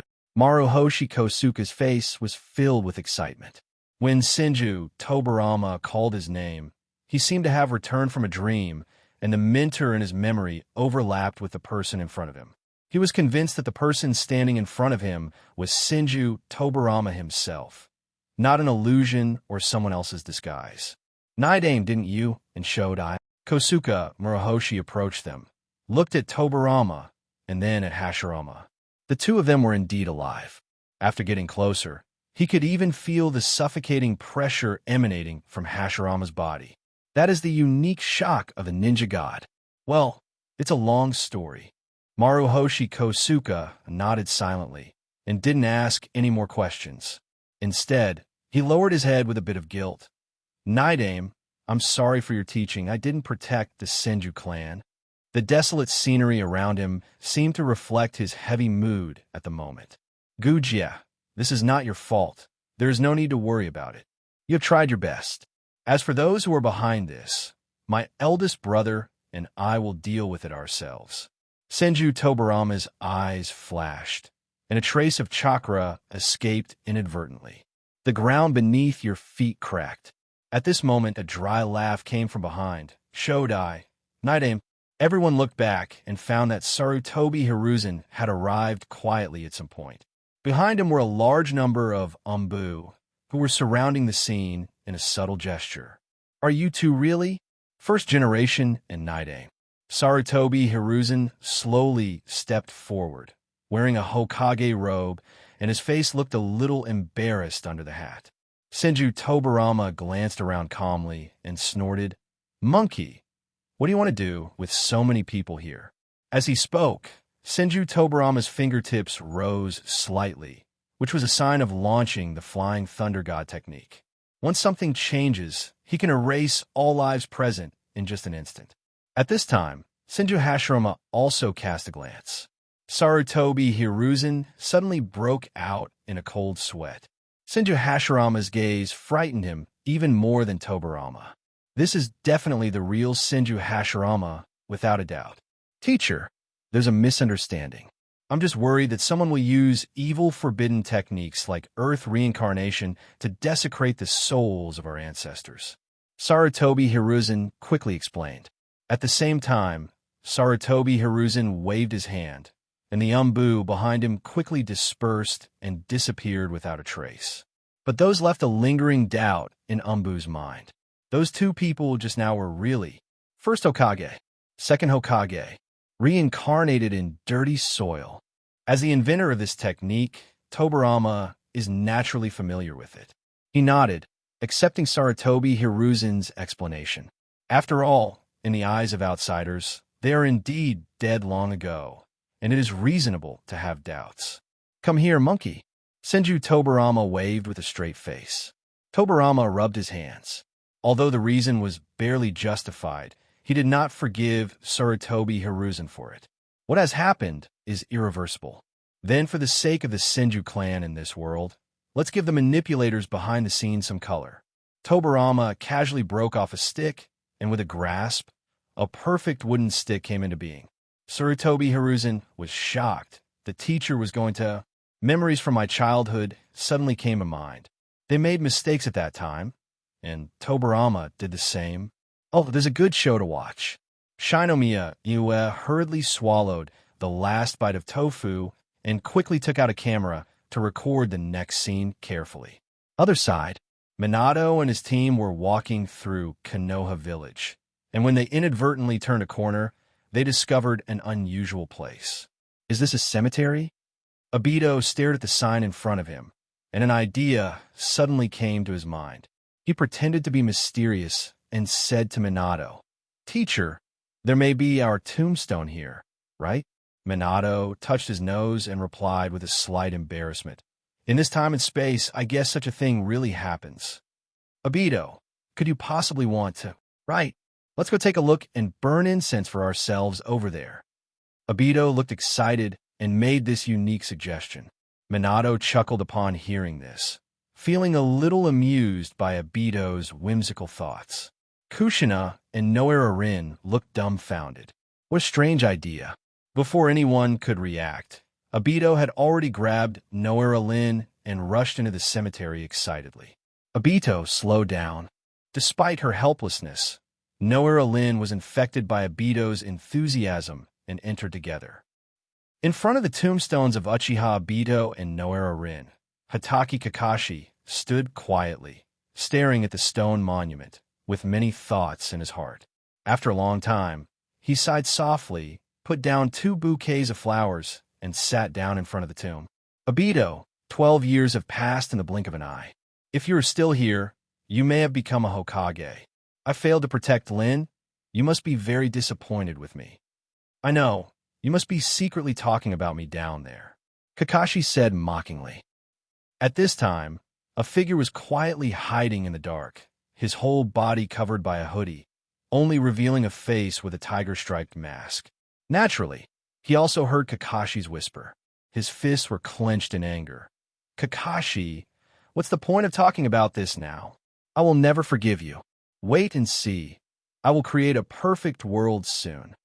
You can explain it to Lin yourself then." The masked man was about to leave, but suddenly stopped, his exposed eye staring closely at the entrance to the cemetery. "What's this?" The masked man's body trembled slightly, full of disbelief. What did he see? He saw himself, and the girl on mist day and night. He saw himself holding her hand and running happily in the sunshine. The girl's face was filled with a smile, and her eyes were full of love and happiness. "Am I hallucinating?" The masked man staggered a few steps and whispered. He believes that as a mouse hiding in the shadows to escape reality, such a warm picture is too shocking for him. When she was alive, he didn't dare to pull her to run in the sun openly. Not to mention that she has passed away and died at the hands of Kakashi. He could only blame it on hallucination, and yes, it was just his hallucination. However, when his younger self ran past him with Noera Lin, the masked man had to admit that he felt a little envious of this illusion. But for some reason, my young self glanced at his hiding place, and there seemed to be something strange in his eyes. It must be an illusion. After all, he is in Kamui space, and no one can detect it. Forget it, forget it. Once the Eye of the Moon plan succeeds, I will also be relieved. The masked man sighed and was about to use Kamui to leave, but was stunned again. This time it was because he saw 2 figures that made him tremble inside. Namikaze Minato and Uzumaki Kushina. They are running too fast. Minato, let's catch up quickly. Okay. Seeing the Minato couple happily passing by, Ma's heart was filled with despair. Is this my imagination too? He can no longer distinguish between reality and illusion. I can't tell the difference. I really can't tell the difference.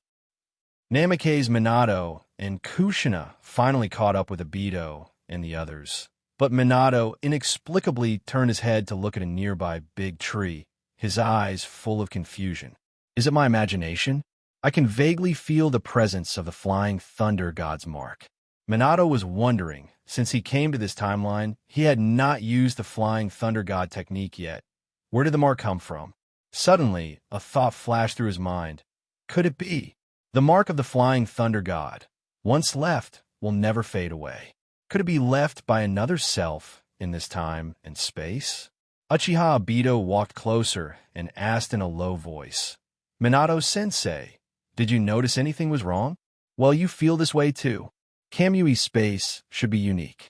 When approaching here, I can feel that Kamui's power is being used, and someone is using the virtualization ability. But this person is not me. Obito smiled. Minato also smiled. What are you going to do? Intervene? But do you want to ask the UUE group leader for his opinion first? Obito waved his hand. Forget it.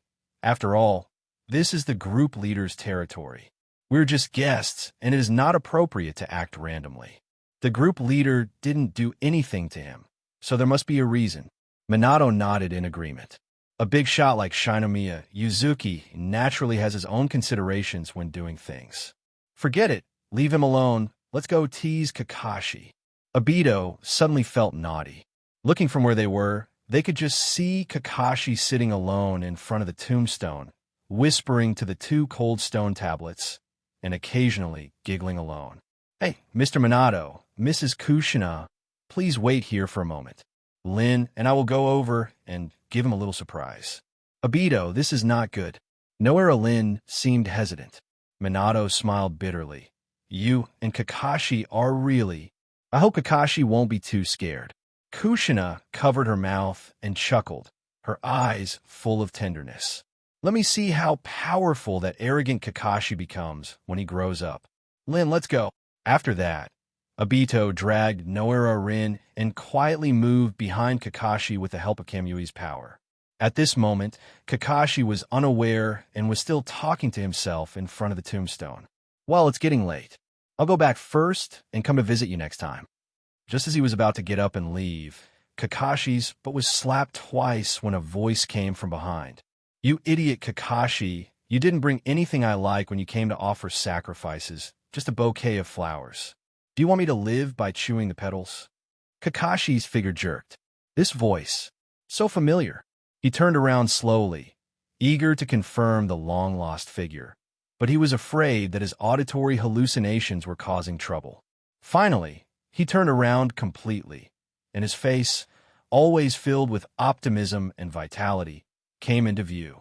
Next to the boy, a girl was leaning on him tightly. Seeing Kakashi looking over, the girl smiled sweetly and called out, Kakashi, long time no see. Obito, Lin, Kakashi can't tell whether all this is an illusion caused by excessive longing or a manifestation of the two souls. Hey, are you deaf? Didn't you hear me? Obito approached the stunned Kakashi and waved his hand dissatisfiedly. What's wrong, Obito? Kakashi came back to his senses and called out the name that had been forgotten for many years. In any case, since it is rare to see each other, even if it is in a dream, we must have a few words first. I said, where's my offering? Just these 2 bouquets of broken flowers. Do you think they're enough to fill the gap between your teeth? Obito pointed to the flowers on the grave. You heartless guy, you haven't brought us any delicious food for more than 10 years, leaving me down there drinking water from the yellow spring every day to fill my stomach. Look, Lin has almost lost weight due to hunger. Obito pinched Noera Rin's arm distressfully, making her embarrassed for a while. The atmosphere was so awkward. What should we do if we are exposed later? I'm so sorry. I'm sorry. Kakashi scratched his hair with a somewhat embarrassed smile on his face. What do you want to eat? I'll get it for you right now. Sushi, ramen, takoyaki, grilled meat. Obito listed a list of delicious food in one breath, and each item was different. Obito was so focused on naming the dishes that he didn't notice that Kakashi was secretly making some small moves. He secretly pushed up the forehead protector that covered his eyes, revealing the Sharingan Obito gave him. In the scarlet eyes, 3 Magatama gradually appeared, eventually forming a unique pattern. Mangekyo Sharingan. Okay, go back quickly, I'll be waiting here. Obito finally finished announcing the menu and waved his hand towards Kakashi, signaling him to leave quickly. But Kakashi remained motionless. The Sharingan slowly rotated and locked onto Obito and Noera Rin. Hey Kakashi, don't stand there, let's move quickly. Seeing that Kakashi didn't move for a long time, Obito urged. At this moment, Kakashi suddenly got angry. His hand goes straight to Uchiha Obito. The incident happened suddenly, and Obito did not expect Kakashi to do this. A trace of surprise flashed in his eyes. He was discovered so quickly. As soon as his heart moved, Kimui automatically turned on, and the virtual state followed. Kakashi's hand passed through Obito's body. Kakashi reacted quickly and immediately distanced himself without hesitation when his attack failed. His eyes were locked on Obito, and there was a hint of coldness in his eyes. No matter how slow he is, he should understand. With his current mental state, it is impossible to hallucinate. Then Obito and Noera Rin are real existences in front of you. But they're no longer in this world. That means someone is impersonating them. He dared to pretend that the dead person was still his best friend, and the long-lost anger in Kakashi's heart arose. Who exactly are you? Kakashi asked coldly, slowly pulled out a kunai, and put his whole body into battle alert. I didn't expect that the secret would be revealed so soon. Alas, this guy is still so clever. Obito sighed secretly in his heart. Then he waved his hand to Kakashi. Okay, let's stop making trouble. Look at how angry you are. We finally came to see you once. It's really sad that you're like this. Obito's words made Kakashi even more confused. What are you talking about? At this time, the fake Obito said something unexpected to Kakashi. Minato-sensei, come here, we were discovered by Kakashi. Minato-sensei? This name is like a key, opening the door of memory deep in Kakashi. As soon as he finished speaking, 2 figures appeared instantly. Minato Namikaze and Kushina Uzumaki. It was them. Hi, Kakashi. Namikaze Minato smiled and was about to say hello to Kakashi. However, what was unexpected was that what greeted him was a slash mixed with lightning. Raikiri. Kakashi was so angry that he directly used his trump card and rushed towards the Namikaze gate. He was completely angry. Just pretend to be Obito and just make a joke. He actually dared to pretend to be Konoha's hero, his mentor, the 4th Hokage, Namikaze Minato. This is absolutely unforgivable. Although several people present were disguised extremely realistically, and their appearance, voice, and even some habits were exactly the same as themselves, but, after all, they're people who have passed away. How could they be standing here alive? Therefore, no matter how similar they are, in Kakashi's perception, they must all be fakes. A look of helplessness flashed across Namikaze Minato's face. Obito, you see, it's too big. Kakashi no longer trusts us. The next second, Namikaze Minato counterattacked instantly. The last strike came first. The golden flash disappeared. Kakashi's arm was suddenly clamped by Namikaze Minato, and Raikiri, who was ready to go, stopped abruptly. Then, there was a sudden blow to the chest, but surprisingly it didn't hurt very much. The next moment, Kakashi flew out like a kite with its string cut off. The moment he landed, he supported the ground with his hands like a conditioned reflex and stabilized his body. But just as he was about to stand up, a sharp sound of wind suddenly sounded in his ears, and a piece of blue light suddenly surged in front of his eyes. Kakashi's eyes narrowed suddenly. At some point, a Rasengan was close to the tip of his nose. With just a thin line between them, his head was almost separated from his body. Cold sweat slid down Kakashi's forehead quietly. Rasengan, looking at the familiar moves, and then thinking of Namikaze Minato's fighting style just now, Could it be? A ridiculous idea grew in his mind. Have you calmed down a bit, Kakashi? Namake's Minato's gentle voice rang in his ears, and the Rasengan disappeared without a trace. He extended a hand and gestured to Kakashi. Kakashi hesitated for a while, and finally caught Minato's palm and was easily pulled up by the other party. Are you okay? Minato asked with a smile. No, it's okay. Facing this extremely familiar face, Kakashi actually felt a little awkward. At this time, Uchiha Obito came over with a joking smile on his lips. Arrogant Kakashi, even if you bully me, you actually dare to challenge Minato-sensei? How do you feel? Have you recognized the gap? Speaking of which, your progress seems not obvious. What have you been busy with these years? Kakashi's eyes moved back and forth between Obito, Noara Rin, and the approaching Uzumaki Kushina. Obito, Rin, Minato-sensei, Kushina-sensei. Kakashi looked around, his voice slightly trembling. Really? Is it you? Nonsense. Please give me my eyes back. It's a waste to give them to you. Obito said, dissatisfied. Obito, don't speak so rudely. Kakashi didn't mean it. Noara Lin stood between the two of them and smiled helplessly. This familiar scene was like a bolt from the blue, shocking Kakashi. Yes, these are Obito and Lin. Hey, Kakashi, forget it this time. Next time. Obito was talking with his hands on his hips, but the next second, Kakashi suddenly hugged him into his arms, and his words were interrupted. Obito. Kakashi's longing call came to my ears. Obito was stunned for a moment. If he read it correctly, Kakashi, the boy, was crying? Oh, it's really strange. His tone softened. Okay. Seeing how you look, I'll let you hug me for a while. After a while, the two separated. Kakashi gave Minato another tight hug. Teacher, I miss you so much. Minato patted his back gently, just like he did when he was little. After a long time, they let go of each other. Then, Kakashi turned his attention to Noara Rin. But Obito suddenly took a step forward, stood in front of Lin, and looked at Kakashi maliciously. You kid, you can't hug this one casually. You have to find one by yourself. Kakashi smiled suddenly with relief. Minato and Kushina were also amused. Obito. Noara Lin's cheeks turned red, and she patted Obito's back. The laughter died down. Kakashi finally plucked up the courage and asked his doubts. Teacher, what exactly is this? They were clearly people who had been lost a long time ago. So how could they appear here? Behind the joy of reunion, Kakashi is even more worried that this is some kind of terrible forbidden technique that will eventually harm others and himself. Well, it's a long story. Come on, let's find a place to sit down and talk slowly. The group of people left the cemetery and once again passed by the big tree where the masked man had been hiding. There was no one there now.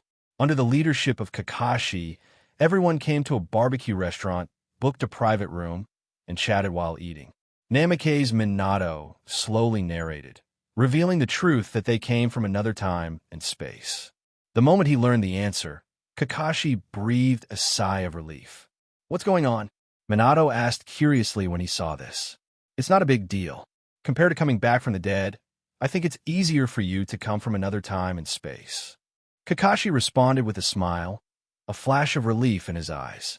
Minato and Kakashi exchanged glances, as if they had reached some kind of consensus silently. Minato suddenly laughed out loud. That's right. After all, you have met people from the future at the Dragon Vein in Lulon with me before. Kakashi nodded slightly, and his thoughts drifted back to his childhood, when he and Minato went on a mission together and met Naruto and Sakura from the future in the Dragon Vein land of the ancient Lulon Kingdom. With such an adventure, the current level of acceptance is naturally not a problem. That's right. Although they did not travel through dragon veins, they still feel somewhat similar, right? During the banquet, everyone chatted while eating. The atmosphere gradually became warm, and the strangeness between each other quickly disappeared. Kakashi, you guy, don't you have one in front of me? You have to steal my food. Also, Lin baked it specially for me. How could you eat it without permission? Well, is it stipulated that whoever's barbecue can only eat it? Besides, Lin didn't tell me not to eat it, right, Lin? Hey, it's true. You people don't even bother to eat. At the dinner table, a battle Over the barbecue was quietly taking place. In his quarrel with Obito, Kakashi seemed to have regained the familiarity and fun of his childhood. On the side, Namake's Minato and Kushina watched this scene with smiles, their eyes full of warmth. This barbecue meal was enjoyable and took a long time. Finally, everyone was full of food and wine and satisfied. After resting for a while, Kakashi suddenly said, "At this time, it's almost time for the ninja school to end. Teacher, mistress, do you want to see Naruto?" Although we learned from the previous chat that Minato-sensei and Kushina have not yet had Naruto, in a sense, they are undoubtedly the most suitable parent candidates, even if it is verified from a medical perspective. Go and see Naruto? Kushina, what do you think? Minato looked at his wife beside him, his eyes full of expectation. Okay, I also want to see our future son as soon as possible. He must be a very outstanding child. Kushina couldn't hide her excitement. Then let's set off. Hey, Kakashi, go and settle the bill. Why me? You kid. Where did I get the money?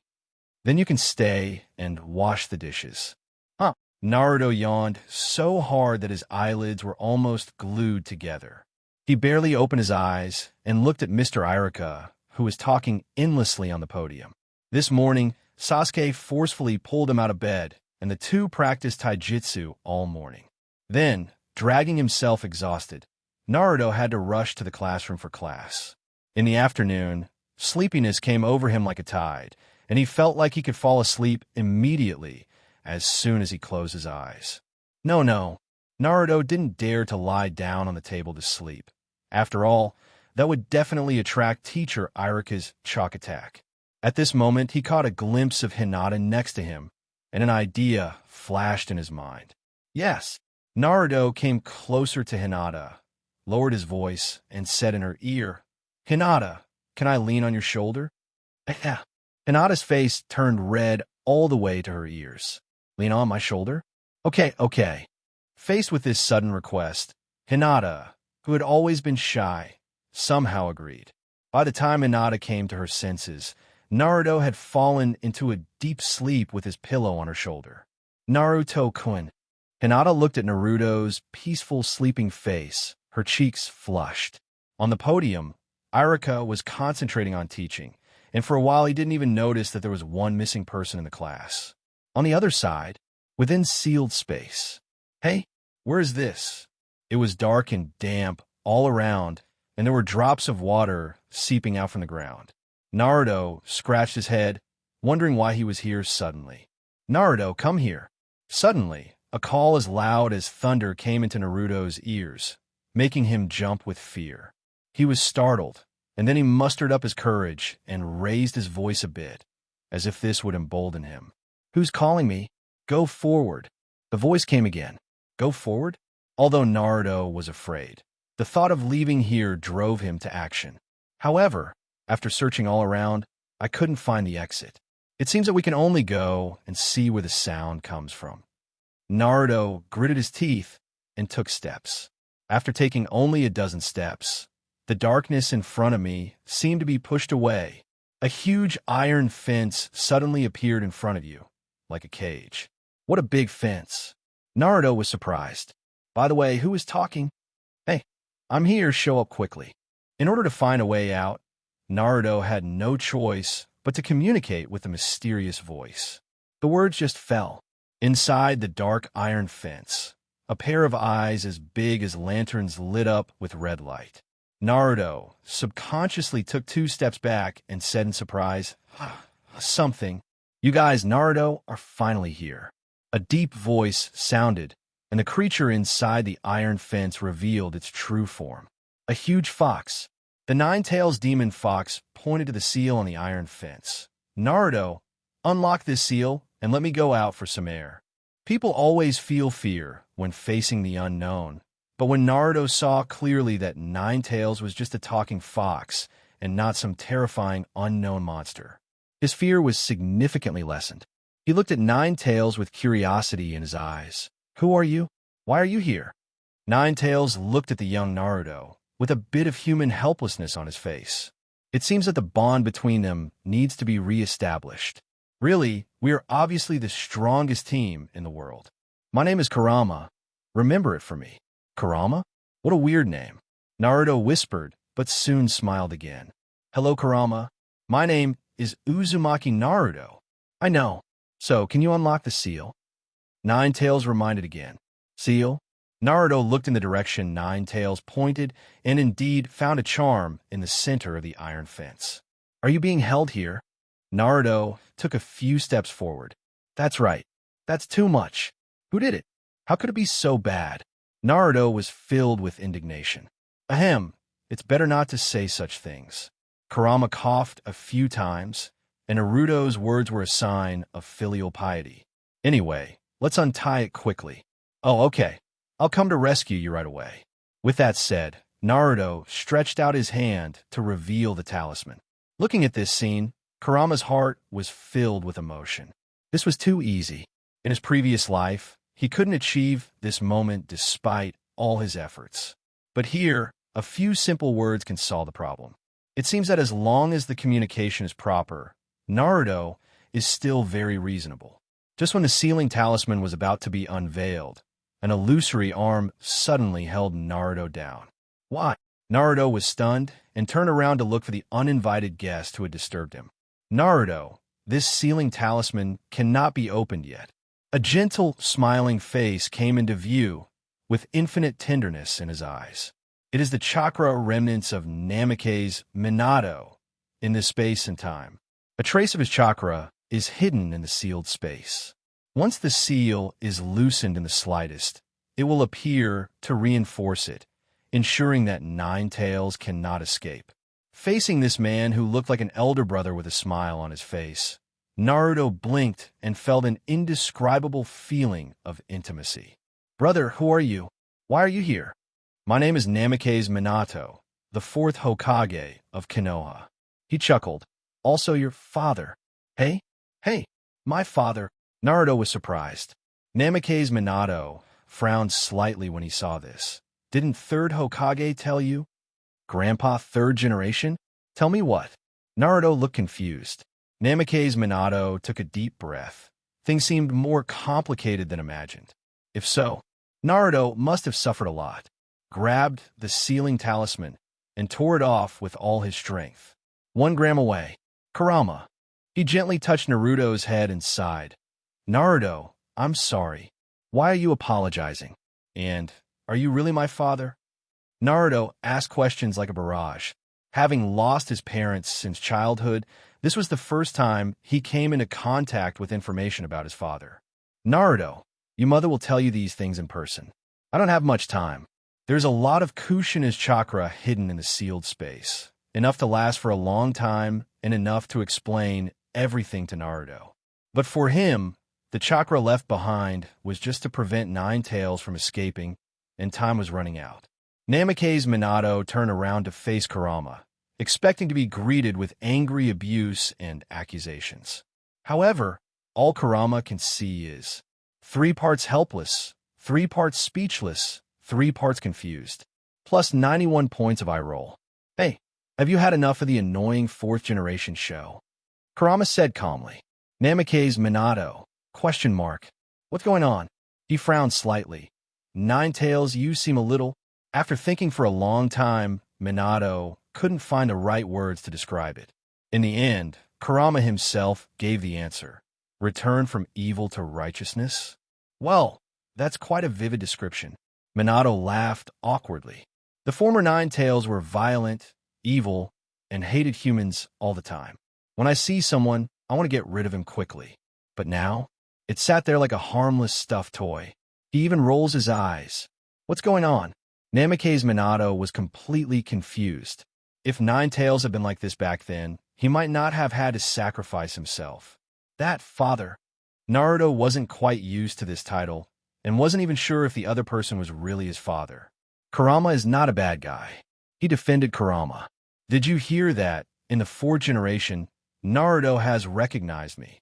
Letting me out will be good for you, Naruto and me. I will help him become the perfect tailed beast Jinchuriki. Then who else in the entire ninja world can be our enemy? After saying that, Kurama winked at Naruto. Naruto understood and gave a thumbs up. Between you and my brothers, How can there be a general who can join forces? My brother is right. This, Minato hesitated for a moment. He couldn't tell whether Ninetales was deliberately pretending or sincere. However, his time is running out. Finally, he decided to leave the choice to Naruto. Naruto, this choice is left to you. It's up to you to decide. After all, this is your future and it should be controlled by you.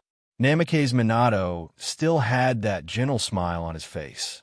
Hey, why is your body getting lighter and lighter? Naruto looked at Minato, and at this time his body became almost transparent. I'm leaving, Naruto.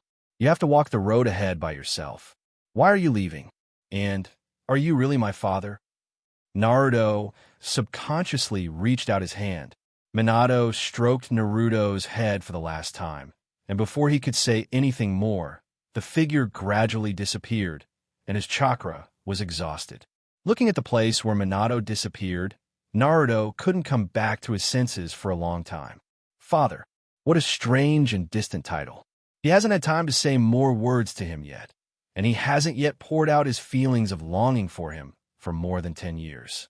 Don't be stunned, Naruto. Cheer up. I will always be with you. Kurama's voice came from behind, full of encouragement. Yeah. Naruto nodded sharply, putting aside his frustration. He turned around. In the classroom, the students were immersed in the teacher's explanation. Suddenly, a breath of heart-beating breath flashed through the air, making everyone feel nervous. But this feeling was fleeting, as fast as an illusion. Most people did not think much and returned to their study state. Only Sasuke frowned, and his eyes were serious. This breath is from Ninetales. He turned his head suddenly and looked at Naruto, who was sleeping soundly. But Naruto seemed to be unaware of this and continued to be immersed in sleep. Sasuke knew it well. Having fought with Naruto countless times, he was very familiar with the taste of Ninetales chakra and would never admit it. What's going on? Why did Ninetales' power suddenly fluctuate? This question was swirling in Sasuke's mind, but he couldn't find the answer for a while. Based on visual observation alone, there was no abnormality in Naruto's appearance, and the tailed beast clothes did not appear. It was obvious that the Ninetales chakra was not out of control. It's really weird. Sasuke murmured to himself and looked away, but still paid attention to the movement around him.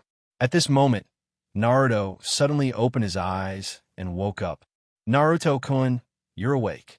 When Hinata saw Naruto waking up, a gentle smile broke out on her face.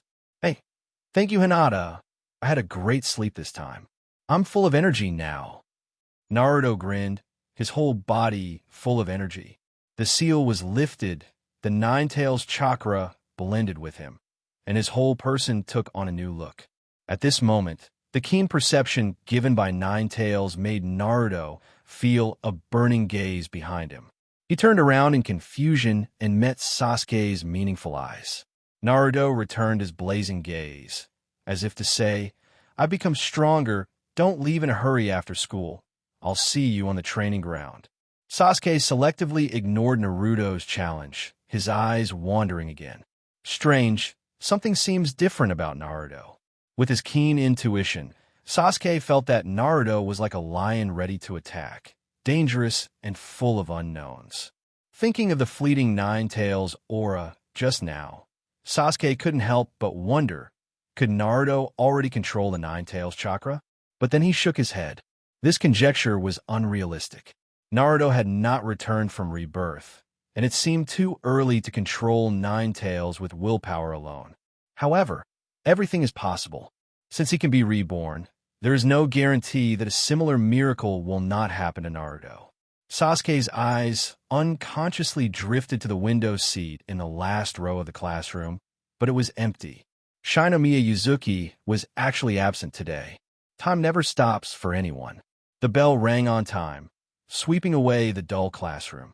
The students were instantly refreshed, as if they had been on stimulants. Gouda class is over. Cheers came and went.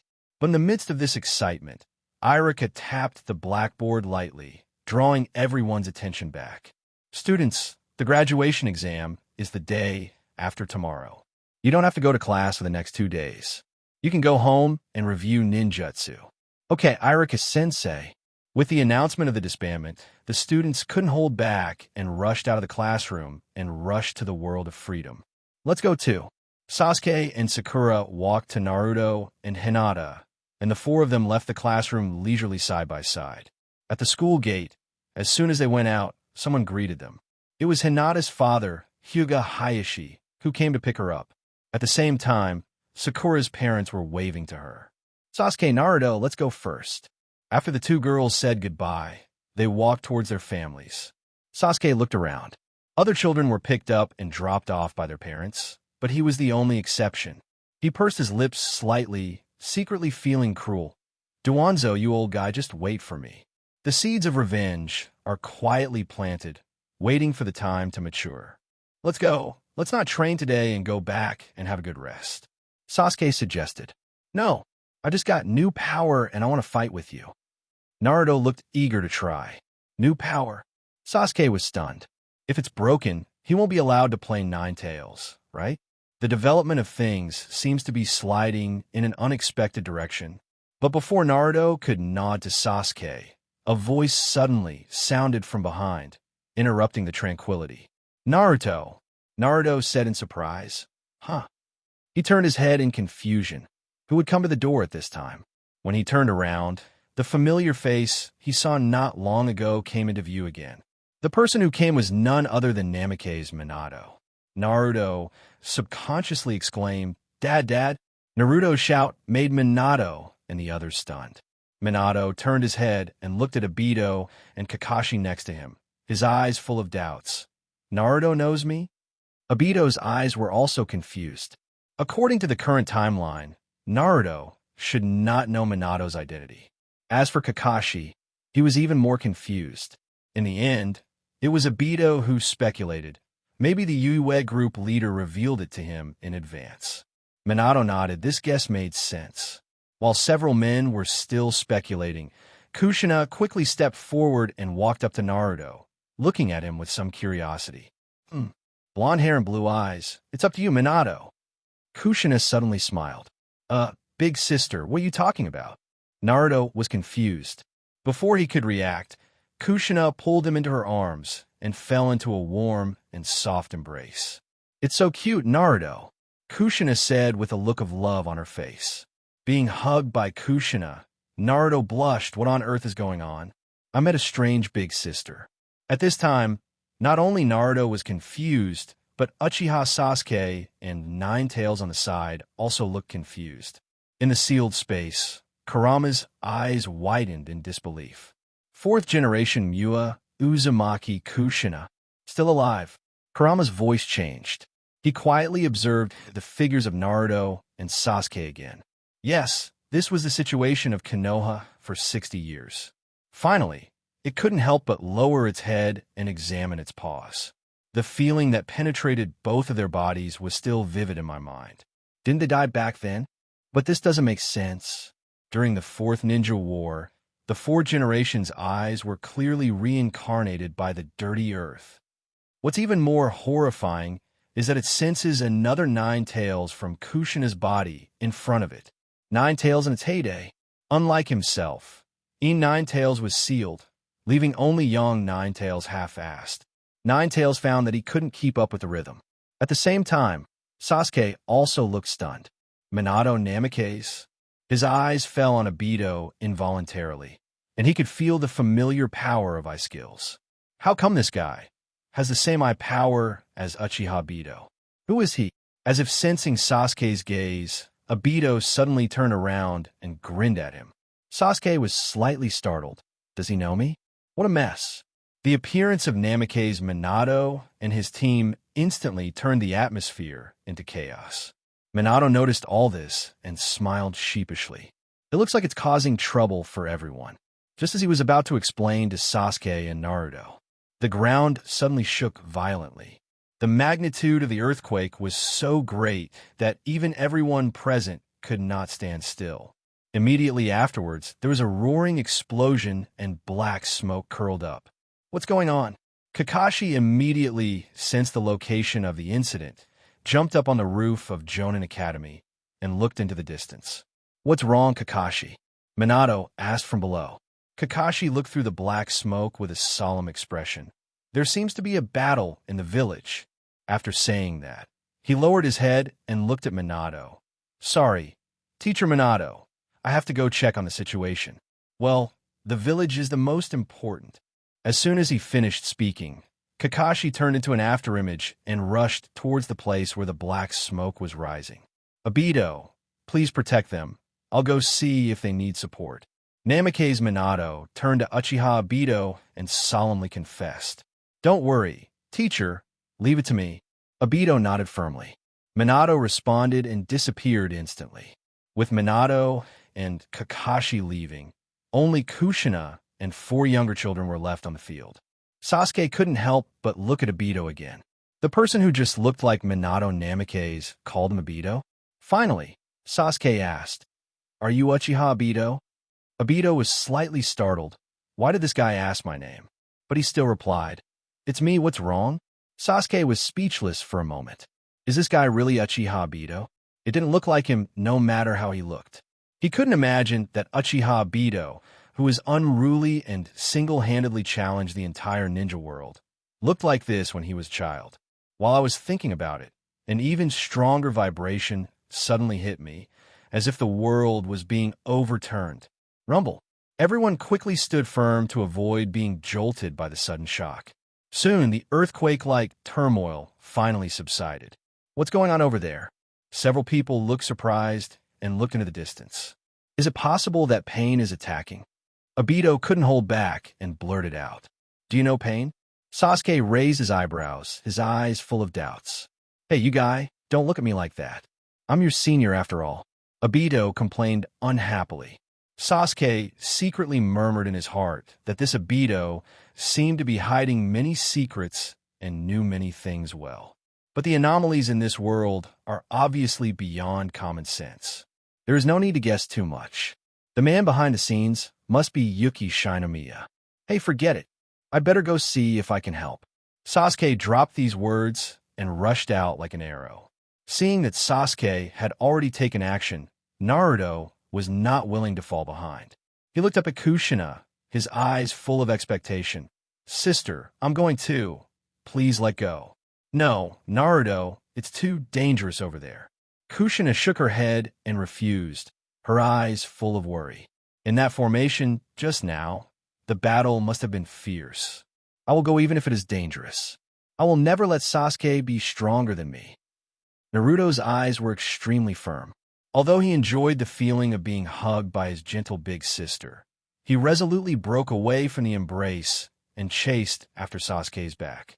Sasuke, wait for me. Although Kushina felt helpless, she was more pleased. Naruto is such a motivated and tenacious child. Let's go too. I know you must be curious. Obito held Lin's hand and said with a smile. As soon as he finished speaking, Obito activated his Kamui, and the 3 of them disappeared without a trace in an instant. And at the other end, boom, boom, boom. Deafening explosions occurred one after another, resounding through the sky as if they would never end. Faintly, one could see magical ninjutsu spells emerging out of thin air and then bursting one by one. This is one of the forbidden techniques that Senju Tobarama is good at, tandem paper bombs. It can summon the detonating talisman prepared in advance to achieve the effect of continuous fixed-point explosions. Brother, how do you feel? Senju Tobarama carefully supported the slightly pale Senju Hashirama, his brows furrowed and worried. It's okay. Hashirama waved his hand weakly, looking a little weak. Today's experience was a small lesson for Hashirama. They had previously taught Hiruzen Sarutobi a lesson in the Senju tribe, and then went directly to Danzo to hear his motives for destroying Uchiha. Danzo, like Sarutobi Hiruzen, was initially extremely shocked by Hashirama and Tobarama's resurrection. However, when he realized that the Hashirama in front of him was real, he did not hesitate to use the power of the eyes he had taken from Uchiha Shursui. Distinguished heavenly gods. This is a kind of pupil technique that can forcibly tamper with the consciousness of others, which is extremely terrifying. Once successful, Shimura Danzo may really have to heaven-defying change his life, because he will have a ninja god who is absolutely obedient. The entire ninja world will be invincible. Unfortunately, he failed. If the target were someone else, even Senju Tobarama, he might be able to succeed. But he was greedy and chose Senju Hashirama, the reincarnation of Azura. Sharingan's power comes from the ultimate display of Yin power, which is contrary to Yang power. Azura inherited the Yang power of the six paths passed down by the Sage of Six Paths, and Yin and Yang are in conflict with each other. How can a mere Yin power shake the Yang power of six paths? Distinguished heavenly gods was naturally ineffective, but Senju Hashirama also suffered a lot of mental trauma. After the situation got out of hand, Senju Tobarama became furious, and in an instant, Shimura Danzo fell under his hands.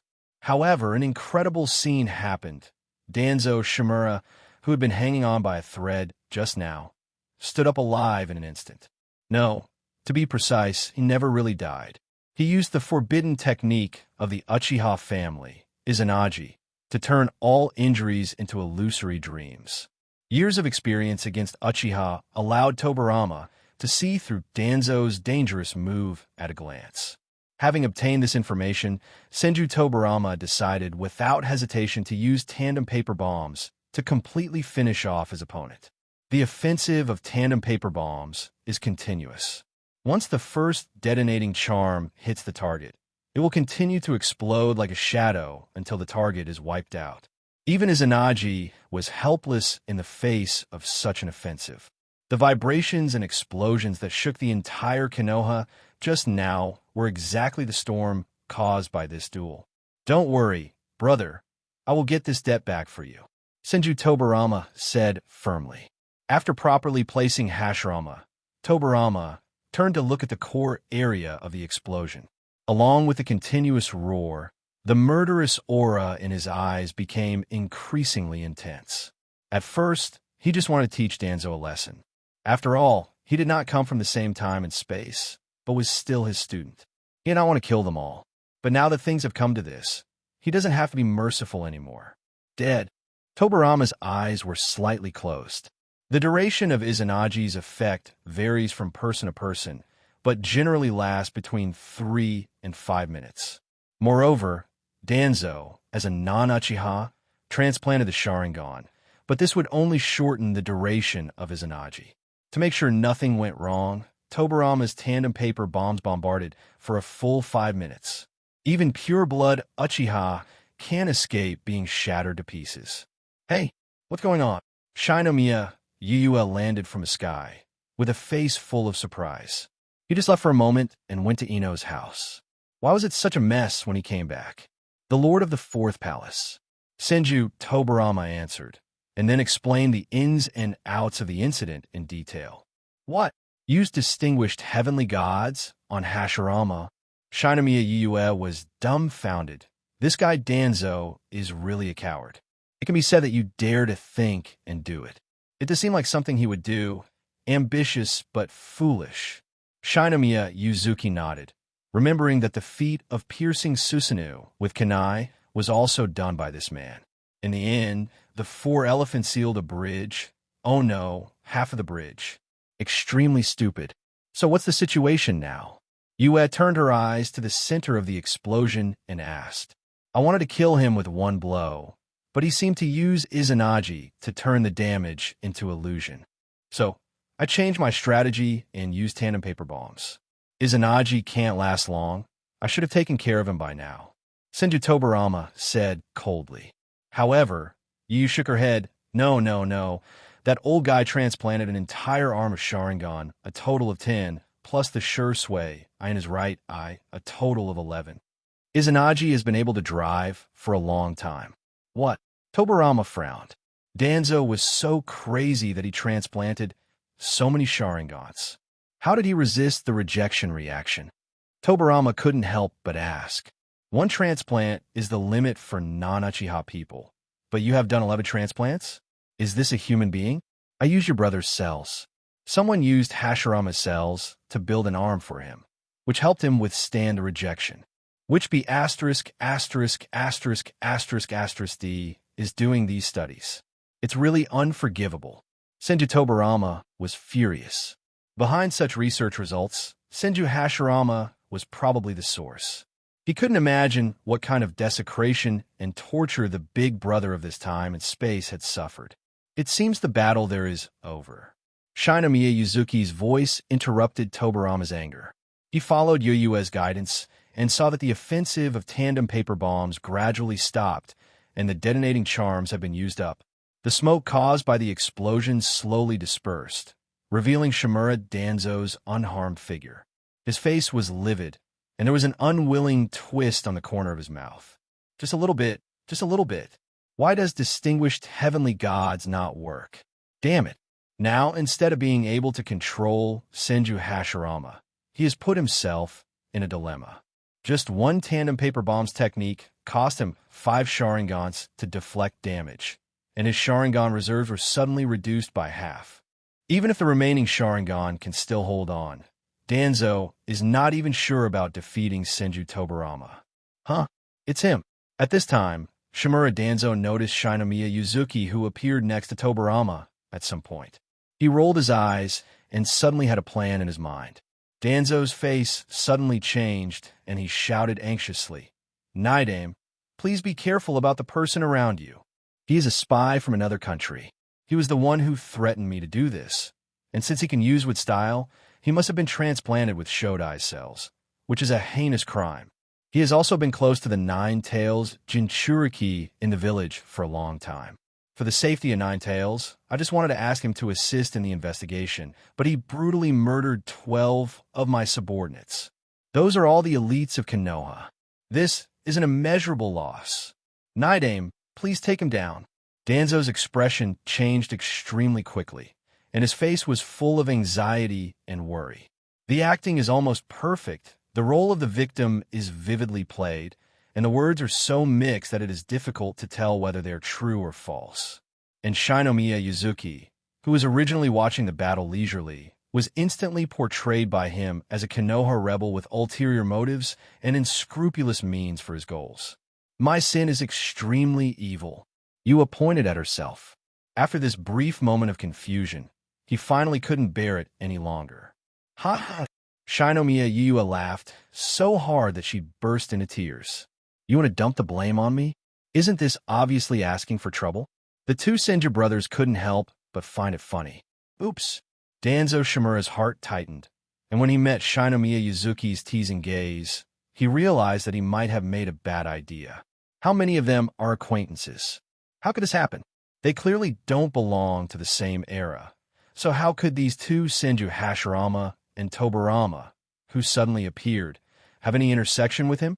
The original plan was to label Shinomiya Yuzuki as an enemy of Konoha and then work with the Senju brothers to get rid of him. Then he used his master-disciple relationship with Tobarama to mediate and gradually downplay the matter. Who would have expected? Shimura Danzo's face was as gloomy as the bottom of a pot. This can't go on like this. Looking at Senju Tobarama's increasingly murderous aura, Danzo knew that he had to take action.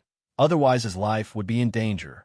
So he refused to give up and said, "Shodai, Nidame, there is a misunderstanding here." "Misunderstanding? Then tell me, what is the misunderstanding?" Shinigong Yue crossed her arms and asked with interest. Unexpectedly, Shimura Danzo suddenly became angry. "Where did you come from, kid? Go away. I am talking to second generation. You have no business to interrupt." Duanzo, watch your words. His words are what I mean. Senju Tobarama's faint warning was like cold water that extinguished Danzo's anger. He looked at the two of them in disbelief. Their relationship was so close. "Tell me, one-eyed weirdo, I have nothing to explain, so I'll send you on your way." Shinomiya Yuzuki's provocative voice sounded again. Danzo clenched his fists and finally endured it. Danzo took a deep breath. "I didn't mean to use the eye technique on Shodai. It was Sharingan's rejection reaction that was too strong, and you were too excited to see the teacher, so I couldn't suppress the power of this eye. I almost made a big mistake. I beg you, teacher, to forgive me for this oversight." Shimura Danzo called Tobarama teacher, directly in an attempt to use this relationship to impress him. But Senju Tobarama was indifferent, but Shinomiya Yuzuki chuckled. Then, he turned his eyes to the Senju brothers and spread out his hands. See how good this guy is at making up stories. You just open your mouth and say everything without using your brain, and you're so stupid. Just think of us as air. If you dare to say this, don't you think we are fools? That's true. Senju nodded in agreement, feeling deeply. Senju Tobarama's face was filled with murderous intent, and several kunai were ready in his palms. Shinomiya Yuzuki. Shimura Danzo was furious. This damn brat did something bad again, and he keeps fanning the flames. Anger filled his chest, and he secretly vowed that as long as he could survive this time, he would eradicate Shinomiya Yuyue at all costs. But as soon as his anger arose, a sharp sound broke through the air, interrupting Danzo's thoughts. Looking up, several kunais rushed towards him like lightning. Danzo hurriedly dodged left and right to avoid the sharp edge of kunai. With a few tinkling sounds, kunai stuck into the ground around him. While dodging, Danzo glanced out of the corner of his eye and noticed strange symbols engraved on the kunai. That's Senju Tobarama's flying thunder god mark. Danzo was shocked and was about to use the teleportation technique to escape. Unexpectedly, at this moment, a kunai accurately slashed across his throat, and Tobarama stood quietly behind him. Danzo's eyes widened. He trembled and covered his neck, but the blood flowed out like a fountain and could not be contained. Bang! Then there was another loud noise. Tobarama kicked him hard, and Danzo's body flew out and hit the wall hard.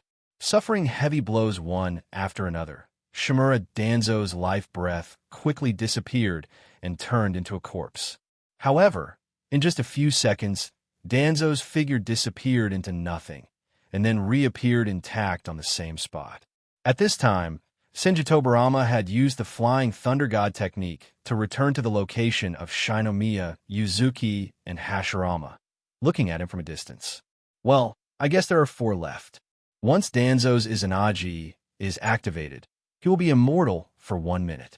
Obviously, this forbidden technique has been activated. Tobarama no longer attacks at this time, but just observes quietly, waiting for Izanagi's effect to end. All you have to do is wait until the 1 minute period is passed, give another fatal blow, draw out Izanagi, and then distance yourself. Repeat this 4 times, and Danzo will be completely finished. Danzo naturally understood his situation. He had not been so close to death for a long time, and his comfortable life gave him inexplicable fear. Seeing Tobarama keeping his distance, he even lost the courage to resist and subconsciously turn around to escape. The seal of the instant body technique had just been completed, and the figure of Senju Tobarama was already lying in front of him. Stare at him calmly. Shimura Danzo was hairy all over. This is the fastest speed in the ninja world. You can't win, and you can't escape. Teacher, Danzo gritted his teeth. I was wrong. I was really wrong. After all, I am your disciple. Please forgive me this time. Senju Tobarama remained indifferent, unwilling to even respond. At this moment, Izanagi's 1 minute time limit is up. Tobarama's body swayed, and Danzo's head suddenly flew up, unable to resist, with unwillingness written on his face. In the blink of an eye, Danzo died again. As expected, he activated Izanagi again, and at this time, Senju Tobarama had used Flying Thunder God to create a safe distance. The old trick is repeated. Danzo was left with nothing but boundless despair. Sharingan has 3 left. The dog-walking tactic is quite interesting. Shinomiya Yuyue said with a smile. When Danzo heard this voice, his eyes were full of hatred. It was this little brat who was causing trouble. Otherwise, he still has a chance to survive. Yes, I just like to see you like this. You want to kill me, but you are helpless. Tobarama couldn't help but glance at Yuyue. The personality of this group leader, well, it's quite distinctive. The minute's wait is almost over. At this time, 2 figures accidentally broke into the place. It was Hatake Kakashi and Namikaze Minato, the 2 people who came to support. What's going on here? Kakashi looked around in confusion. He thought an enemy was coming, but it turned out to be Konoha Hokage's right-hand man, Shimura Danzo, fighting here. What's even more outrageous is first generation and second Hokage. Aren't those two old seniors gone long ago? But when he turned around and looked at his teacher Minato Namikaze, Kakashi had an idea. Maybe they also traveled through time and space? Thinking about it this way, it doesn't seem to be surprising. You a group leader, what are you? Minato couldn't hold it in anymore and asked. Oh, here's the thing. Shinomiya Yuyue clarified the cause and effect in just a few words. Anyway, we are busy cleaning up the house now. Do you two want to come together? Don't feel bad about it. This is justice execution. After finishing this group chat, there will be a big reward. Besides, it's good to stretch your muscles with a few punches. Yua said with a smile. So that's what happened. Kakashi and Namikaze Minato exchanged glances, and when he looked at Shimura Danzo, a trace of displeasure flashed in his eyes. When Danzo saw Kakashi appear, it was as if he had grasped a life-saving straw. Kakashi, help me take down that brat. He confused Night Aim and incited us to fight within Konoha. He turned his attention to Namikaze Minato, who suddenly appeared, wondering why this strange thing of dead people resurrecting happened so frequently. But now is not the time to worry about this. With so many people, they can't all be Yoyue's friends, right? Fourth generation. As a Hokage, why don't you come and take down this gangster? No, we should get rid of it directly. This kind of person is a threat to Konoha as long as he is alive. Danzo spoke righteously without noticing the subtle expressions on Kakashi and Minato's faces. You want me to deal with you, Yue? He is my beloved relative, friend, and brother. We need more money. No, even more money won't work. I think you, Danzo, are the trouble, so I'll deal with you first today. After saying this, Danzo felt a chill in his heart when he saw that Kakashi and Namikaze Minato didn't react at all. Do you know all these people? Shinomiya, Yuzuki. You guys are such a scammer. Danzo gritted his teeth. It's almost time. Izanagi's minute was about to end. Yuzuki reminded him friendly. Before going out, Ino told me that I must be home before 9 o'clock. Now, each of us will give you 9 blows.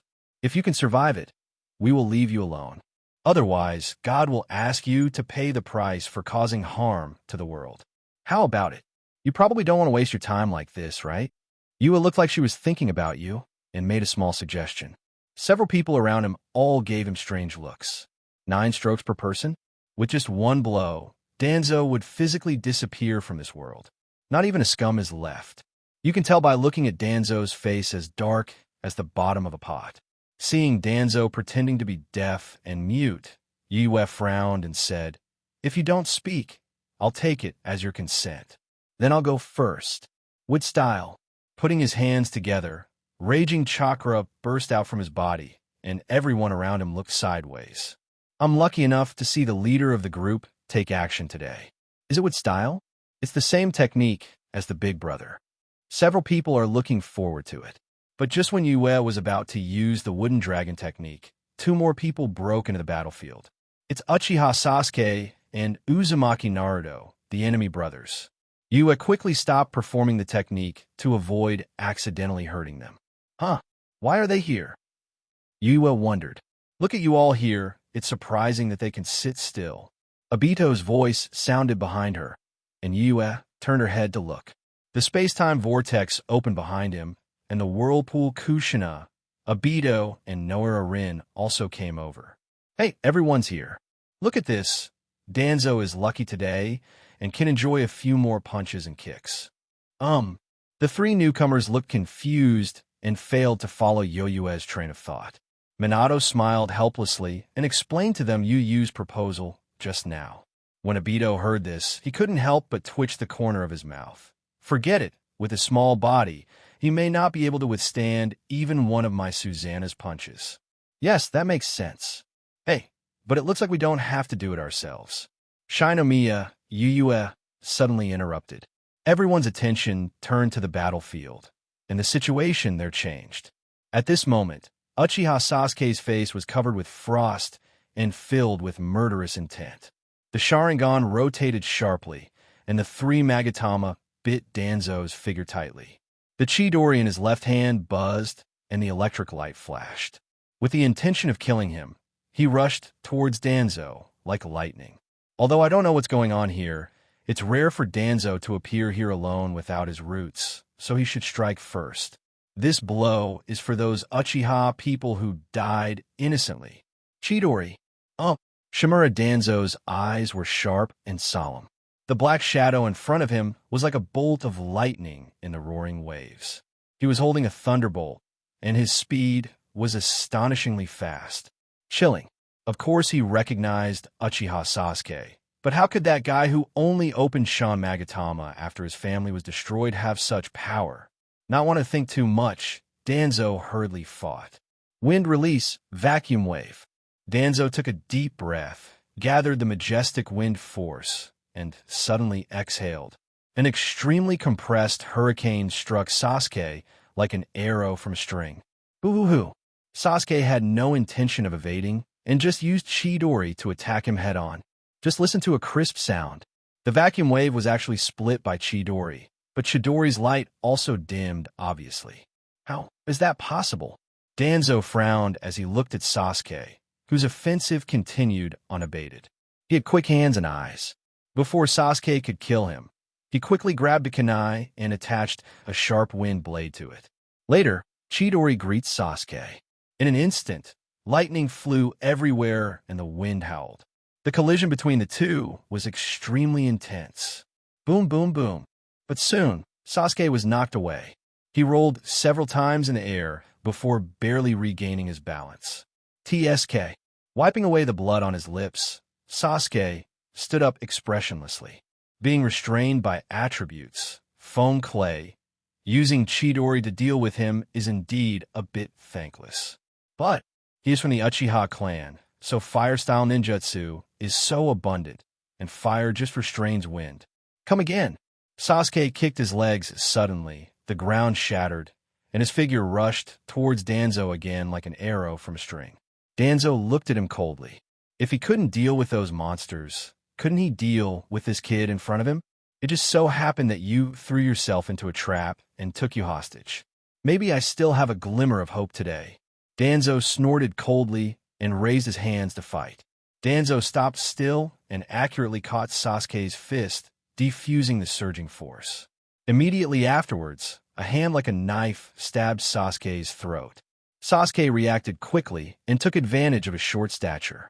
He leaned slightly to one side and easily dodged the blow. At the same time, he kicked Danzo's lower body like lightning. Danzo had to defend. Bang, bang, bang. The physical competition between the two intensified.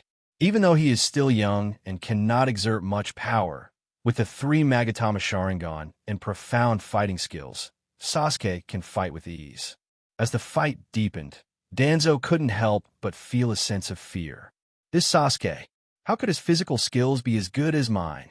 Shimura Danzo, who entered the battlefield at the age of 16 and experienced countless life and death battles, could not suppress a child who was only 12 years old today.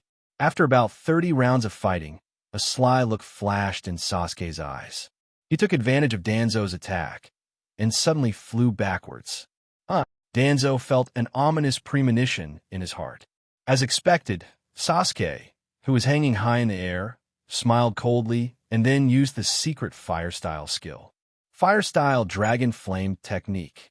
Sasuke suddenly spit out a slender tongue of fire, and the flames flew along in visible threads at high speed, heading straight towards Shimura Danzo with great precision. Then, it was suddenly divided into 3 lines of fire in the air, and they attacked from the upper, middle, and lower directions. When Danzo saw this, an idea suddenly flashed in his mind, and he hurriedly checked himself. I could see that invisible threads were quietly entangled on his arms, legs, and back where he had been in contact with Sasuke, making it almost impossible to detect with the naked eye. Danzo reacted extremely quickly and instantly cut the thread and distanced himself from Sasuke. Without the silk thread to guide it, the flame quickly dissipated at the break.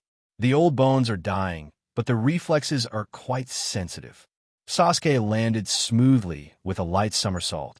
a trace of sarcasm hanging on his lips. Danzo's face was gloomy. Sasuke's strength obviously exceeded expectations, and even he almost got hurt. I'm going to get serious next time. I hope you can make the game more interesting, Sasuke said calmly. He subconsciously reached out to fumble around his waist, but found to his embarrassment that the Kusanagi sword was not in its original position. All I felt was emptiness. Although he felt embarrassed, Sasuke was good at concealing his emotions and did not show it on his face.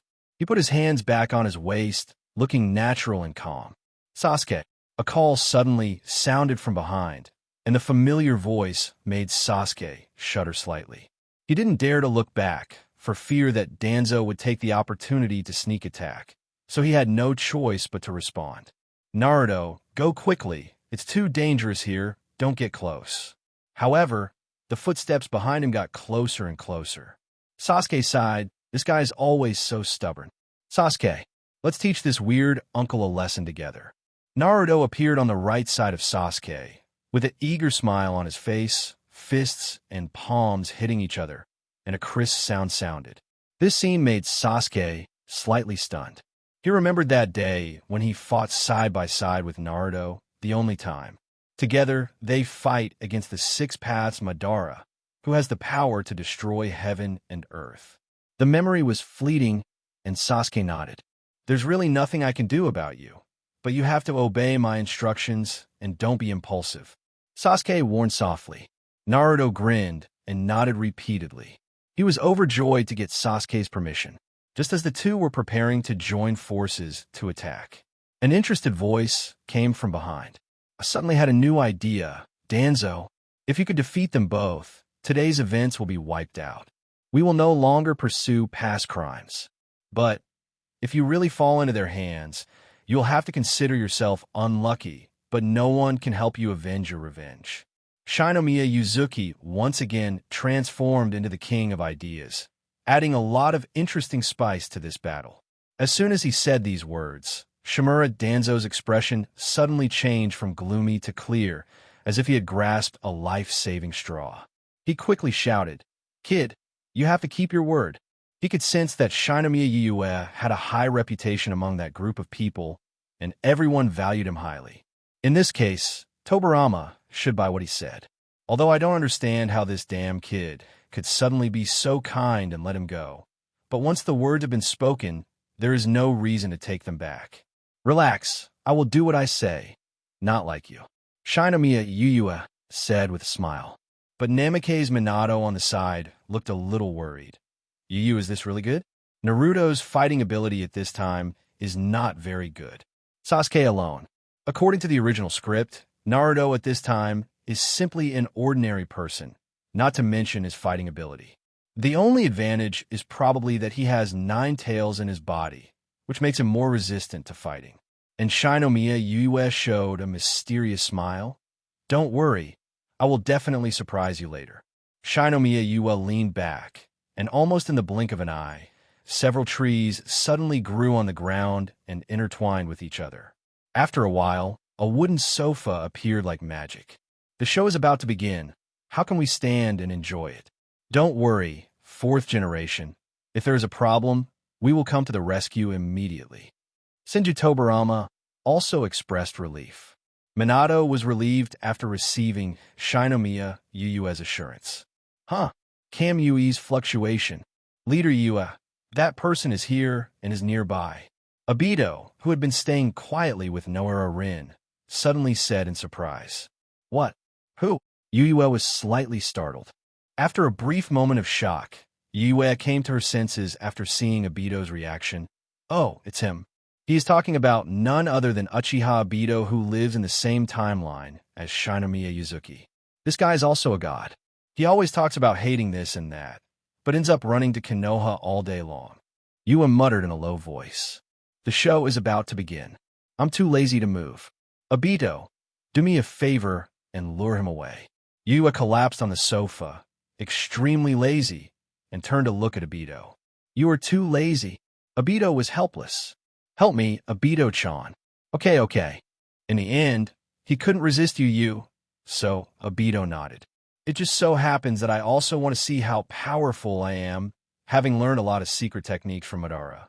Kakashi on the side tilted his head slightly after hearing this, as if he was thinking about something. Master Wife, help me take care of Lin. I'll be back soon. After saying hello to Kushina, Obito's body began to twist, preparing to use Kimui to leave. I'll go too. At this time, a hand suddenly stretched out and grabbed his shoulder, and then the two of them were teleported away by Kamui. That person is none other than Kakashi. Why is Kakashi also there? Forget it. It will definitely be lively when the three of them get together. Shinomiya Yuyue withdrew her gaze and turned to focus on the upcoming duel. On the other side, Shimura Danzo slowly formed seals, preparing to summon the psychic beast. Although his opponents were just two brats, this battle was related to his life and death, and he had to go all out. Psychicism Dream Taper. Danzo bit the tip of his tongue, a splash of blood splashed out, and then he slapped the ground hard.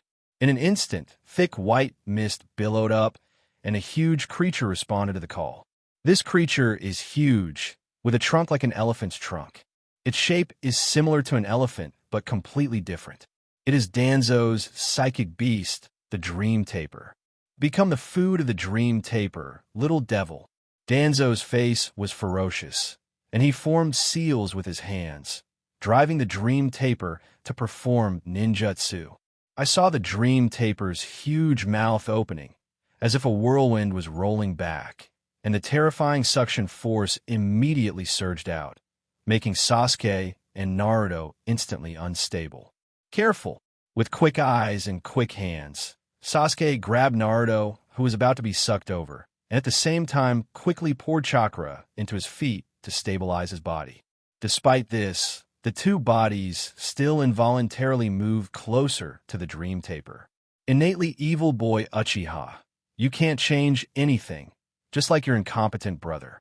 Facing the two people who seemed unable to resist, Shimura Danzo sneered, seemingly intending to regain his lost face with them. However, shut up.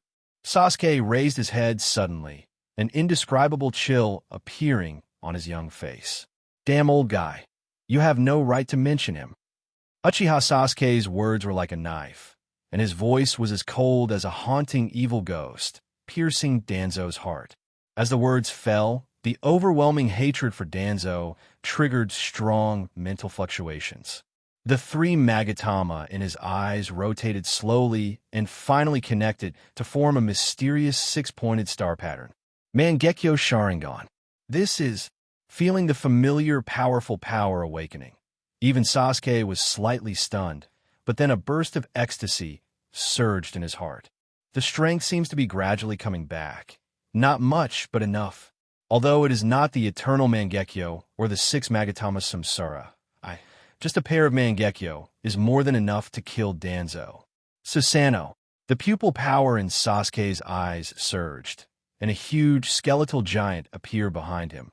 But this was just the beginning.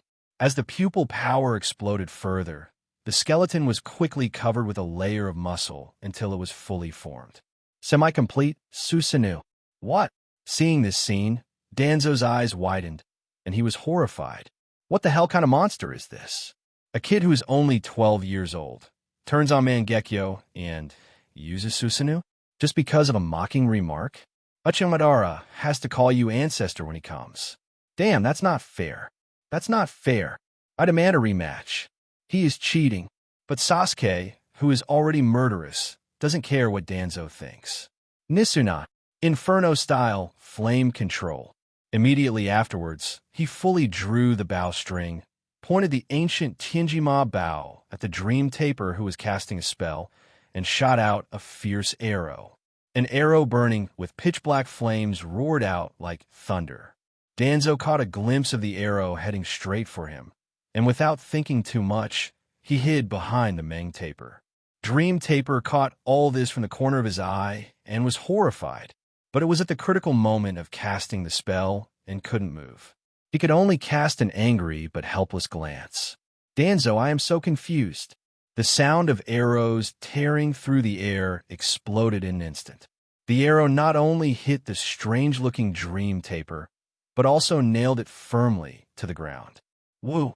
The dream taper let out a mournful cry and instantly turned into a white mist and dissipated.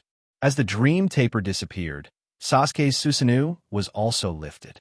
He covered his bleeding eyes and squatted on the ground, gasping for air. At this age, his body is not fully developed, so using Susanoo is a huge load for him. Without the influence of the dream taper, Naruto was able to stand firmly. He found that Sasuke was a little weak and quickly went over to help him. "Sasuke, are you okay? That blow just now was so cool." Sasuke gently waved his hand and used a special secret technique to quickly restore chakra. With that annoying psychic beast gone, the next step is to get rid of that damn Danzo. "Look at me next." Naruto stepped forward and stood in front of Sasuke, pointing his finger at Danzo, full of confidence. "Naruto, are you sure?" Sasuke looked at Naruto's slightly unfamiliar movements and couldn't help but feel doubtful. These words made Naruto furious. "Damn it, are you looking down on me?" After saying this, Naruto rushed towards Danzo with all his strength. He wanted to show his strength. "Hey, don't force it. Just tell me hold him down." Sasuke's words came from behind, which in turn inspired Naruto to speed up his pace and head straight for Danzo. "Punch me." Naruto jumped into the air and struck Huang Long with a heavy punch. Danzo was fully focused, his eyes locked on Naruto. Sasuke's surprise attack just now left him frightened and almost killed him. Using his Izanagi again was no joke. The Uzumaki Naruto who fought alongside Sasuke was certainly no ordinary person. Are those obvious flaws revealed deliberately? Danzo stared at Naruto's moves that seemed to be full of loopholes and secretly speculated in his heart. Could it be that when luring him to attack, he suddenly changed his tactics and captured him in one fell swoop? I won't be fooled. Danzo's eyes flashed with a hint of cunning. He responded quickly, using defense as offense and testing first. Danzo carefully punched out, his whole body tense, ready to counterattack at any time. However, at the moment of contact, Naruto was blown away like a kite with a broken string and fell heavily to the ground after drawing an arc. Danzo, grass, got fooled. This is a complete idiot. If I had known earlier, I would have taken it down with one strike. The annoyance in Danzo's heart. On the other side, Minato Namikaze looked helplessly at Shinomiya Yuzuki, who was leisurely and contented on the sofa. Sasuke's progress was undoubtedly helped by Yuzuki. Otherwise, it would not have been possible to open Mangekyo so quickly. As for Naruto, it's hard to say. Judging from the current performance, it seems a bit inferior. Don't worry, the show will start soon. You have to set the stage. US said with a smile. Minato nodded and continued to watch patiently. Hey, how's the situation? Looking at Naruto, who fell to the side, Sasuke was speechless. I told you not to be impulsive, but you just didn't listen. Naruto kicked his legs randomly, and then stood up reluctantly, looking a little embarrassed. No, it's okay. I'll do it. Sasuke sighed and stood up, his condition almost restored. Unexpectedly, Naruto stood firmly beside him again. Although his face was red, he was determined not to let Sasuke face the enemy alone. Naruto, listen. Kurama's voice rang in Naruto's mind. Huh? Kurama, what's wrong? Naruto responded in his heart. I'm ready. Now you can use my power. Naruto was pleasantly surprised. You have fully recovered? After being sealed for a long time, Kurama also needed some time to regain his strength, and at this moment, he has completely entered a semi-peak state. 1 gram away. Kurama. Humans and foxes become one, and their powers merge. Suddenly, Naruto's body began to undergo amazing changes. The huge chakra surged out like a torrent, shaking the earth. His body was wrapped in bright golden light, and patterns showing the power of 6 paths appeared on his chest. His clothes stretched and transformed into a shining golden robe, like a flying cloak. Kurama, Link Uzumaki Naruto. What a powerful force. Naruto looked at his new outfit curiously, full of freshness. What? Danzo spat out a mouthful of blood again. Perfect Jinchuriki. What the hell is this guy? He had the illusion that he was being targeted by an invisible force. A Mangekyo, a perfect Jinchuriki. What does he have to contend with? Thinking of this, Danzo glared at Shinomiya Yuzuki. This brat must have known about it. Otherwise, he wouldn't have set up this trap so confidently. Damn it. He had no intention of making himself feel better. Facing Danzo's resentful gaze, Yu just smiled indifferently and made an elegant please gesture. That clearly means, come on, please start your show. Sasuke, let's go. Coming. Sasuke walked up to Naruto with a faint smile and took a look at his perfect Jinchuriki form. Not bad, I can't lag behind. The power of Mangekyo Sharingan inspires. A layer of skeleton is attached to Sasuke's body. Using Susanoo in this way can greatly reduce the consumption, and the power is not weak. The two looked at each other without saying a word. But the next moment, the two of them launched a charge in tacit understanding. Head straight for Danzo. The two people just stood there, but Shimura Danzo could feel a cold air rushing to the top of his head, making his heart tremble. There's no chance of singing. There's no chance of winning at all, but he would never give up. With a ferocious look on his face, he took a deep breath and then spewed it out like a volcano erupting. An extremely compressed wind blade is like a sword dancing wildly in the wind. It is extremely sharp and seems to be able to cut everything in the world. Wind escape, vacuum continuous waves. But this was not enough. Danzo quickly formed seals and spat out countless wind bombs like a barrage, approaching Naruto and Sasuke. Wind release, vacuum sphere. Wind blades and wind bullets roared towards us, and they were already there in an instant. Sasuke still looked leisurely and contented, because Naruto had already taken action first. I saw Naruto wave his robe gently. The golden robe, soaked in Nine Tails chakra, suddenly turned into a giant tail condensed with chakra. With a heavy sweep, Danzo's carefully prepared ninjutsu was smashed to pieces like pieces of paper. The wind blade and wind bullet disappeared without a trace in the blink of an eye. Shimura Danzo's eyelids twitched suddenly. Was this too much fun? Am I playing chicken? So strong. Naruto couldn't hide his excitement, as he truly felt the shock of this power. You're still early, Naruto. Kurama's faint voice came. I'll work hard. Naruto was full of fighting spirit. Then, he looked at Shimura Danzo opposite, with a malicious smile on his lips. Hey, weird uncle, it's my turn to attack now. Seeing Naruto in an attacking stance, Danzo's nerves were tense. The power of Nine Tails was too strong. Fortunately, Naruto lacks actual combat experience, so he may be able to withstand a few attacks with his sophisticated skills. However, Danzo's thoughts were about to be shattered by the cruel reality. In an instant, Naruto moved. Shimura Danzo only caught a golden afterimage flashing past. Here it comes. Danzo's heart trembled. Shimura Danzo quickly got into position. Shimura Danzo locked eyes with Naruto.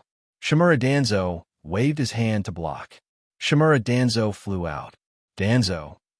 Naruto's punch hit Danzo's chest, and the latter's body instantly bent into a shrimp shape. His eyes bulged, and he felt that his internal organs were churning, and he wanted to vomit everything he had eaten in his life. Bang! Danzo flew upside down like a cannonball and hit a wall hard, leaving a huge hole.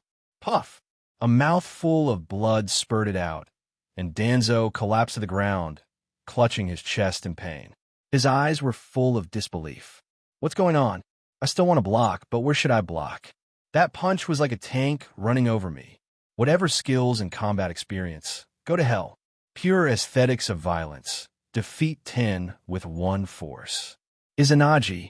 Feeling the number of broken ribs and severely injured internal organs, Danzo had no choice but to consume a Sharingan and activate Izanagi to reverse the injury. On the arm, another Sharingan was closed forever. Damn it! Damn it! Danzo's face turned livid, and his trump cards were running out. Outside, Naruto looked at the big hole and poked his head in with curiosity on his face. Where did that weird uncle go? Sasuke slowly stepped forward and looked at Naruto with a hint of envy in his eyes. Probably dead. With your speed and strength, it's impossible for him to withstand this punch. Hey, He's dead? Then I'm in trouble. Naruto looked a little at a loss. He originally just wanted to show the other party a little bit of color. Don't worry. That person was not a good person in the first place, and he deserved his own fault for his death. Besides, haven't you always dreamed of becoming a Hokage? You eliminated those bad guys to protect the village. This is not a bad thing at all, but a responsibility you must bear as you grow up. Sasuke comforted softly. Really, really? Naruto looked confused and scratched his head. Sasuke had a clear view of Naruto's reaction. It seemed that this guy did not have the same experience of rebirth as himself. So, how did he master the power of nine tails in advance? This question reminded Sasuke of someone. Yes, it seems that Naruto also got help from Shinomiya Uzuki and reconciled with Nine Tails so many years in advance. What is the origin of this Shinomiya Yue? Sasuke only glanced at Yue, sitting on the sofa with his peripheral vision. His faint smile was like a spring breeze, and then he looked away. Because that guy Danzo showed up again without knowing whether he was alive or dead. Sasuke, that weird uncle is alive again, Naruto said in surprise. He used Izanagi, a forbidden technique that can deflect damage. Sasuke's Sharingan glanced at Danzo's arm. Huh? Is there only one Sharingan left? That'll be easy. I thought that Danzo could use that technique countless times, but it seems that he had already died many times before we came here. I don't know how this guy offended a big boss like Shinomiya Yue.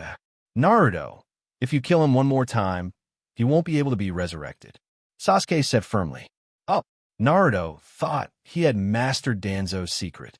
He smiled confidently, dropped 2 words, and moved behind Danzo in a flash. Bang! A heavy punch hit his back, and Danzo didn't even have a chance to react.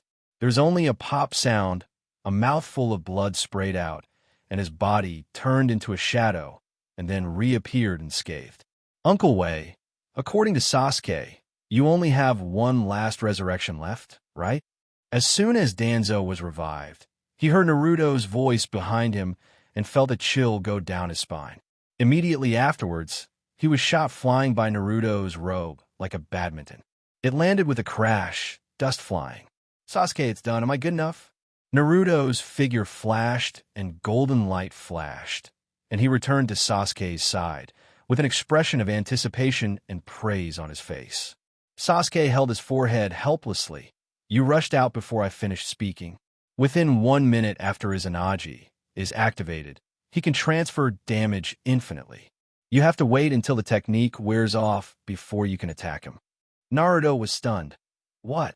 In other words, Naruto looked towards where Danzo had fallen. Sure enough, Danzo stood up again, turned around, and ran away without saying a word. That's right, the attacks just now were ineffective. Sasuke spread his hands. Hateful. Naruto gritted his teeth and stared at Danzo, who was escaping. He dodged and chased away in an instant. Damn weird uncle, you embarrassed me in front of Sasuke. With a flash of golden light, Naruto blocked Danzo's escape path. Damn boy, you're going too far. Danzo roared. It's all about death anyway, so it's better to fight to the death. He pulled out his kunai and blew out sharp wind blades to wrap around it. Suffer death. Danzo suddenly rushed forward, holding a kunai, and stabbed viciously. Naruto remained motionless. An illusory fox head appeared on his body. Bite! With a crisp sound, the kunai blessed by the wind attribute chakra broke into 2 pieces without leaving even a trace. Before Danzo could be shocked, Naruto kicked him in the chest. Catch it, Sasuke. In an instant, Danzo flew out upside down under the influence of terrifying power. Sasuke had already quietly walked around not far behind Danzo. Hearing Naruto's call and seeing Danzo flying at high speed, he raised the corners of his mouth and showed a faint smile. Pretty. Inferno-style flame control. A trace of blood seeped out of the corner of Sasuke's eyes, and surging black flames suddenly appeared all over his body. With the power of flame control, he gathered the black flames into a fiery stick, and with a swipe, Danzo was knocked away. Catch it! Naruto's eyes lit up, and the chakra gathered behind him, transforming into a huge arm. He grabbed Danzo, followed by another sharp throw. On the other side, Sasuke also praised Danzo and patted Danzo back. As you come and go, Danzo Shimura actually becomes the tennis ball in the hands of the two of them, and they have a great time playing. However, as the protagonist of this game, Danzo was not so happy. Being tossed around like a toy, if he hadn't activated the last Sharingan to cast his Anaji at the critical moment, he would have been killed long ago. But now this humiliation is simply worse than death for him who has a great face. Damn you little devils. Shimura Danzo's eyes widened with anger. The 10 Sharingan exhausted their strength, but they ended up in such an end. Faced with such an ending, his face was full of unwillingness. Then let's go to hell together. When Naruto caught the ball, again, Shimura Danzo suddenly activated the 4 elephant seals. A large amount of ink spurted out from the talisman on his chest and spread all over the ground, drawing strange talisman totems. Sasuke's eyes tightened when he saw this. He had heard of this move for a long time and had been wary of it. Naruto, retreat. He is going to blow himself up. In fact, Sasuke didn't need to remind him. The malicious perception system in Naruto's body was constantly urging him to evacuate. He threw Danzo away, ran toward Sasuke at full speed, picked him up, and prepared to leave. But Sasuke said, "Wait a minute, Shirsue's eyes can't just disappear. Naruto, take me to Danzo's place." Naruto didn't have time to think about it and teleported to Danzo, who was about to explode. Sasuke acted quickly and expertly removed the eye of Shirsue from Danzo's eye socket. Ignoring Danzo's wailing, Sasuke urged Naruto to leave quickly. A golden trajectory cut across the sky. Naruto accelerated, and the moment before the 4-elephant seal erupted, the two of them escaped in a thrilling manner close to the edge of the seal. Phew, it's safe. The two stop 100 meters away from the center of the seal explosion. He always likes to bring some weird burial gifts with him. Sasuke's lips curved into a meaningful smile. Last time, half of the bridge was sealed, and this time several houses were taken away. But this is the base of Root, and there are no residents in those houses. Danzo's self-destruction once again only took away some useless bricks and tiles. We won. Naruto cheered. They defeated the evil uncle. Well done, Naruto. Although there are some minor flaws, it is already very good for your first battle. There was a voice behind him, and Naruto turned around to take a look. Yuyue and others are walking slowly. Yuyue. Naruto waved excitedly. When did you arrive? I've been there the whole time, and it's been really great. Shinomiya, Yuzuki praised again. This was his sincere affirmation. After all, when Naruto solved Danzo, he dropped an unexpected gain of 20,000 gold coins. The investment in Naruto was instantly repaid. Not to mention that when he was reborn for 9 Tails, Naruto had 100,000 gold coins. This time, 120,000 gold coins were directly recorded in the account. Naruto, Namake's Minato greeted with a smile. Dad, Naruto shouted excitedly. Oh, big sister's here too. Naruto then noticed Kushina and greeted him warmly. And these 2 uncles I haven't met before, hello? Naruto greeted Kushina, Senju Hashirama, and Senju Tobirama one by one, and all 3 of them responded with smiles. What an energetic little guy. He feels just like you when you were a kid, big brother. Tobirama said with a smile. He really? Hashirama laughed a little awkwardly. It turns out that this is the image I have in Tobirama's mind. I'm really a little embarrassed. But having said that, he was right. Naruto and himself, as the reincarnation of Ajura, did have many similarities in personality. Naruto quickly ran to Namake's Minato, with excitement on his face. Dad, the departure you mentioned turned out to be the place where Kurama was sealed. I thought you were going somewhere else. Looking at the eldest brother with blonde hair and blue eyes who looked so much like himself, Naruto got the exact information from Nine Tails that he was his father. In a sudden surge of emotions, Naruto threw himself into Minato's arms. His eyes were red and his nose was sore. Where have you been all these years? Why haven't you been home for so long? I thought I had no parents anymore. Namikaze Minato sighed softly and hugged Naruto tightly. I'm sorry that I couldn't be with you to watch you grow up. Your mother and I want to complete a very important task. For the sake of the village, we had to do that. Minato wanted to tell Naruto the truth that they came from another time and space, but seeing Naruto's appearance, he swallowed the words. Forget it. Let him misunderstand like this. After all, it is not a lie. They are indeed father and son. At this moment, Ninetales and Naruto's body coughed slightly, as if to avoid it, and silently closed the door to the heart. But then I thought about it. I can't blame myself entirely for this. It is also involuntarily controlled by fate. At this time, it's time to tell a story about Kamui who couldn't hide his tears. It doesn't matter. This is what we should do for the sake of the village. Naruto wiped away his tears and smiled brightly again. So now that you're back, you won't leave again, right? Naruto's eyes were full of expectation.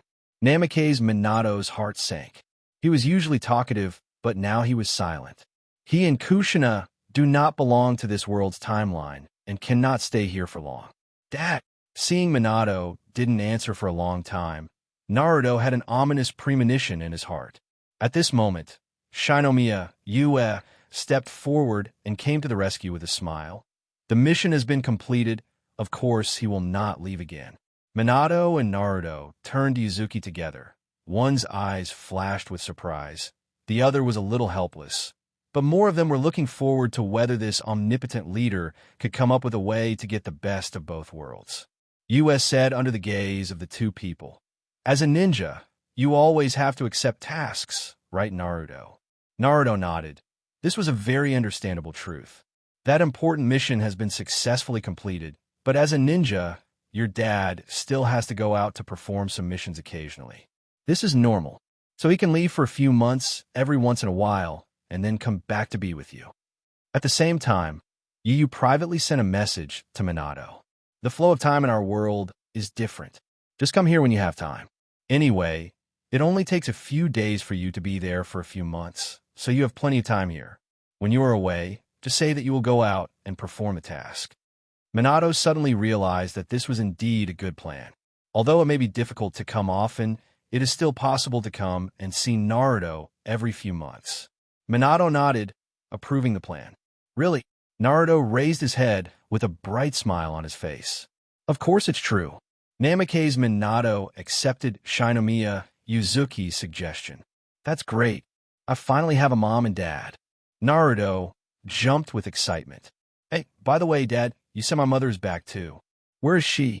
Only then did Naruto suddenly realize what he was asking, and he looked around, his eyes full of curiosity. What kind of person would his mother be? She will be sad when you say that. You just met not long ago, and she even hugged you. Did you just hug me? Naruto was startled. Wait, could it be? Naruto slowly turned his head and looked at Kushina, who looked slightly disappointed. Namikaze Minato smiled and said nothing. Huh, that word sister. It turns out you are my mother, Naruto said in surprise. Kushina frowned, walked to Naruto, stroked his head, and said with a smile, Weird sister. The immortal caressed my head, and an inch of strength opened up the heavenly spirit. Facing Kushina's loving smile, Naruto quickly corrected her. Mom. Kushina's expression suddenly changed from gloomy to clear, and she gently rubbed Naruto's hair. This is right. Naruto giggled. At this time, Sasuke sighed lightly. Looking at the scene of Naruto's family being reunited, he couldn't help but have mixed feelings in his heart. He thought that such happiness might be out of reach for him. Suddenly, someone came forward and put his arm on his shoulder.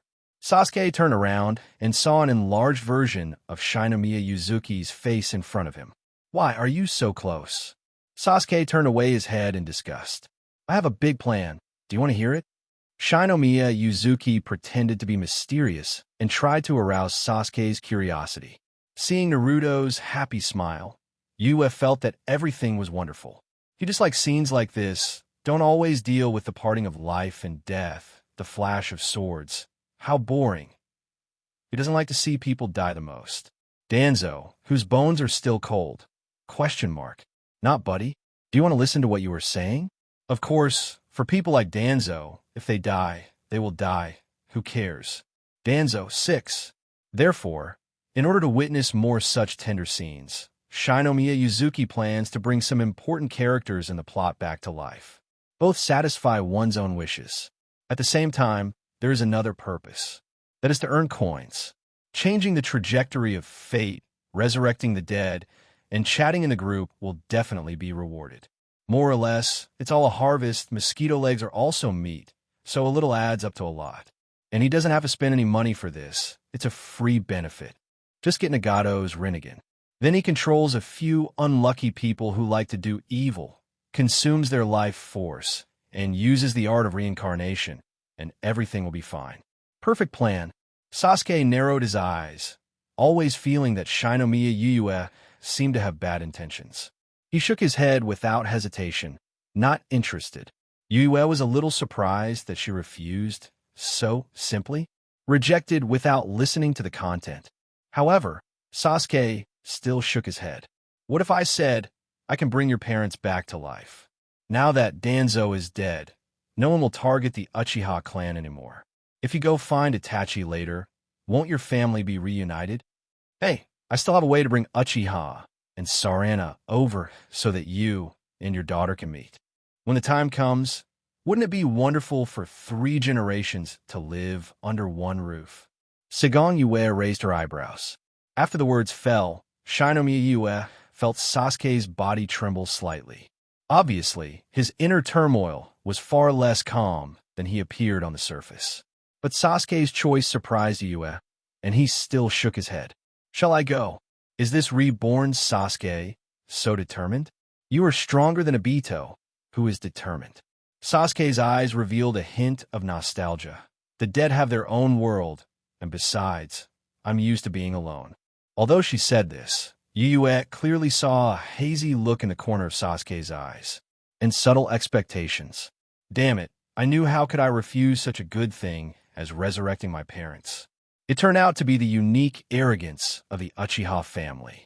She said she didn't want it, but in her heart she wanted it more than anyone else. Shinomiya Yue nodded clearly. I see, I understand. Yue patted Sasuke on the shoulder. Just wait for my good news. Then he turned around and left without taking a single cloud with him, leaving Sasuke with a confused look on his face. Do you understand? What on earth did you understand? At least speak clearly before leaving. Looking at Shinomiya Yuzuki's retreating figure, the corners of Sasuke's mouth twitched faintly. Could this kid really be pulling some strings? What if I wake up one day and find that I have an extra daughter who is 2 or 3 years older than me for no reason? Uchiha Sarana. Oh, my dad was so cute when he was a kid. Thinking of this funny and terrifying scene, Sasuke couldn't help but shudder. He was so embarrassed that he could dig out a 3-bedroom apartment with his toes on the ground. He shook his head violently, throwing these random thoughts behind him. No, this is too embarrassing. So, he hurriedly stepped forward and sped up to chase Shinomiya Yue. Sigong, wait for me. I have something to say. At this moment, the 2 bosses, Senju Hashirama and Senju Tobarama, were discussing the future plans of Konoha Village enthusiastically, speaking passionately. On the other side, Namikaze Minato and Uzumaki Kushina were chatting gently with Naruto. Shinomiya Yuzuki was in front, and Sasuke was chasing after him with a nervous look on his face. Only Noira Lin, this little girl, seemed to be left out in the cold. She waited anxiously for Obito's return. As time passed by, the worry in her heart became more and more intense. Everyone, it seems like Obito has been gone for a long time. Noira Lin's voice sounded somewhat worried among the crowd. When everyone heard this, they couldn't help but pause. The conversation stopped abruptly, and they all came back to their senses. Obito has been gone for a long time. How about I go over and check on the situation? That boy from Uchiha? I feel that his eye power is no less than Madara's, so there shouldn't be any safety issues. Shinomiya Yue, who was walking around, happened to catch this conversation and stopped involuntarily. At this stop, Sasuke, who was following closely behind, suffered a disaster. He couldn't stop in time and hit Shinomiya Yuue's back like a copper wall with a bang. In an instant, Sasuke's eyes flashed with stars, and he lost consciousness. Yue glanced sideways at Sasuke, who had fainted, and a smile appeared at the corner of her mouth. The immortal's body is not easy to mess with. I'm afraid this kid will faint for a while, so just let him be. Then, he turned to look at Noera Lin and comforted, "Don't worry, I'll send a message to ask." After speaking, Yue tapped her fingers in the air a few times. "How's it going over there? Did you win or lose? Your little fangirl is already worried about you." Obito's reply came back almost instantly. "Done it, a big win. We could have come back alive, but we were delayed by Kakashi's delay. We'll be back soon." Obito said they would be back soon. Yuzuki relayed. Noera Lin let out a breath, and the stone in her heart finally fell to the ground. "Thank you." Her smile was as sweet as honey. "You're welcome." Shinomiya Yuzuki responded, then bent down and picked up Sasuke from the ground, intending to pick him up and take him away. At this moment, the space suddenly distorted, and a vortex of time and space spit out Uchiha Obito and Kakashi. Obito grabbed the unconscious Kakashi and dragged him forward like a chicken. Kakashi is unconscious with bloodstains on his body. Madara. Yue, do me a favor and save this idiot."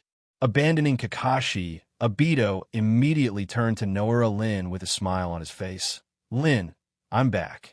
Shinomiya Yuzuki raised her eyebrows, put Sasuke aside casually, walked towards Kakashi, and knelt down to check his injuries. After the inspection, Yue frowned slightly. "How did it happen?" Kakashi was seriously injured, even losing an eye, and it was still the same Mangekyo Sharingan.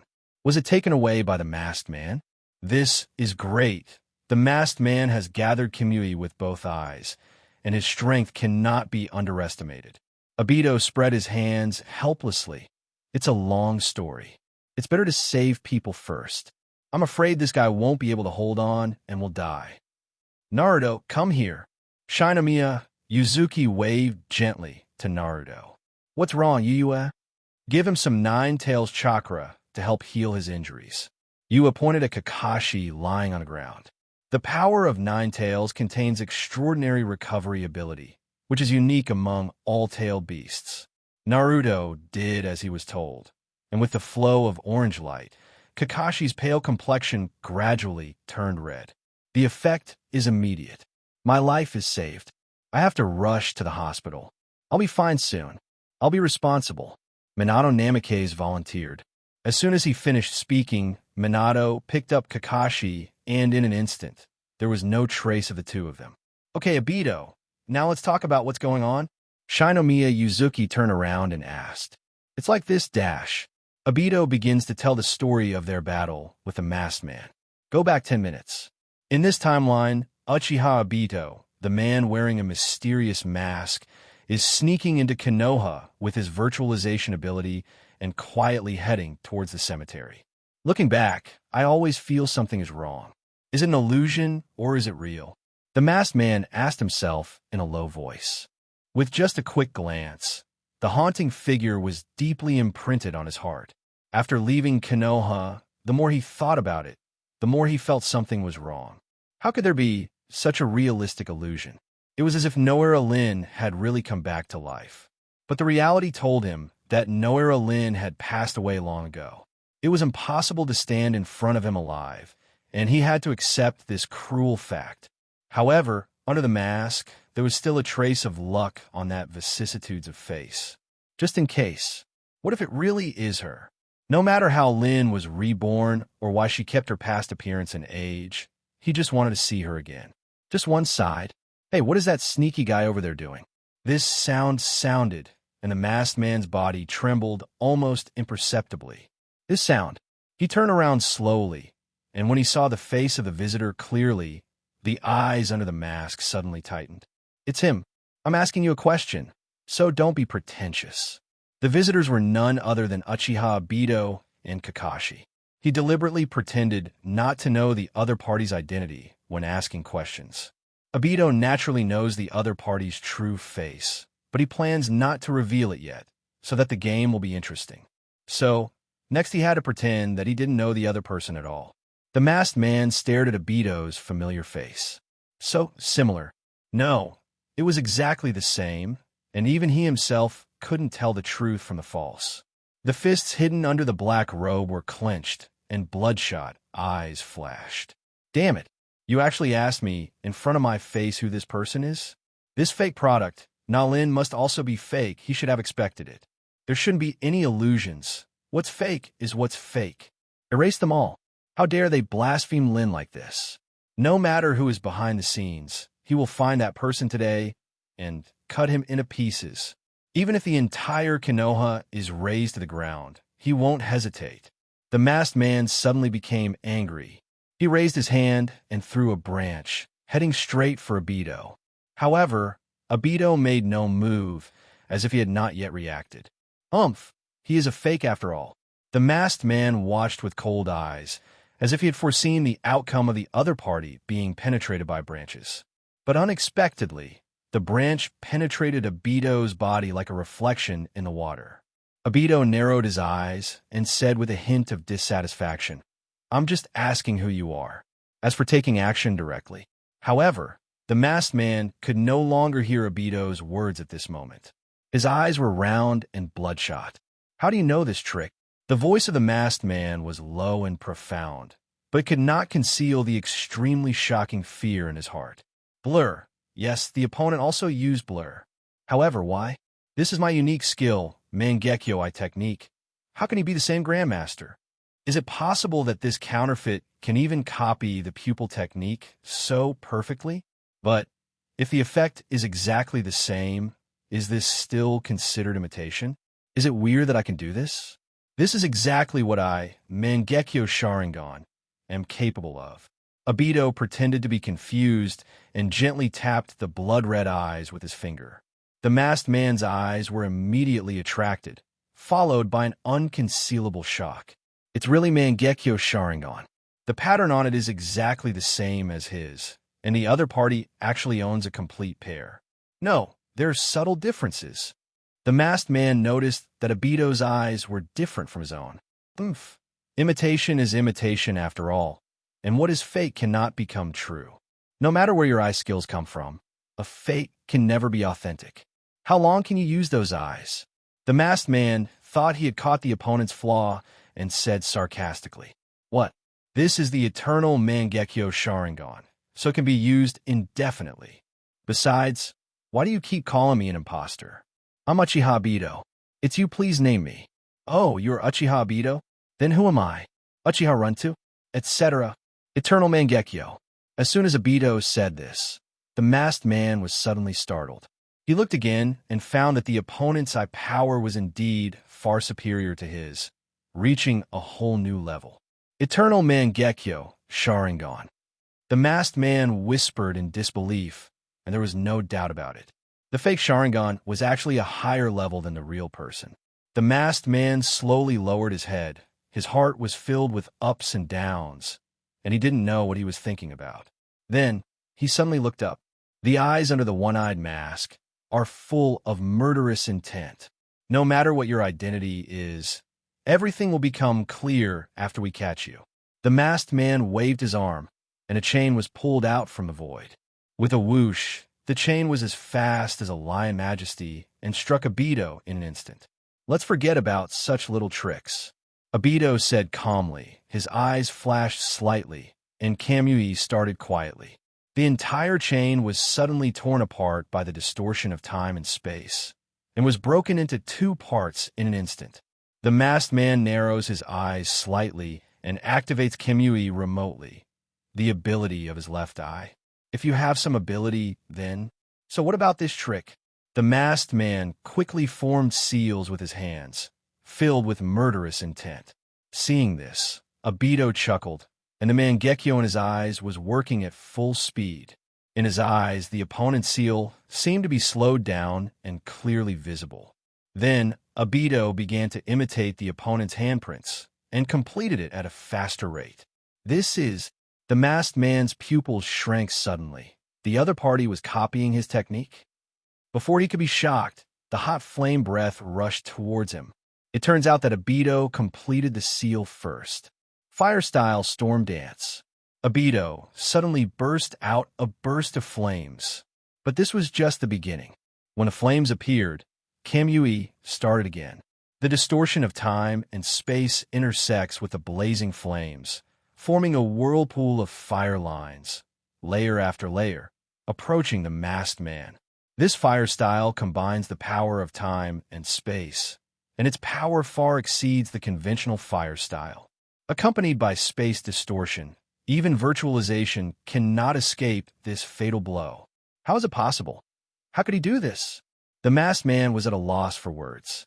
Today's events were beyond imagination, and the shock to him was far greater than the sum of his previous experiences. At this time, the masked man also completed the same ninjutsu. The same storm is coming. The ninjutsu from both sides collided instantly, and a terrifying distortion of time and space enveloped the surrounding area. Amidst the roar, a billowing heat wave hit, and the temperature soared to the extreme. Kakashi quickly used water style to cool down and build defenses. Water style, water barrier. Rumble. The two top fire style ninjutsu collided with each other, and in an instant, the surrounding temperature soared to a chilling level. Fortunately, Kakashi was prepared and quickly opened the water barrier. Otherwise, the consequences would be disastrous, and he might be seriously injured on the spot. The water evaporated rapidly under the high temperature, and for a while, thick steam filled the air in all directions, obscuring the view. This sudden change immediately aroused the curiosity and attention of the surrounding Konoha villagers. What's going on with this fog? Is there a fire in someone's house? Why is it so hot? Idiot, you can tell the ninja fighting just by looking at it. Huh? Which ninja dares to fight in the village without fear of being captured by Umbu? After a while, a dozen villagers driven by curiosity gathered over and approached cautiously, wanting to find out what was going on. Don't come here. It's too dangerous here. Kakashi had just issued a warning, but the masked man had already taken action first. He suddenly rushed toward a villager, who was so frightened that his face turned pale, and he was caught before he could react. Holy shit, everyone watching the fight is going to fight, run away. When other villagers who were joining in the fun witnessed this scene, they were so frightened that they scattered in all directions like frightened birds. If you don't want him to die, then the masked man is going to use this as a hostage to threaten Kakashi and Obito. However, before the masked man finished speaking, his body suddenly twisted strangely, as if being swallowed by an invisible vortex. What? The masked man was shocked, and he hurriedly let go of the villagers, and hurriedly used virtualization to transfer himself to the Kamui space, avoiding the sudden crisis. The masked man turned sharply to Uchiha Obito and saw Obito's Sharingan slowly turning. It was obvious that the surprise attack just now was by his hand. If the masked man hadn't reacted quickly, if he had been even half a beat slower, he would have been completely torn apart by the distortion of time and space. Oomph!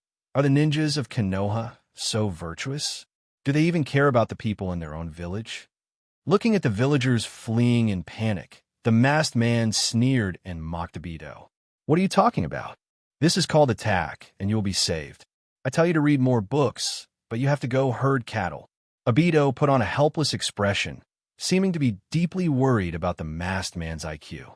He's very good at talking. The masked man scoffed. Obito ignored him and activated Kamui directly, teleporting himself and Kakashi into the Kamui space. In Kamui space, there is no light here.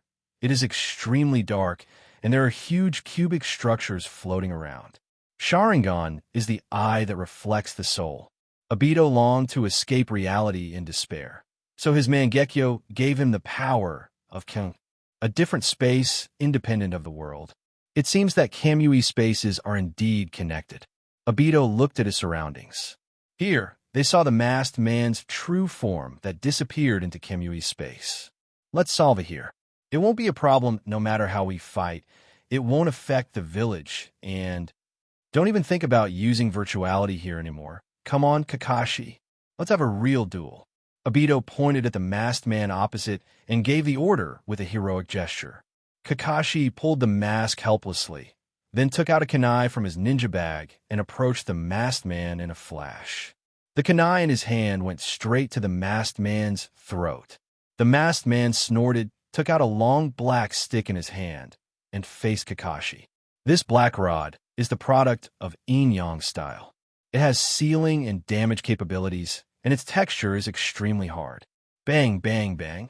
The speed of the confrontation between the two reached an afterimage that was difficult to catch with the naked eye. Fierce battle.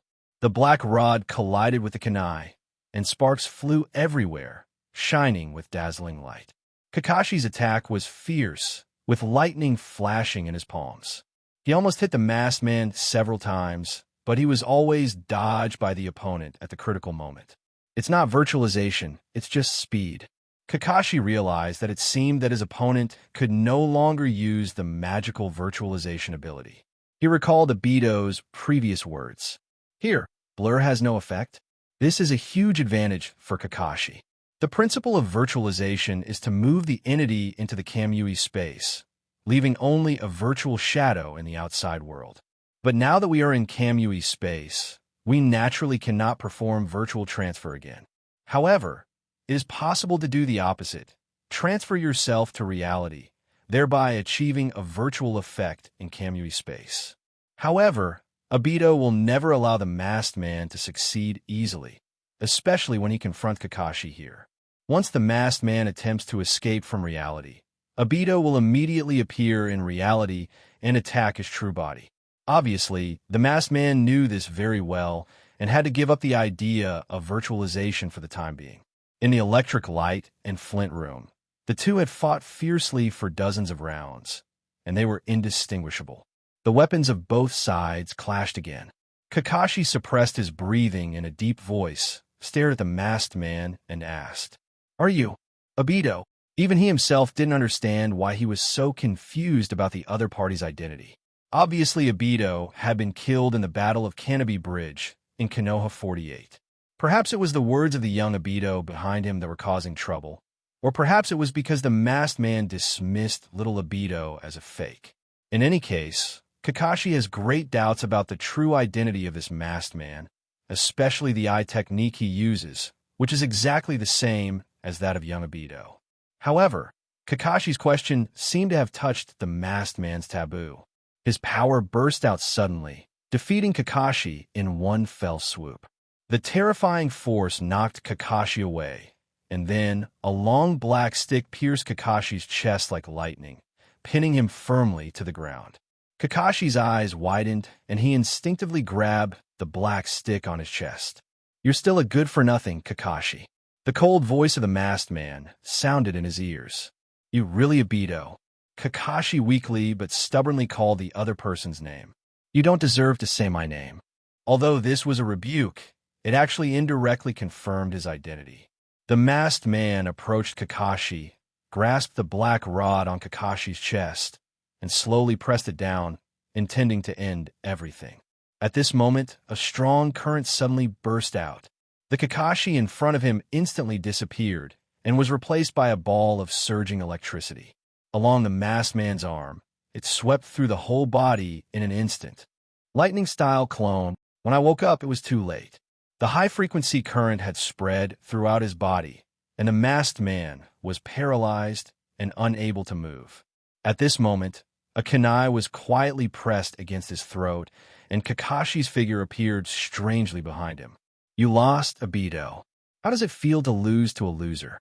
Wrapped in electricity, the masked man's body couldn't help but tremble. But his eyes were still stubborn and locked on Kakashi. "Oh, come back with me and don't make any mistakes again," Kakashi persuaded earnestly. The masked man was unwilling to surrender, with a sarcastic light flashing in his eyes. In desperation, Kakashi could only knock him unconscious with a knife and planned to take him away by force. "Good job, Kakashi." Obito gave a thumbs up. It was not in vain. He switched back and forth between reality and illusion, staring at the virtual appearance of the masked man. Without the ability to blur, the masked man's combat effectiveness is greatly reduced. If he fights against Kakashi with only combat experience, he will definitely suffer. "Okay, let's go back." "Uh-huh."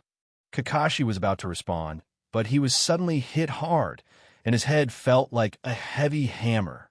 The masked man regained consciousness at some point, not only got rid of his paralysis, but also took the opportunity to attack the unsuspecting Kakashi. With one blow, Kakashi fell to the ground, unconscious. In a blur, a heartbreaking pain came from his eye sockets. His Sharingan was taken away by the masked boy. Kakashi covered his empty eyes and groaned in pain. But the masked man didn't stop and hit Kakashi in the chest with a heavy punch. The amazing force even caused spiderweb-like cracks to appear on the ground. Boom! There was a loud bang, followed by a dull thud. Blood splashed everywhere, and Kakashi spat out a mouthful of blood. Then his vision went black, and he fainted. Before he could fall to the ground, the masked man gave him a cold kick and kicked him dozens of meters away. Like a kite with a broken string, he rolled several times on the ground before stopping. Under the continuous heavy blows, Kakashi's vitality was rapidly draining away. Obito's eyes passed over Kakashi's body, and when he saw that he was still breathing, he immediately turned to the mysterious masked man. Izanagi? Obito's eyes narrowed slightly. It was obvious that the masked man could not naturally recover so quickly. The only explanation was that he used that forbidden technique to pass on the damage. It's quite knowledgeable, but the masked man raised a sneer on his lips and nimbly opened a corner of the mask with his fingers. With lightning speed, he removed the Sharingan from his left eye that had lost its brightness and replaced it with the Mangekyo Sharingan that he had taken from Kakashi. The abandoned Sharingan was thrown away by him, then stepped on hard, turning it into dust. Dead people, it doesn't matter whether they know it or not. Obito gently picked up the kunai on the ground and caught it firmly. You seem very confident to keep me? The masked man didn't answer, but slowly approached. Silence was the greatest contempt. Uchiha Obito stared at him. His eyes were calm. Only the pair of Sharingan turned slowly, as if there were thousands of words hidden. Time and space disappear. Obito whispered. As soon as he finished speaking, a strange wave surged out of Obito, and the space seemed to have been pressed on the pause button. Everything stopped, including the approaching masked man. Time and space annihilation allows users to control the edges of time, space, and reality, and travel through the long river of time. To speak human words is to stop time. This is the pupil technique Obito learned after opening the Eternal Mangekyo, and its power is jaw-dropping. After activation, all movements around him will be forced to stop except himself. Although strictly speaking, it is not a true stop of time, but more like an advanced version of the body-holding technique, it is already a force that is difficult to contend with for the opponent in front of him. At this moment, only Obito can move freely in the entire space.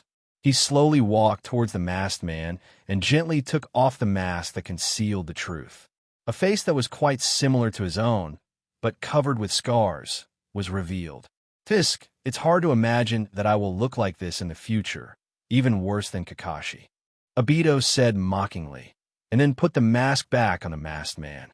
The masked man's eyes were full of panic. He was completely awake, but couldn't control his body at all. Even if he wanted to use Izanagi to escape this predicament by consuming Mangekyo at all costs, he found that even this ability was sealed. Everything is at the mercy of Obito. It's almost time. It's time to end this. Obito clenched the kunai in his hand and prepared to take the opponent's uniform away. However, at this moment, a weak but unwavering voice came from behind. Wait, don't kill him. Obito turned around in surprise and saw that Kakashi had woken up with difficulty at some point. His seriously injured body was moving towards this side step by step with long blood marks on it. Facing Obito's gaze, Kakashi reluctantly raised his hands and begged, "Don't kill him." Obito raised his eyebrows. He didn't expect that he was so important in Kakashi's heart. This made him feel inexplicably moved. "Don't worry, I didn't intend to kill him in the first place," Obito reassured. Hearing this, Kakashi seemed to be relieved, but his tense body finally couldn't support it and fell straight to the ground, the fire of life flickering. Kakashi. Obito's heart suddenly tightened, and he rushed over to check the injury. He placed his fingers gently on his pulse, and the weak but still remaining signs of life gave him a little peace of mind. But this moment's mood swing caused slight cracks in Obito's newly constructed static field. The masked man's attainments in time and space ninjutsu are equally profound, but this momentary oversight was enough for him to capture. He suddenly activated Kimui, and time and space seemed to be twisted and twisted by him, and he escaped from the scene in the blink of an eye. In the one-eyed state, Sharingan's power will be reduced to a quarter, and the masked man can still quickly use Kimui even under such limitations. Now that both eyes are complete, his speed of performing spells has increased several times. When Obito saw this, it was too late to stop him, so he could only sigh helplessly, watching the cooked duck fly away. But the most important thing at the moment is to rescue Kakashi. As for the escape of the masked man, let's not mention it for now. He picked up Kakashi and was about to leave when Shinomiya Yuzuki's message happened to come. After a quick glance, he simply replied, and then used teleportation to leave. That's it, the whole story. Uchiha Obito stated. It's really twists and turns. Shinomiya Yua chuckled. But it doesn't matter. Just run away. Just don't let him cause trouble, otherwise I will take action. He waved his hand easily, as if he didn't care about the masked man with double Kamui. This indifference is not because of arrogance, but because he does have the confidence. With more than 200,000 gold coins in hand, just waiting to strengthen himself tonight, his strength may be close to the Six Paths level. Unless the Sage of Six Paths reappears, there will be no one better in the ninja world. It's getting late. Everyone, what are your plans? Yua smiled slightly and talked about tonight's arrangements. Naruto was the first to bear the brunt and responded excitedly. Of course, I'm taking my parents home. He took Kushina's hand and said with excitement, Mom, I will take you to see our home. That simple hut that has been lonely for more than 10 years will finally be filled with the warmth and laughter of home from today on. He pulled Kushina and walked eagerly toward the street in Konoha. Go quickly, go quickly. Kushina covered her mouth and chuckled, saying goodbye to everyone. See you tomorrow, everyone. As Naruto left, Senju Hashirama also slowly stood up. The long rest allowed him to almost recover. He looked at Senju Tobarama and then said to Shinomiya Yuzuki, Yuki, Tobarama, and I are going to live with the monkey for a while. Although his management of Konoha has some minor flaws, it is overall very good. I want to learn some experience and see how to make the village stronger. As the founder of Konoha, Hashirama has only been the Hokage for 2 years, while Hiruzen Sarutobi has been the Hokage for decades. In terms of management and village development, Sarutobi's accumulation far exceeds Hashirama. To a certain extent, Hashirama's humble request for advice is not an exaggeration.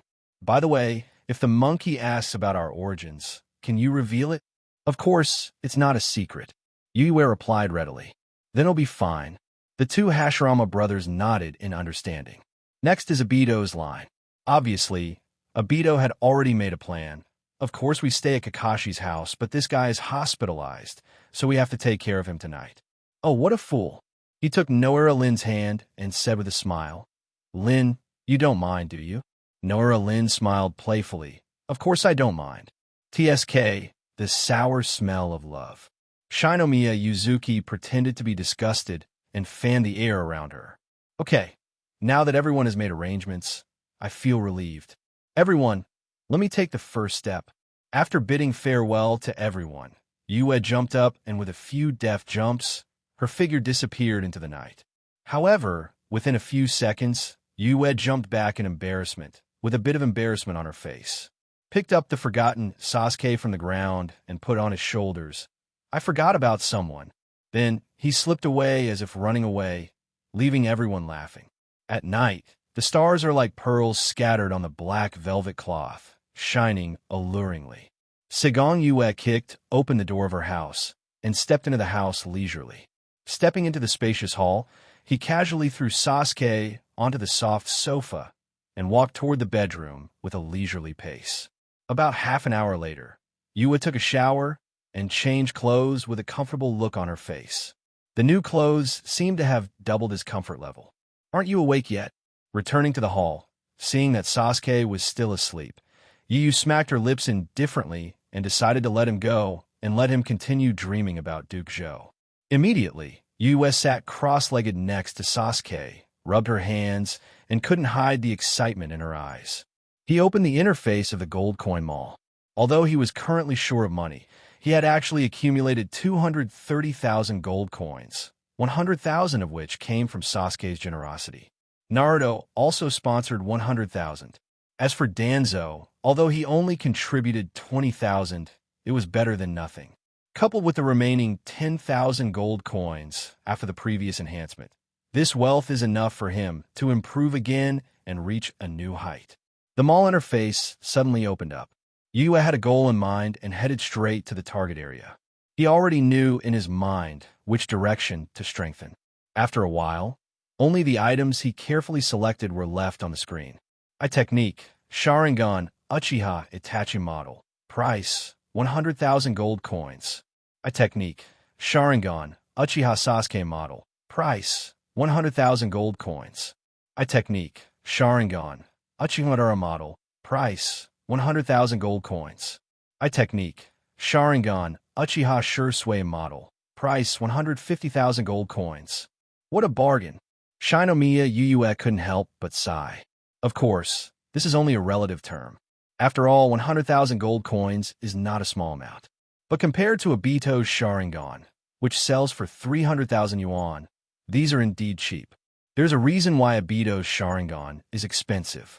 With the control of the power of space, just one eye can turn the ninja world upside down, and two eyes are invincible. It is simply a heaven-defying existence. Which one is better to choose? That's right, the target of Shinomiya Yuyue's strengthening this time is exactly Sharingan. In terms of ninjutsu, he has Wood style by his side, and his physical skills are blessed by the immortal body. He is invincible in these two aspects, but he has become a weak point on the mental level and is easily invaded by Jinjutsu. Now, he urgently needs to fill this gap. When it comes to fighting Jinjutsu, what could be better than Sharingan? With such a pair of eyes, most Jinjutsu can be easily dealt with. Even powerful Jinjutsu, such as Tsukiyomi or Jiraiya's Toadsing, are not impossible to prevent as long as you are more vigilant. Faced with a dazzling array of Sharingan options, Yue was hard to make a choice. Amaterasu and Flame Control are both very offensive, and it feels like they have some overlapping functions. Tsukuyomi is pretty good, and it can make up for my gaps in Jinjutsu attacks, but doesn't seem necessary. I'll just crush him with my hard strength, so why bother using Jinjutsu? During hesitation, Yue scratched her head. Maybe we should consider distinguished heavenly gods? We can also try the taste of hypnosis. Having said that, since he got with style, the number of times he actually took shots can be counted on one hand. It is also used to deal with those root members who don't know the heights of the sky. Hyuga didn't count that time. He didn't show any real skills at all. Later, there was no need for him to do it himself. At this stage, the god of ninja, the Golden Flash, and the master of forbidden techniques are in charge, and if anything happens, they can be solved easily. Just pretend to be a master in a low voice. Even if they leave, there are still Sasuke and Naruto, who are almost unsolvable at this stage. Hey, thinking about it this way, it seems that Yue can retire early and enjoy her small life. Anyway, there will be other people taking care of everything. Well, having said that, I still need to get a Sharingan, just in case. It wouldn't be fun if I were controlled by Jinjutsu one day. We still have to make up for our shortcomings.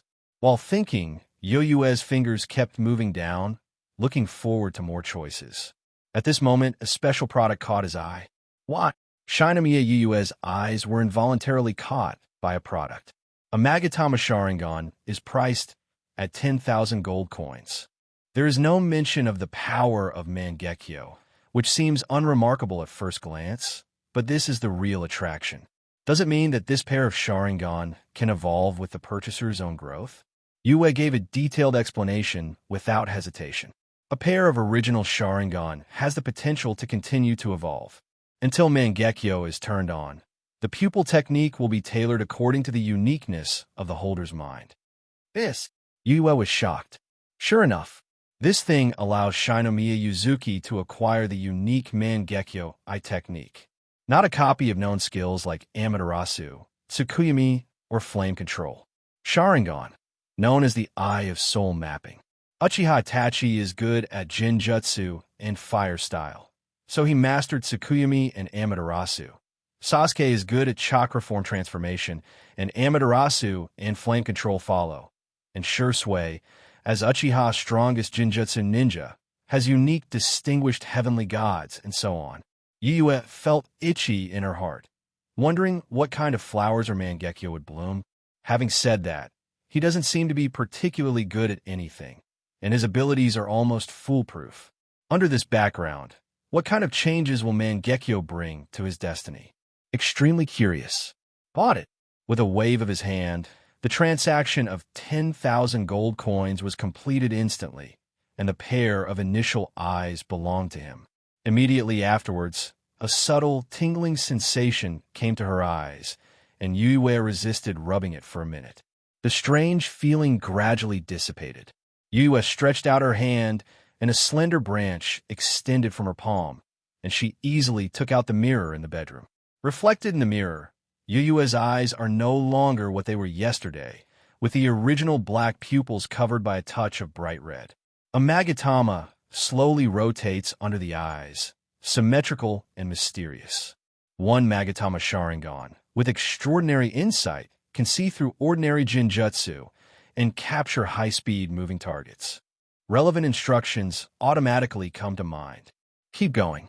Yuzuki's target is Mangekyo. Immediately, he made additional investment without hesitation and was promoted from 20,000 gold coins to a second Magatama, and from 30,000 gold coins to a third Magatama. At the last critical moment, 100,000 gold coins fell, and Sharingan finally jumped to the Mangekyo level. The three Magatama spin rapidly in the eyes, and finally merge and reshape, showing a brand new pattern. This pattern, why does it look so familiar? Yue held the mirror and looked at it carefully. Suddenly, a flash of inspiration occurred. Damn it! Isn't this QQ penguin? Yue's eyes widened.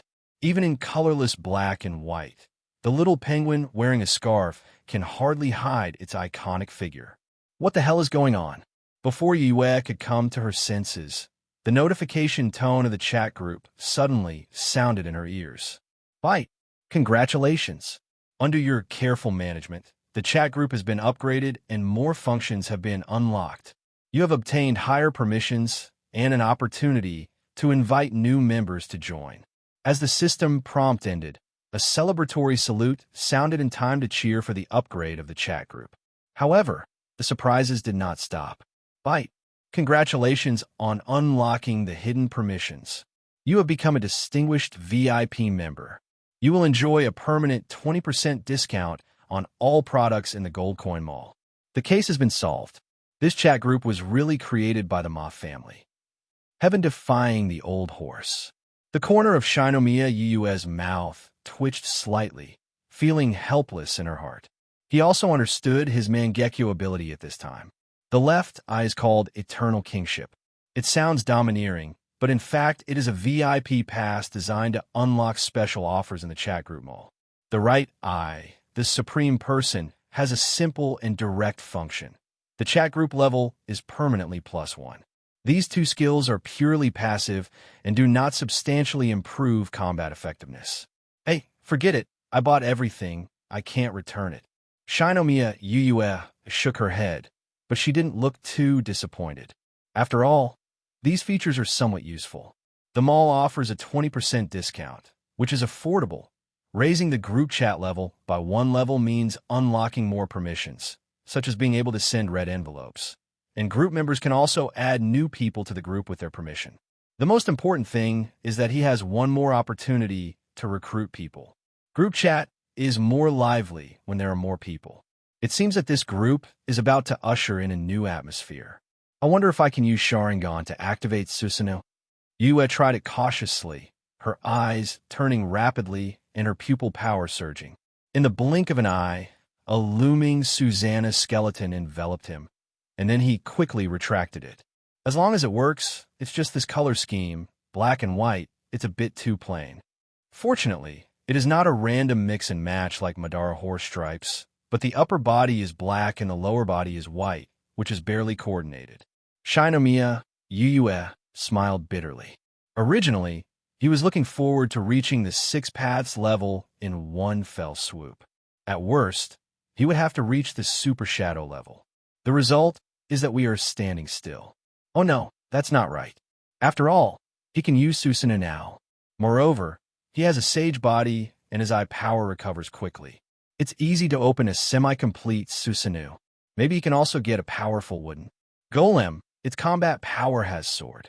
Moreover, his goal can be considered half achieved. At least he has solved the shortcoming of Jinjutsu that is easy to win.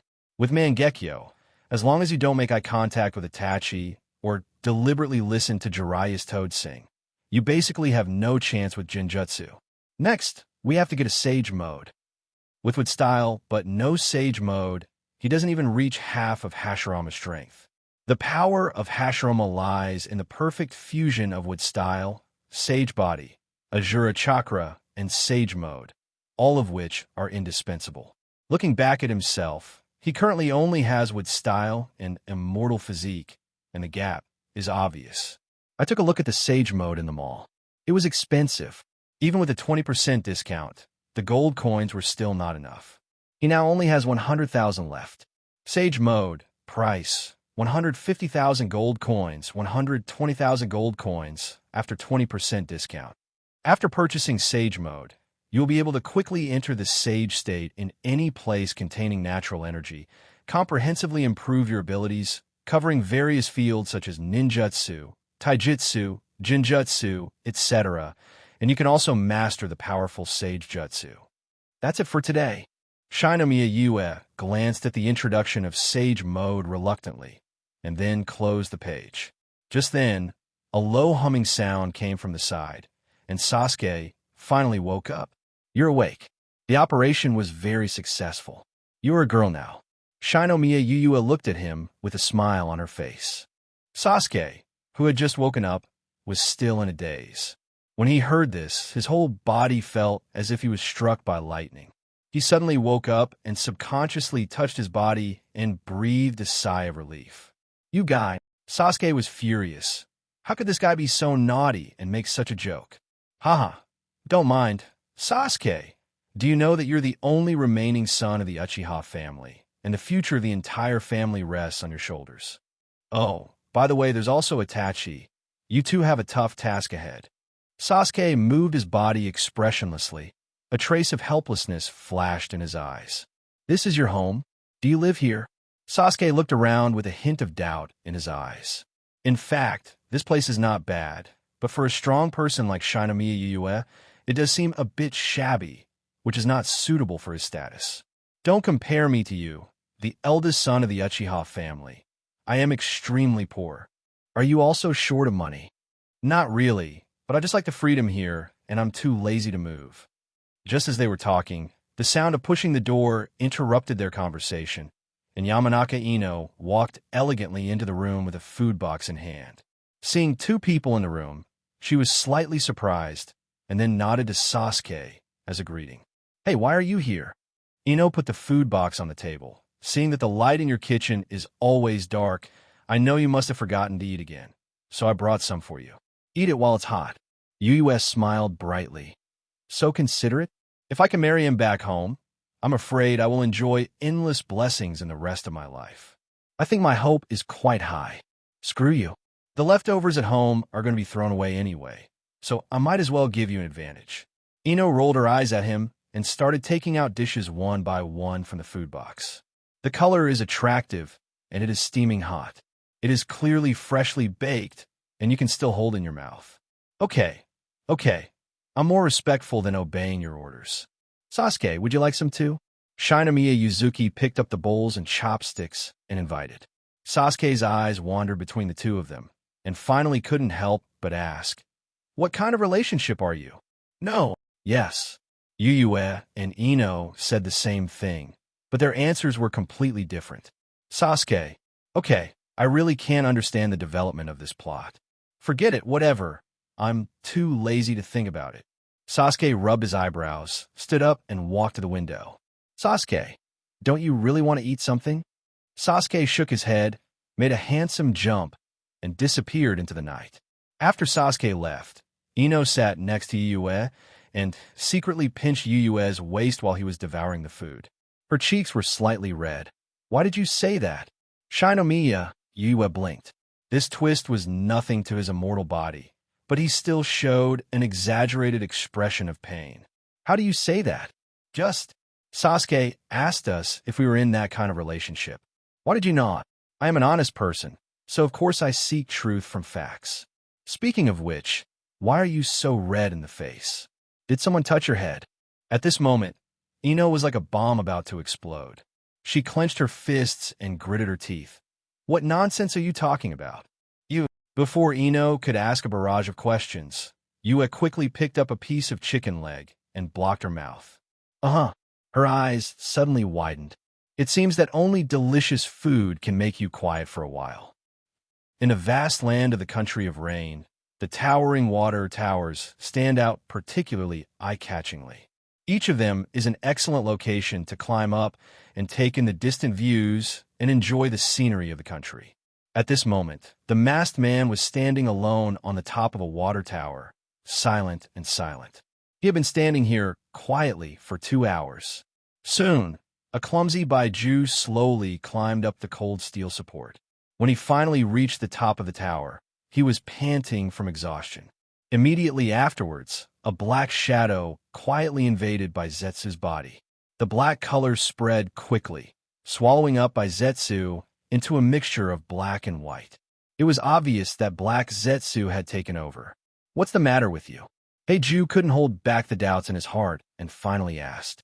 Ever since the masked man returned from an outing, he had looked like this.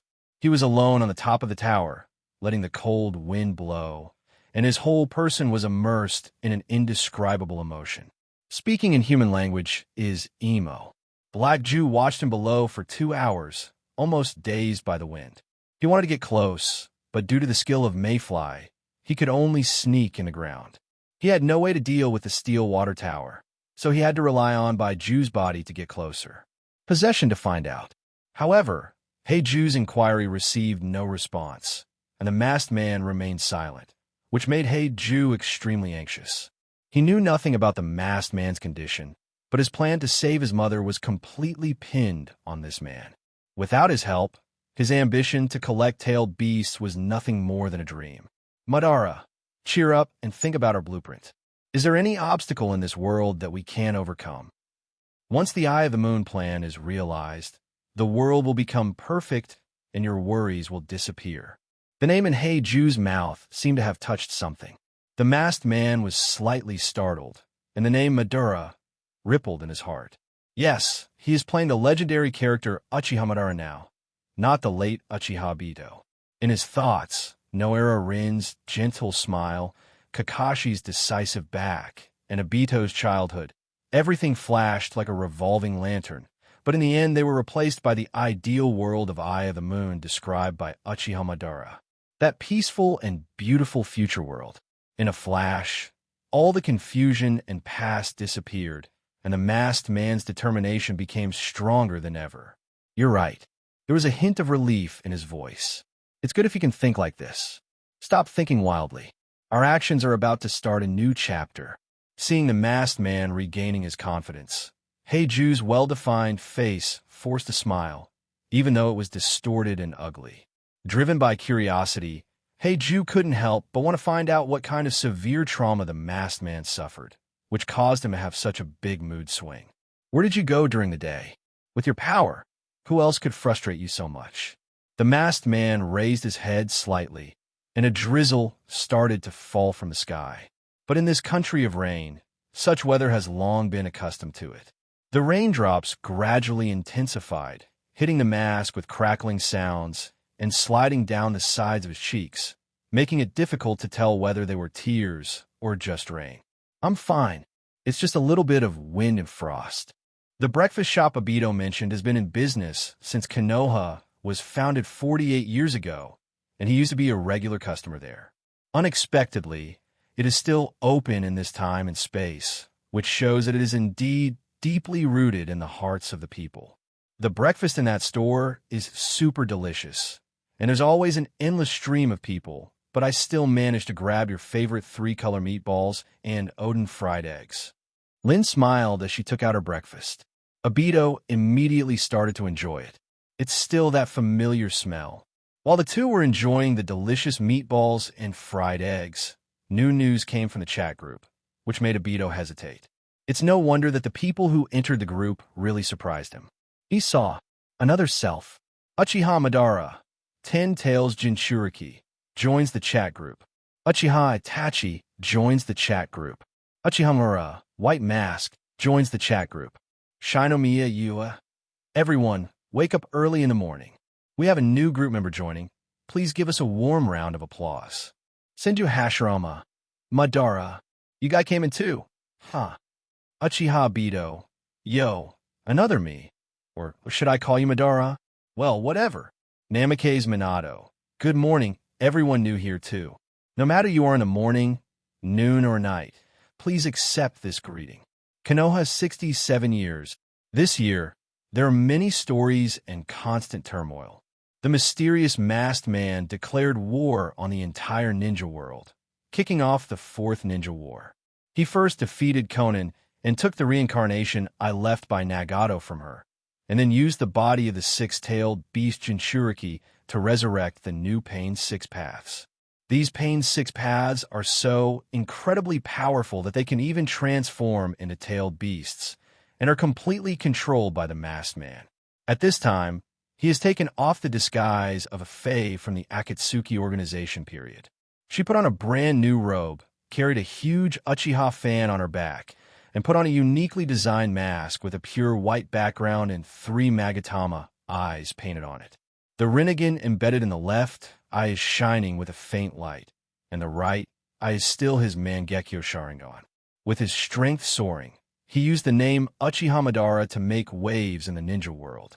He even teamed up with Kabuto Yakushi to use the reincarnation of the dirty soil to summon the souls of the dead, and combined with the 100,000 White Zetsu army to build a powerful force that could compete with the Ninja Coalition.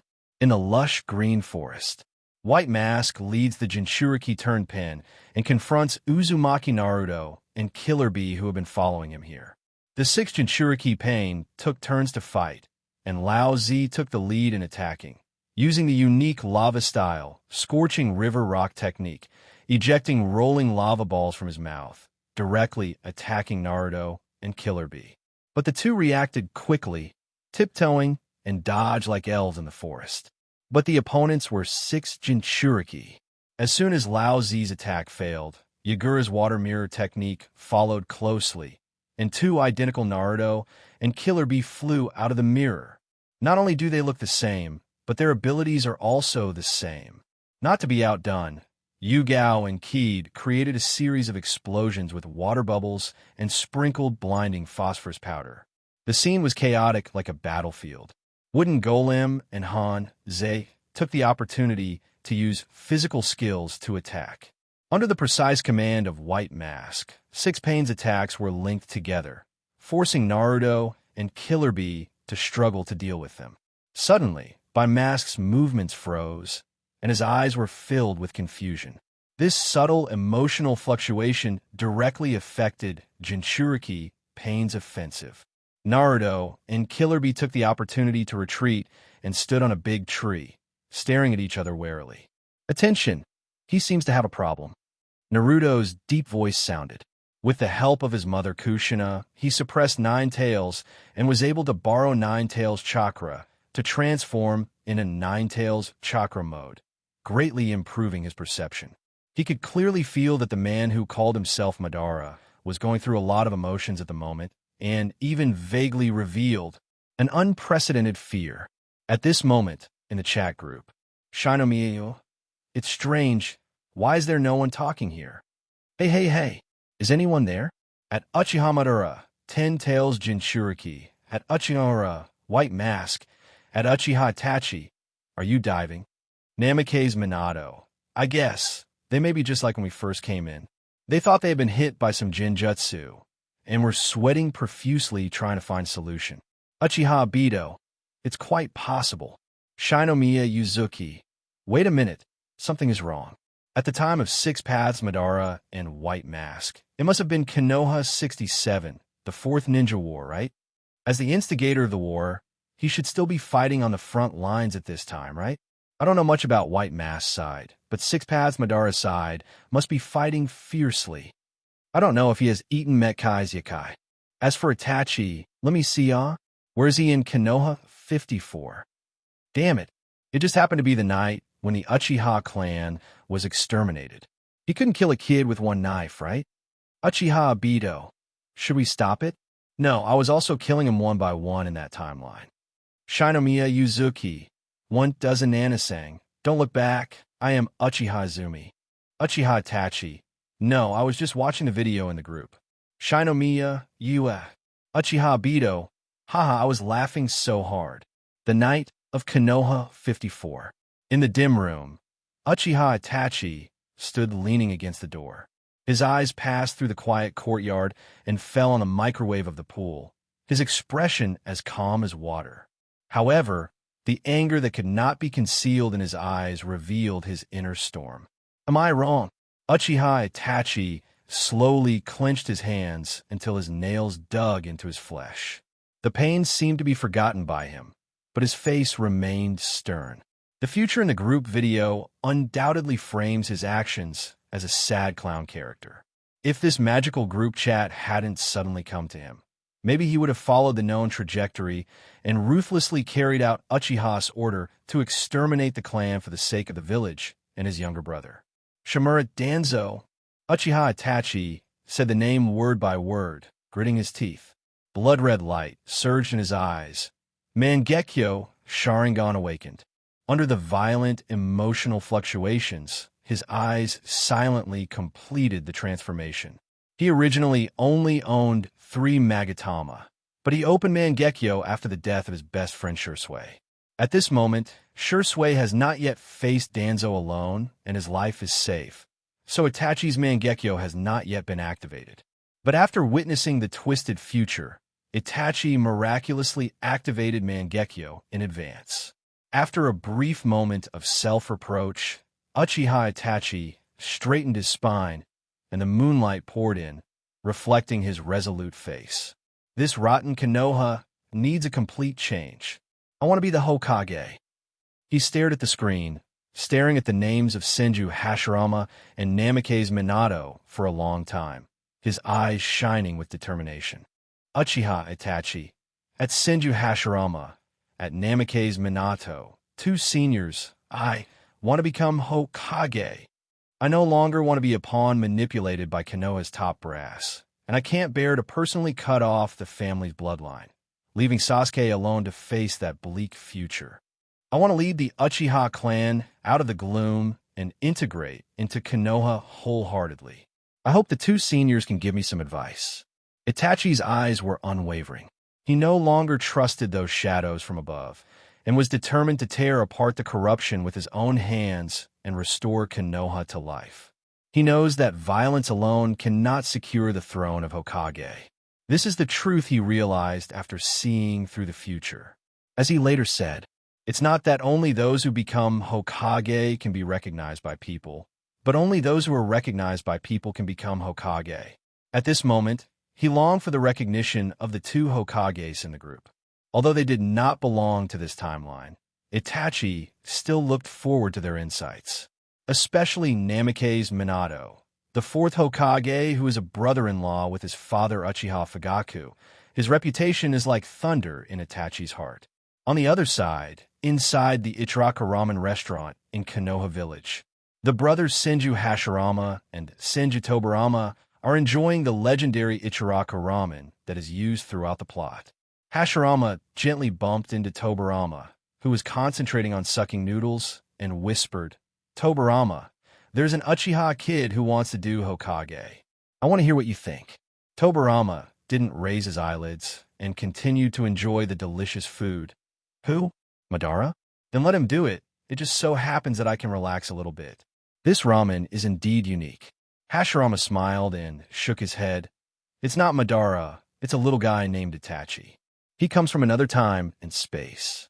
He has extraordinary strength and is as talented as Madara. Itachi. Tobirama looked a little surprised. Let him go. We can't control how other people live in their world. Brother, you always worry too much. You can't say that. Since people are asking me, it means they still respect our Hokage. Senju Hashirama pondered for a moment and responded in the group. Senju Hashirama, young man Uchiha, I suggest you pursue it bravely, let alone Hokage. Even if you want to dominate the ninja world, there is nothing wrong with it. But you have to be careful. The times you live in are extremely delicate. The fourth generation sacrificed. The Nine Tails Rebellion has just ended. High-end combat power is in short supply. Morale is low, and foreign enemies are around. If you want to reach the top of the Hokage, the road is full of dangers. If you make one mistake, Konoha may be in jeopardy. Haha, of course. We will help you at the critical moment and will never let Konoha be destroyed. After reading Hashirama's reply, Uchiha Itachi's eyes flashed with deep thought. Is this so? Indeed, Hashirama's words hit the nail on the head. Now the Uchiha clan is watching with eager eyes, ready to take advantage of Konoha's slight weakness. If he revealed that he wanted to become a Hokage, maybe the elites of the next clan would be eager to put on the Hokage cloak. Young patriarch, the weather is getting colder, so please put on some clothes. Then, these overzealous tribesmen will directly provoke a war with Konoha, giving foreign enemies an opportunity. In the end, everyone can only go to destruction together or ask for help from the group to clean up the mess. Itachi sighed lightly. He still needed to think about this matter in the long run. Namikaze Minato, I support you, Itachi, but first generation and I do not belong to this era. The one who really has to make the decision is you yourself. Uchiha Itachi, I understand, fourth generation. At this time, a piece of information popped up in front of him, which made Itachi feel refreshed. It was the reply from the group leader. Anyone who can create such a cross-time and space communication platform must have extraordinary wisdom, right? If you knew what Itachi thought about herself, she would probably say directly, Super wisdom tells me that it is time to use superpower. Shinamiya, one dozen chi song. I have 2 suggestions. Do you want to hear them? Uchiha Itachi, I would like to hear the details, my lord. The first suggestion is to stay put for the time being. This requires you to have strong control over the Uchiha clan and be able to stabilize everyone. First, buy Konoha some breathing time and wait for the new generation to grow up enough to resist external aggression, and then try again. Change. If a foreign enemy invades, you can lead the crowd to repel it, thereby increasing your prestige and gradually moving towards the throne of Hokage. Uchiha Itachi thought for a moment, and although he felt that this plan was acceptable, it was actually very difficult to implement. At present, the Uchiha clan is like a barrel full of explosives. His newly awakened Mangekyo Sharingan alone may be able to temporarily suppress it, but this is far from enough. There is little hope of maintaining it until the next generation rises. Group leader, I'm afraid this road won't work. I'm not strong enough to suppress Uchiha for a long time. Shinomiya Yuzuki, it doesn't matter, I have a second plan. You join forces with Uchiha Shursui and kill Shimura Danzo directly. Uchiha Itachi, this. Shinomiya Yua's idea was so bold that Itachi was stunned on the spot. Is this strategy feasible? Once Danzo is killed, Konoha may immediately fall into chaos, and then the Uchiha clan will go berserk, and neighboring countries will take advantage of it. No matter how I thought about it, I felt that this plan was not very reliable. Shinomiya Yuzuki, don't worry, I haven't finished my plan yet. After you solve Danzo, you'll get a lot of gold coins. Go to the mall immediately to spend money to increase your strength and support the war with war. While dealing with the resistance in the village, while fighting against the outside ninja village, the entire ninja world will be in turmoil. Gold coins will naturally roll in, and then used to continue to strengthen, forming a virtuous cycle. When you are strong enough, you can determine the world in one fell swoop and conquer the 5 major countries. Don't talk about Hokage. Even if you want to become the master of the ninja world, it's no problem. How? Is my proposal cool enough? Uchiha Bito. Why do I feel like I've seen this plot before in novel? Shinomiya Yuyue. Don't change the subject, just say whether it's okay or not. Uchiha Bito. It seems feasible. It sounds interesting. Teacher, first generation, what do you think? Namikaze Minato. Senju Hashirama. Today's young people are too crazy. Just listening to such a crazy plan makes their hearts feel heavy. Senju Hashirama. Isn't this too radical? Once the war starts, countless people will die. Senju Hashirama's face showed a look of compassion. Konoha was fighting in a melee, and other countries took the opportunity to invade. Just thinking about that situation, I knew that many people would die. Shinomiya Yua, first generation, you are too soft-hearted and unwilling to face war. But this is the way the world is. As long as the greed in people's hearts is still boiling, conflict will be inevitable. Unless there is someone powerful enough to scare everyone. People, like you and Madara, can make them obey unconditionally, but Uchiha Itachi lacks such a number one person. So we must manually cultivate a strong man who can lead the ninja world. Furthermore, if the Uchiha clan does not resist, thousands of innocent lives will have to be slaughtered. If they do not protect themselves, they will be harmed. As for those ninja villages who took advantage of the situation and robbed them, they don't deserve any sympathy. They attacked Konoha when they saw it was weak. What do you think their purpose was? They didn't want to tear off a piece of meat from this sick lion. Regardless of land or resources, every intruder has a hidden agenda. For such people, what else can entertain them besides a sharp sword? In the final analysis, their demise was also caused by greed, and they cannot blame others. Senju Hashirama was silent for a long time, and finally typed a few words. Senju Hashirama, what you said makes sense. Uchiha Itachi. In the end, we still have to rely on force to solve the problem. Uchiha Itachi sighed lightly. His original intention was not to use force as a means, but the development of the situation seemed to leave him only this way. Is there really no other solution? Shinomiya Yuzuki. Itachi, you don't want to rely on understanding and communication between people to eliminate hatred, do you? Uchiha Itachi. This idea did come up, and Naruto also proved it. After the Fourth War, the 5 major countries coexisted in harmony and prospered together. But behind the scenes, Shinomiya Yuzuki. Actually, that is the merit of Naruto and Sasuke. In the Fourth Ninja War, the power they displayed has already surpassed the scope of ordinary ninjas, and both of them came from Konoha. Let me ask, apart from making amends with Konoha, what else can the other 4 countries do? Coupled with Naruto's extraordinary personal charm, every country has its friends. This dual effect has created a period of peace that has not been seen in the ninja world for thousands of years. Itachi fell silent, savoring these words carefully, and gradually realized that this might actually be the case. Uchiha Itachi. Group leader, I will seriously consider your opinion. Shinomiya Yuzuki. That's right, today's struggle is for tomorrow's peace. Under your leadership, the ninja world will enter a stage of forced peace. There may not be much change in the short term, but in hundreds of years, or even after 1,000 years, hatred will naturally be diluted by time. As for the lifespan issue, you don't have to worry. With gold coins, achieving 6 paths, and pursuing immortality is not a problem at all.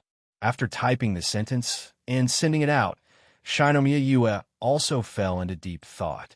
Deep down in his heart, he recognized the efficiency of force. Yahiko's desire to eliminate barriers through understanding is too idealistic and too difficult to achieve in reality.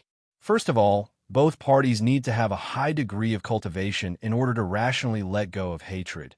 But in reality, not everyone is like this. When encountering diehards like Danzo, peaceful methods will only make you suffer. Therefore, in comparison, direct force is sometimes more direct and effective, making people sit down and talk, whether they are educated or barbaric people. Of course, it is not advisable to rely purely on force. You must have 9 points of force and 1 point of reason to be convincing. The suggestion to Uchiha Itachi was his attempt at a different strategy. Each timeline is independent, and changes in one line will not interfere with the others. Even if Weasel makes trouble there, it won't have any impact elsewhere. The path Yuzuki proposed was, firstly, to allow Itachi to no longer have to endure the hypocrisy of Konoha's high-level officials and to take action directly, in order to be happy. Secondly, it was the gold coins that Yuzuki was most interested in. According to Itachi's method, he is almost teasing the goddess of fate. The original trajectory of fate is completely disrupted. It is conceivable that the harvest of gold coins will continue. Konoha 54 years. Uchiha Itachi slowly closed his eyes, pondered for a moment, and then opened them again. At this moment, his eyes were shining with unprecedented determination. Just adopt the strategy of the 4 palace group leaders, but make some slight improvements. Immediately, he clicked to open the mall interface that Yuyuem mentioned many times, which was a key tool for him to take the Overlord route. Only with the help of the power of the mall, he can achieve multiple transformations in a short period of time, soar in strength, and finally achieve the goal in his heart. It's so dazzling. Itachi's heart was slightly disturbed, but he quickly calmed down. He quickly scanned for products that suited him and added them to the shopping cart first. Once he had enough gold coins, he took them in one fell swoop. A few minutes later, Uchiha Itachi closed the mall interface with satisfaction. He had locked in his favorite product. The first item is the body of an immortal. His physique is not outstanding, and he will suffer from blood inheritance boundary diseases in the future. He rarely takes action personally. Even if he has to fight, he relies mostly on ninjutsu and jinjutsu. His physique is actually a major shortcoming. Therefore, the body of an immortal has become a necessity. A healthy body will undoubtedly greatly improve his combat effectiveness. The second piece is his own Mangekyo Sharingan, which is used to promote the existing Mangekyo to the eternal state. This not only allows him to use the pupil technique unlimitedly, but also unlocks Susanu's ultimate form. The complete Susanoo, standing 100 meters tall, holding 3 sacred weapons, is invincible on the battlefield. One man can defeat 10,000 troops. Do we need a total of 200,000 gold coins? Itachi thought silently. The immortal's body is worth 100,000 gold coins, and Mangekyo is another 100,000. This is by no means a small amount of money. Let's take it one step at a time. It's still unknown how many gold coins we can get after defeating Danzo. At this time, subtle footsteps came from behind, and Itachi immediately sensed the person coming. He knew who it was, so he didn't look back, with a gentle smile on his lips. Soon, the man quietly approached, suddenly jumped onto Itachi's back. Huh, were you shocked by me? Sasuke deliberately made an exaggerated expression. I knew it was you the moment you walked in the door. Brother's awesome. Sasuke lay on Itachi's shoulder with a happy smile on his face. For him, the time spent with Itachi was enough to make him extremely happy. Itachi gently rubbed his head and smiled fondly. Do you have a problem with me? Sasuke was always well-behaved and would not disturb Itachi for no reason at this time. Since he was here, something must have happened, so Itachi asked. Dad asked you to come over and sent me to call you. Sasuke answered honestly, his smiling eyes turning into 2 thin lines. I see, let's go. Itachi held Sasuke on his back, turned around and left the room, heading towards Nanga's shrine. Sasuke, you should go back to sleep. When he arrived at the entrance of Nanga's shrine, Itachi put down Sasuke and had no intention of taking him in because the upcoming conversation was not suitable for Sasuke to hear. Brother, see you tomorrow. Sasuke nodded obediently, smiled, and ran away without asking why. Itachi watched with a faint smile until Sasuke's figure completely disappeared around the corner, and his smile gradually faded. Then, he pushed the gate of opening and entered the quiet space of Nanga's shrine. Squeak! The long opening sound of the ancient wooden door instantly attracted the attention of everyone in the shrine. Present here, in addition to Uchiha Fugaku, there are several gray-haired elders. They are the elders of the Uchiha clan, with respected status and high moral character. They are responsible for assisting the clan leader in managing Uchiha affairs on a daily basis. Father, elders, I'm here. The young patriarch is here. Come and sit here. A smiling elder patted the seat next to him affectionately, signaling Uchiha Itachi to join them. Uchiha Itachi is known to almost everyone in Konoha for his extraordinary talents. The clan members are full of expectations for this young clan leader. Especially after he joins Umbu, he can often bring back precious information. This is also brewing for the Uchiha clan. Change creates confidence. Itachi nodded slightly and sat down casually. His opposite, Uchiha Shursui, gave a warm smile, and Itachi nodded in response. When everyone arrived, the meeting officially kicked off. Uchiha Fugaku was the first to ask a question. The voice of opposition in the clan is growing day by day. What are your opinions? As the clan leader, Fugaku has a far-reaching vision, but in fact he does not support such drastic changes in his heart. After all, once force is used, although the Uchiha clan is very powerful, Konoha will suffer heavy losses, and external ninja villages will take advantage of it. Even if they win in the end, the sacrifices will be heavy. At that time, what's the point of a devastated Konoha and the position of Hokage? However, as the leader of the clan, he cannot completely influence the thoughts of the entire clan. At present, the situation is gradually getting out of control, and a storm is inevitable. Suppression? Why suppress? I think this is what the people want, and morale is strong, said an elder with a stern expression who obviously belonged to the radical faction. Hokage. But it has always been an irony that Uchiha, who is not good at fire style, has ever been in charge. No, regardless of victory or defeat, even if the change is successful, how many lives will we have to pay? Someone frowned, representing the opinion of the conservatives. It is better to sacrifice than live in humiliation. When Konoha was first founded, Uchiha was promised to be the first Hokage, but he ended up breaking his promise. Now that time has passed, Uchiha still misses the Hokage. How is this fair? Well, there is no need to mention the past. We should still discuss how to solve the problem with minimal sacrifice. Several old men who were several rounds older than Weasel started a heated debate on this matter. Some were so excited that their faces turned red. Others were silenced by refutation, and some opinions won some approval. However, no matter how much discussion there is, no consensus can be reached. Seeing the argument intensifying, Fugaku lightly knocked on the table. The noise quickly subsided until silence fell. All eyes are focused on him, looking forward to his next move.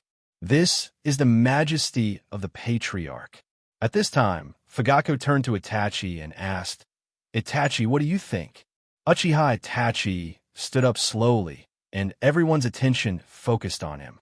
Maybe it's just an illusion, but Uchiha Itachi seems different today than in the past. As if it's less heavy and more indescribable. Hello, everyone. As we wrap up this video, I want to share a quick note. I have a Patreon account.